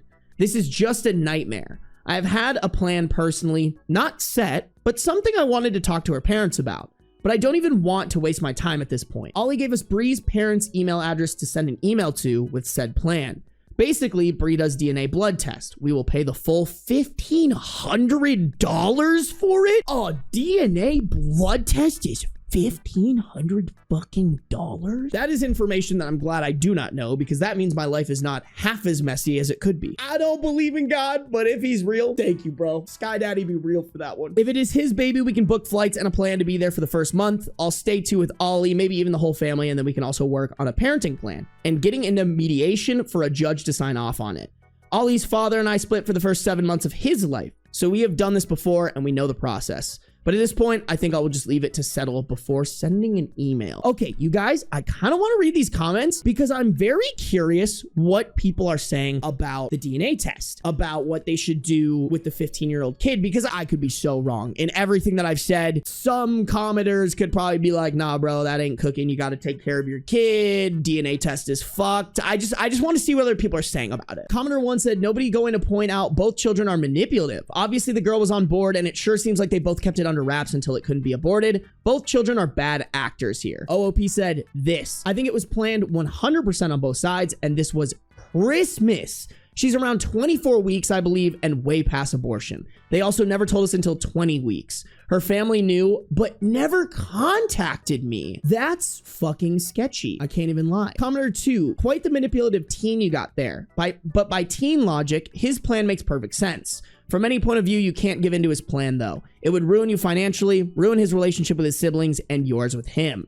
I would give him a detailed plan on how you and your partner manage to rise above all the risks of teen pregnancy, focus on school, plan ahead, make sure the village is on board, and of course, how lucky you both were that it all worked out, despite having to sacrifice so much. So here's all I will say here, and I'm not accusing OP of anything. It's more of like I would love to know if this is the case. I think all of this is stuff that you should give your kids before they get to the point that they have a teen pregnancy. Do you guys get what I'm saying? Like, especially if you come from a teen pregnancy that kind of ended in sunshine and rainbows. If this is me, I'm making sure during the sex talk, I'm like, you need it to be fucking clear. This was not smart. It was not a good plan. 9 times out of 10, it doesn't end up the way that it ended up for us. We got lucky. We were smart. We stayed ahead. We worked hard. We had sleepless nights. Don't do what we did. I feel like with the vibe that I'm getting from OP, they probably did that. But like, I would love the clarification. How does he expect you to support his child without your jobs? But he made the choice to become a parent. So now he will have to do what you did. Focus on school, get stability, make sure to stay in his and her parents' good graces so they can be the village they will desperately need. There is nothing he can do to support his girlfriend physically. And as a jab, he's done enough physical support for a good while to come. He doesn't have a job, no way to provide financially. All he can do is focus on being able to do that as well and as soon as possible. So by the time he's ready to go partying, no, he isn't. He's going to go to bed early to get up for his weekend job to save up for his kid. Edit to add, I just realized that if this becomes a family tradition, you'll be great-great-grandparents by the time you turn 60. Don't manifest that for them. That's nightmare fuel. Generational trauma? Not generational teen pregnancy. Okay, so it sounds like the commenters are maybe not along the lines of like the kick him out, treat him like a full adult, but they are along the lines of like he will have to now do adult things and for all intents and purposes be basically an adult who lives at home, which is probably a much nicer and more empathetic answer than the one I gave. I'm willing to admit that. Another commenter said, he's 15, you get to make the decision and you are doing the right thing. No way can you move your whole family because of this. The responsible thing to do is get a DNA test and set up a parenting plan. He won't like your decisions, but that's too bad. Sometimes being a good parent is making decisions our kids hate us for. This is a result of their bad decisions, not yours. Okay, looks like a lot of people are saying the DNA test is a good move too. Guys, I'm gonna jump into this. I really just want to know how this ends. I'm gonna make the bold prediction. This is not his kid. Sorry to do Bree dirty like that, but like I feel like that's where this is going. Update June 3rd, 2025, 3 days later from update 2 in the original post. Ollie's friend was able to see her Instagram through an old account. Different email question mark. I don't use Instagram enough to know what that means, but it meant they weren't blocked when they reactivated. They found the pregnancy announcement post, and if you scrolled across it, showed a digital copy of the scan Bree sent us as a 16-week scan. Apparently the first scan she had at the OB. That is dated 0404 and clearly says GA 19 plus 3 weeks, making an August due date, I believe, or very early September. This would not line up with the due date given to us, but does line up with when her parents told me she was pregnant mid-April. They told us we've had the pregnancy confirmed and sent a photo of the printed pic, which the date isn't on there. I actually think it may have been cut off the top. I haven't told Ollie about this yet because I want to be sure. I am very concerned about his mental health at the moment and taking that into consideration. But unless she gave the wrong period dates and the baby measured only 16 weeks, then it's not possible for it to be our son's. Bro, that's what I was thinking, chat. I was like, it's too sketchy for that not to be the answer. Also added information, her due date from what we know of is September 22nd. She was here from December 20th to January 7th and saw Ollie December 21st and 22nd and January 4th and 5th. Never overnight. I asked Ollie, when did this happen? And he said January 4th was the only time, which makes more sense as they were in a public gathering otherwise. They were at a mutual friend's birthday that night, but never stayed overnight. I have had 5 kids and I know the dates are too close to figure it out that way. Ollie also said that the joke Bree made was just to see if it happens. The pregnancy, because then it's obviously meant to be and he would have to move. To me, it sounds like she had the plan a lot longer, but I might be biased here. Oh shit, so what if Bree was manipulating Ollie to then manipulate his parents? That's fucking wild. Damn, and that's the last update. There are a couple of relevant comments though. Commenter said, so what you're saying is the most immature people in this situation are Bree's parents. I expect teenagers to make questionable decisions, although generally not to the extent of get pregnant on purpose so we can force people to move. But the parents are a whole new level of WTF. OP, I'm wondering if Bree has somehow maybe manipulated the situation there. I couldn't imagine being like this, and the family I've met before did not appear this irrational in the past. I mean, but are the parents stupid and they haven't put together the due dates like you did? I'm not gonna lie, y'all. All of this flew over my head. I will not try to do this math, but the way that OP was explaining it, if you know what all of this means, you can do the math pretty easily. I'm not gonna do that. That's gonna hurt my stupid little idiot YouTuber brain, but if somebody wants to do it themselves and tell me how inaccurate it is, thank you. I love you. Thank you for saving my stupid idiot YouTube brain. Another commenter said, is her social media public or private? If it's public, then sign out, and some social media sites you can see without being a member. Then you can track what she posts. Are you even sure she is actually pregnant? Is she showing yet? Has she sent ultrasound photos? She could be lying about being pregnant in the first place. The fact she blocked your son and friends shows it's probably not his. Hopefully your son realizes how horrible this girl and her really are. OP, her parents confirmed she was pregnant. She is not really showing no. She sent an ultrasound photo, but it's a photo of a photo. I wanted to keep access to her social media to see if she uploaded on that, showed more information so I could check dates. I will see if your advice works. Okay, this is a commenter saying don't budge on the DNA test. Nice to know that other people also think that the DNA test is 100% merited here. Don't get me wrong, I think they should hold Ollie accountable, but like he might also be a little bit of the victim. New updates. Update number 4 coming June 15th, 2025. The same update post, but 12 days later. I spoke to Bree's biological father. He lives in this town, who had no idea about any of this. Before you come for me, there was no known DV or anything. I felt I had run out of options at this point, and I just wanted a way to contact them. Bree's mother then made contact, agreed to the blood test if we paid for it. Ollie and Bree spoke again, and Bree asked to come here for a holiday and have an ultrasound with him to prove dates in person. I agreed to this, but I may not be thinking straight with the stress we have all been under. She says she is 26 weeks, sent him a photo of her belly, which is grown, and told him there is no other option but him to be the father, that the ultrasound had to go by her last period date, and she didn't remember, so she went by her app, and it was the period before. That's why the dates are out on the scan. I asked if she had a physical booklet of pregnancy notes or something, because I know from experience that they have all the confirmed information on them. But she said everything is digital with her doctor, and I didn't want to push because it's not my medical info.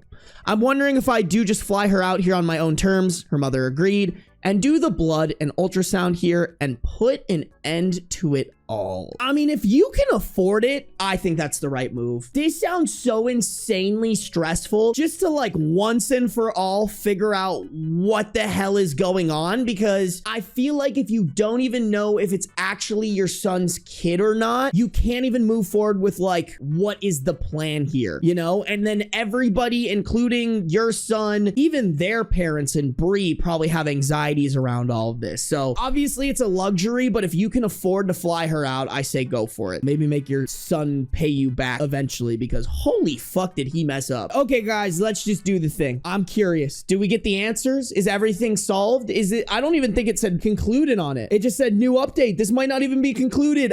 Update 5, June 25th, 2025. Same update post, but 10 days later. We all came to a travel arrangement. We paid for Bree to fly out, and her father was paying for the ticket home. Bree was supposed to fly to us this morning and stay for 6 weeks total, flying back sometime in August. Her father's in charge of that flight. She was staying with us over these next few weeks while we do our annual July 4th family vacation for a week, and then a couple more weeks back here at home for the ultrasound/blood test.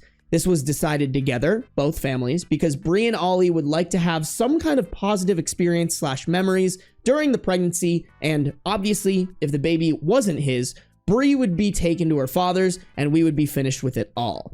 But she never turned up for her flight.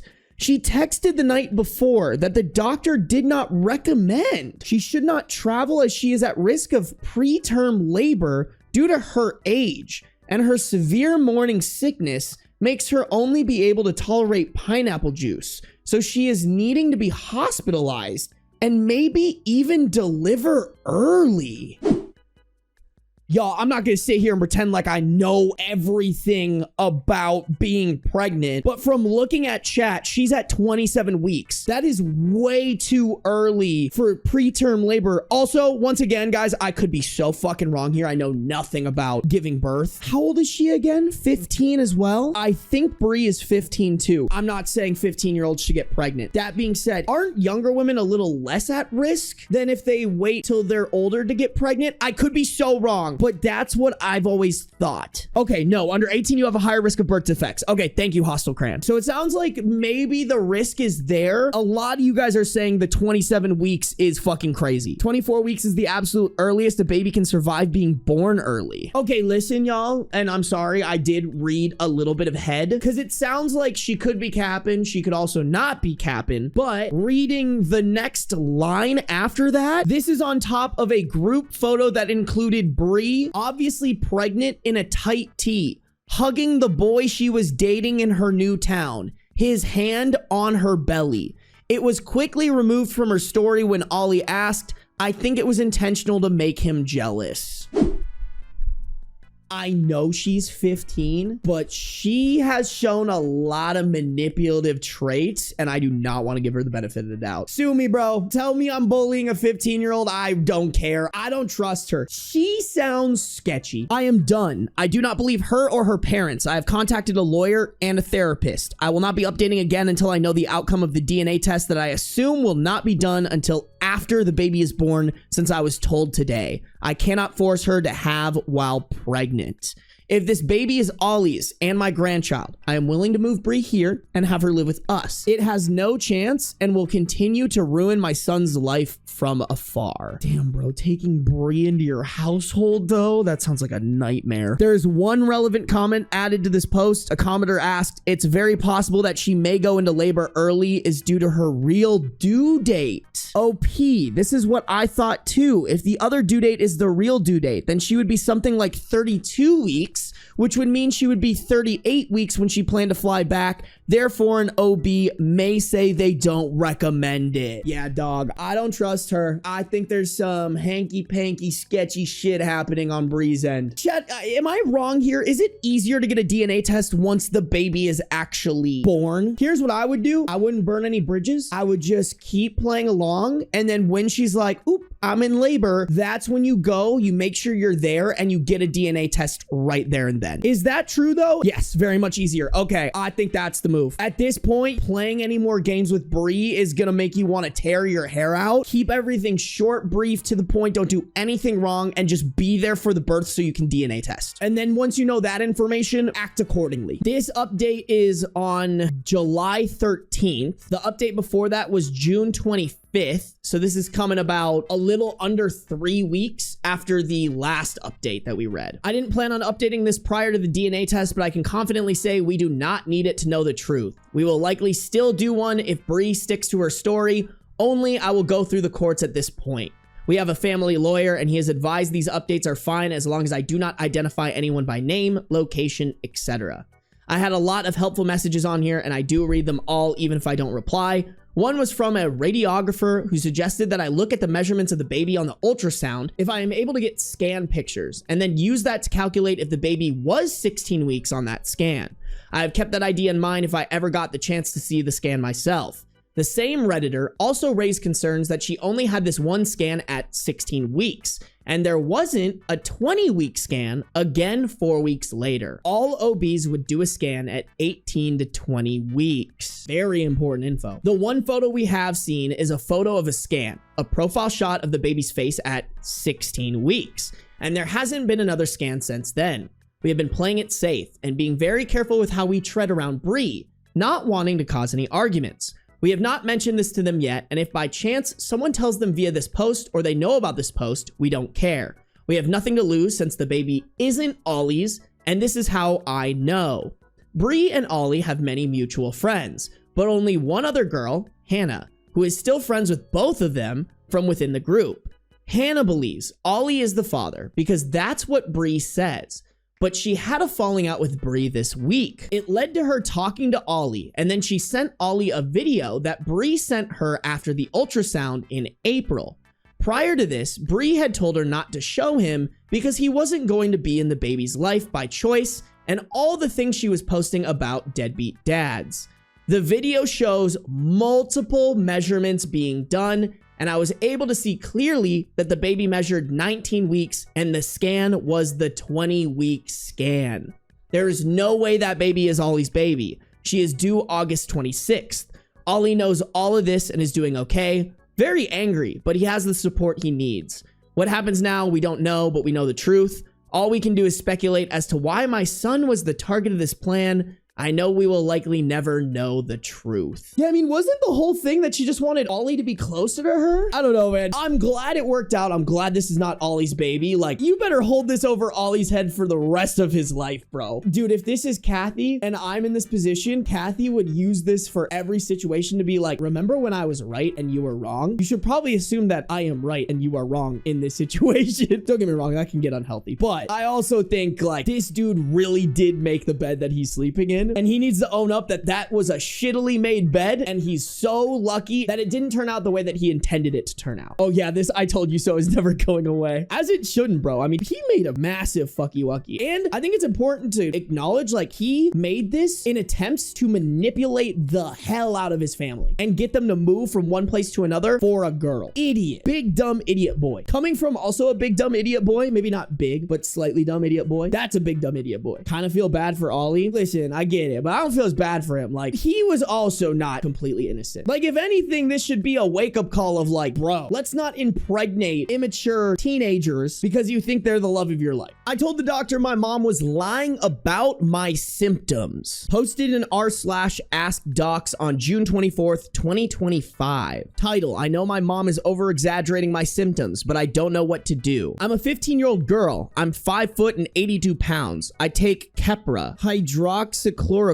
and Adderall. I live in the US. This has been going on for 5 years. I'm diagnosed with epilepsy, undifferentiated connective tissue disorder, and ADHD. My mom thinks I have POTS, EDS, and some other things. Basically, I had a seizure once when I was about 10 on a school field trip. My mom had always been really intense anytime I got sick. She took me to the doctor for every single cold, but this seizure sent her overboard. And since then, she's basically been convinced that I have some kind of serious diseases. At first, I believed her. She was good at convincing me I was feeling things or that stuff happened that I didn't remember because I was having a seizure. But the only one I know I had for sure was the one in 5th grade. And when I was at the hospital after, they didn't find an obvious cause. Since then, my mom takes me to all these appointments claiming I have symptoms I don't, or making them sound way worse than they are. Chat, this sounds like, I can't remember what it's called, but isn't there something where parents will tell their kids that they're sick because it gives them more power and control over the kid? Munchausen, thank you guys. Munchausen by proxy. That's what this sounds like. Whether she's doing it for control or not, the mom is actively doing that to the kid. For example, she'll claim I'm having fevers and that the only reason I don't have one in clinic is because I took Tylenol. It'll be true that I took Tylenol, but not because I had a fever. She just gives it to me. She'll also have me take cold medicine before cardiology appointments. Like she says, here, you're sniffly, take this. But now I'm reading the cold medicine makes your heart rate go up, and half the time, I don't even feel sniffly. It's like she'll plant things too. She'll start saying, you seem lightheaded. Your joints look swollen. You look out of focus. Like she's trying to convince me. And it used to work. But now I'm sitting here like, I feel fine. And I'm sick of all these appointments. I want to do stuff with my friends and stop taking meds that make me bitchy and sad and sick to my stomach.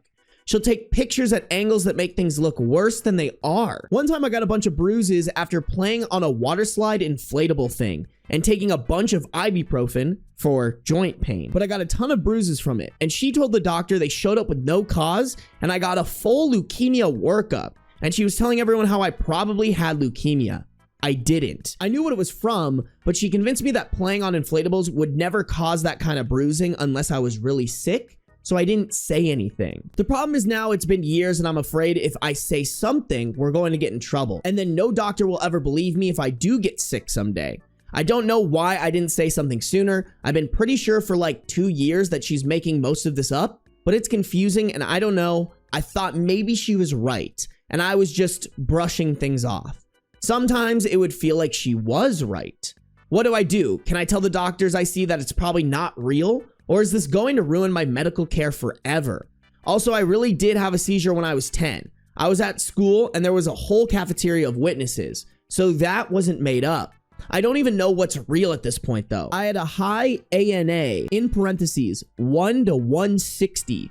But I don't think a lot of the other symptoms that got the connective tissue disease diagnosis were real. I'm not trying to say it's not my fault too. I should have said something sooner, but I feel stuck. Definitely not your fault. Like, this is your parent that you're trusting to have your best interest in mind, and clearly your mom has some hanky-panky weird shit going on here. Please help me figure this out. I see a cardiologist on Thursday and I want this to be over. Also, I know my BMI is low. I don't eat a lot. I'm working on it. Chat, what is a high ANA? Anti-nuclear antibody. Oh, blood test for autoimmune. Thank you guys. I appreciate y'all. I'm just wondering if Munchausen is considered abuse by social services, because I think that's the move. I really hope they take that serious, and therefore people in the comments should be telling this person, you need to reach out to a trusted adult right now. It is, but it's hard to prove because they don't trust the kids often. So my question on this too is like, would doctors be able to put this together? If a mom keeps coming in and being like, my kid is sick, and you always are doing tests on the kid, wouldn't that be a red flag for it? Like, wouldn't there be documentation of like, hey, this mom is trying to get their daughter tested for like 80 bajillion things, and now the kid is saying, this is Munchausen, this is abuse? Like, is that not good enough evidence for that? It would be a red flag. It's often noted in systems, but it's not often investigated because sometimes the kid's really sick and parents are desperate for answers. That's a good point too, I guess. But I mean, if the kid is saying it, because like, I'm not extremely close with them, but I knew these gals in Minnesota who like their adoptive mom was pulling the Munchausen shit. She would tell them that they had fetal alcohol syndrome because their original birth mom was an alcoholic while they were twins and drank while they were in her belly, and like them even coming to terms with it was kind of crazy. I watched the Gypsy Rose documentary and that shit was extreme. I want to watch that. Yeah, bro, it's crazy, man. Especially someone that you're just like supposed to trust no matter what. I don't know if the doctor can request to speak to a doctor alone because she's a minor. Is that a thing? I feel like I was left alone with my doctor every once in a while. Like there's got to be some things that you can be like, hey mom, I want you to leave. Yeah, no, K-Lava, I think that's so important. Like I think there are some situations where doctors definitely should not be just with the minors, but I think there needs to be like a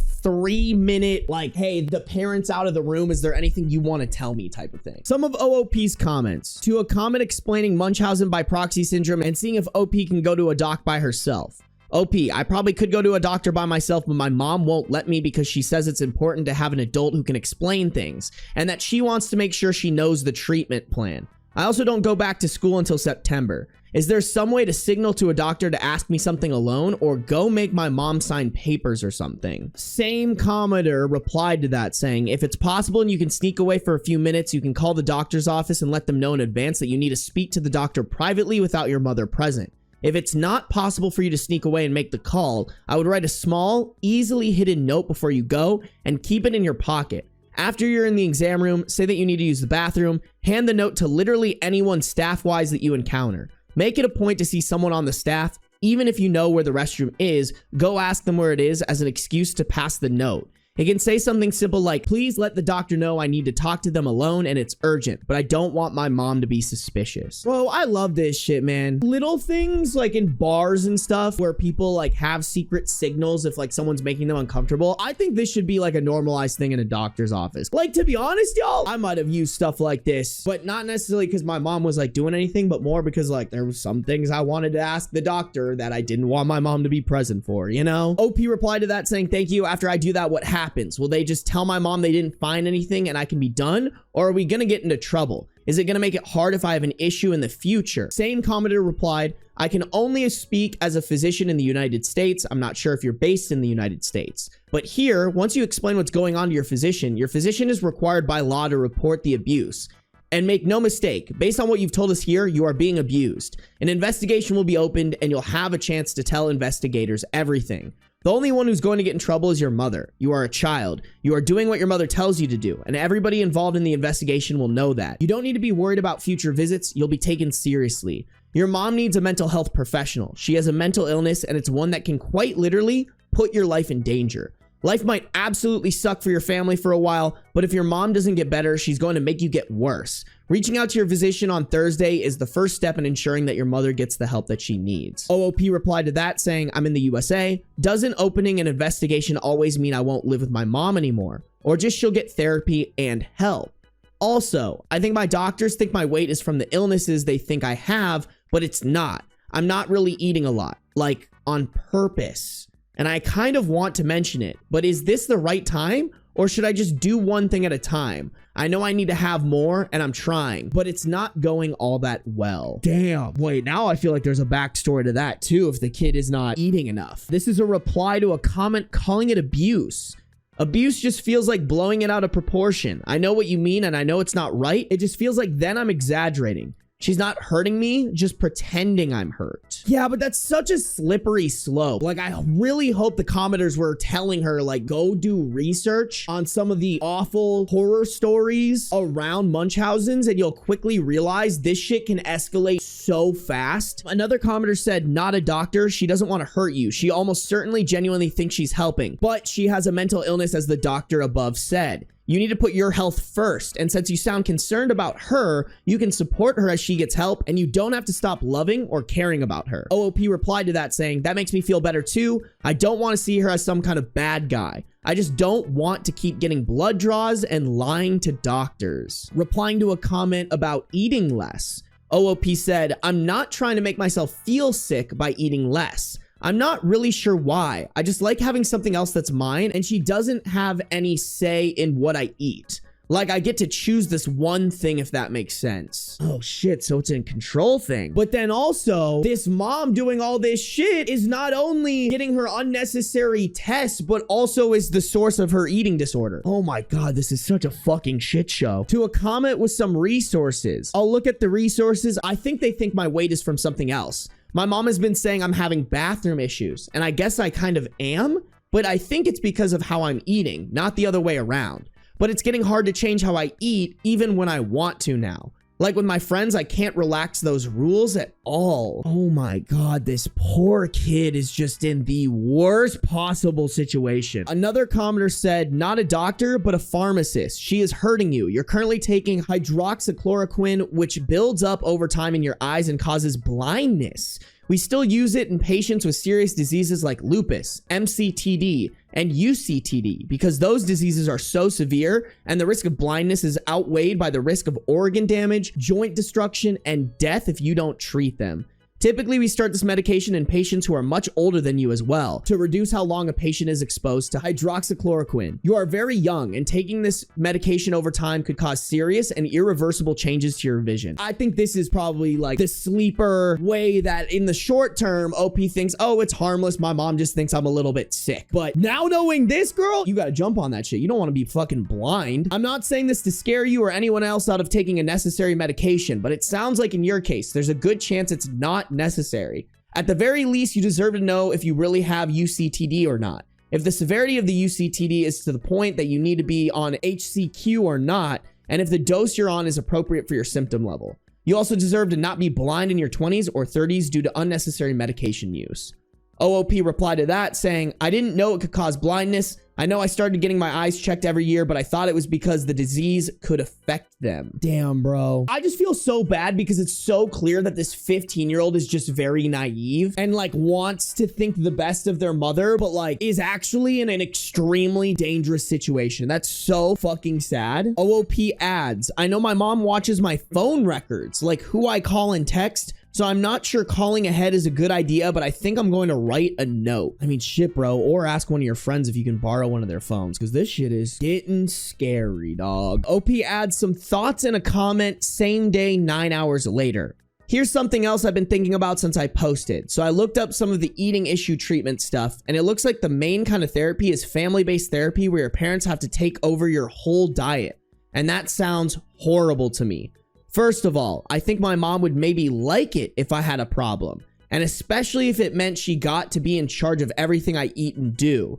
And that sounds like a nightmare to me. And I'm thinking maybe it's better not to say anything and wait until I'm an adult and can deal with it alone. Oh, fuck, dude. That's not the answer, but I also understand with what you're saying. It's not a good idea if the mom is in charge of your diet like that. But I absolutely would not wait until you're an adult to get an eating disorder figured out, because that eating disorder is affecting you right now and will have long-term effects. Okay, so someone asked about OOP's dad, which I was actually wondering about too. OOP replied, it's just me and my mom. My dad died when I was too little to remember. Do you think I can ask to go somewhere else to get better if it's too hard to do on my own? I really don't want her involved. I mean, my next question is, do you have any family members that you trust? Like, this is just a nightmare. To a longer advice comment, OOP replied, I get what you're saying. Thank you. I do actually like the cardiologist. He's nice and he has a good sense of humor and actually talks to me and not just my mom. So I feel like he's a good person to start with.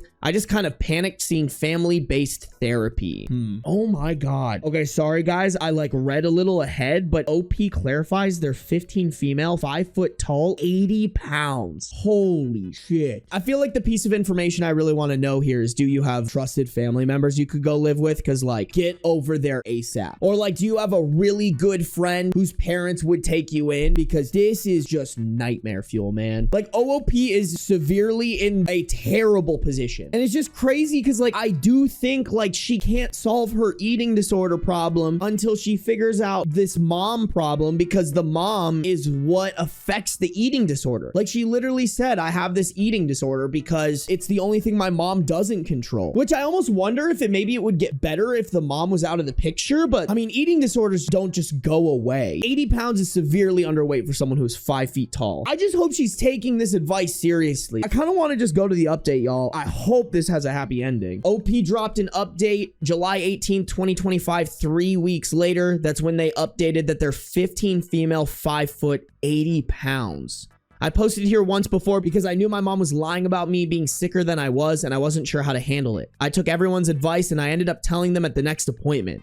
After we checked in, I said I had to go to the bathroom and I left a note with the nurse. I think my doctor maybe looked at it before the appointment actually, because it took a really long time for us to go back. And then in the appointment, the doctor was asking a lot more probing questions and clarifying questions and pointing out inconsistencies with what my mom said. And then he asked to talk to me by myself and my mom by herself too, actually. I mean, doctor, hell yeah. So I'm seeing a team of doctors now who wanted to verify some of the diagnoses that I had, and they admitted me to do that, like in the hospital. And there was always a nurse or someone in my room with me. You know, to be honest, after hearing her height and weight, I actually don't disagree with this. Like, I do think that height and weight is extremely concerning. I'm not 100% sure because no one actually told me this is why, but I'm guessing it was to make sure my mom didn't say or do anything or give me anything. Is that something they'd actually do? It sounds so dramatic. Or maybe it's normal to check things out in the hospital like that. I don't know. Anyway, they're changing some of my diagnoses now, and my mom is talking with a counselor. She still maintains that she's not doing anything to me, and I'm really sick and just getting influenced by crime documentaries. OP put in parentheses, adding, she caught me listening to the podcast for context. I'm guessing there's a podcast that people were recommending that she listens to about Munchausen that her mom caught her listening to. But things are a little better. She's not supposed to be in charge of any of my meds now. I do that myself, and I write down everything I take and in a journal so there's a record. And I'm not taking the hydroxychloroquine anymore. Thank you guys for telling me to say something. I was really afraid I was going to get in trouble, but no one was mad. Not even my mom, actually. They were nice about it. Maybe a little stern, but nice. I mean, that's definitely better, but something about this is just making me feel icky. Like, it seems like the mom kind of just got a slap on the wrist, and now we have a 15-year-old in charge of taking their medication. Doesn't really sound like the ED was addressed at all. I don't know if it's like a little bit more scary that the mom wasn't mad. There's no way the mom just drops this, right? I don't see that. If she's been this control freak about it, I feel like something else is gonna pop up and it's not gonna be pretty, and I don't want that, obviously. Ugh, that's so fucking scary. I'm also kind of shocked that they didn't get OP a counselor. They gave the mom a counselor, but they didn't give one to OP. Like, I feel like that's the move. Give OP a trusted adult who can make sure that the mom isn't pulling some weird shit. Because like what this was is that OP was in this box where the mom had control of everything, and the way that she was able to even step outside the box was by posting on Reddit and getting other adults to be like, no, the box that you're living in is massively fucked up. So I hope OP keeps using this as a soundboard. Let me check this profile. No further updates on this, so you guys will have to help me keep an eye on this one. I wanted the doctors to do more, to be honest. Like, who says the mom will keep her hands to herself with the meds? Yeah, like what if the mom tampers with the meds? I could totally see her doing that. It's scarier when they're calm all of a sudden. That's what I'm thinking, Vika. Like, the best manipulators are the ones that can keep their emotions under control. And if she's calm right now and she's just playing it off as like, ugh, just my kid listening to some podcasts, that's actually more scary. Is it possible they're investigating the mother so she's behaving now? Probably. Yeah, we'll have to keep an eye out on this one. That's fucking scary, man.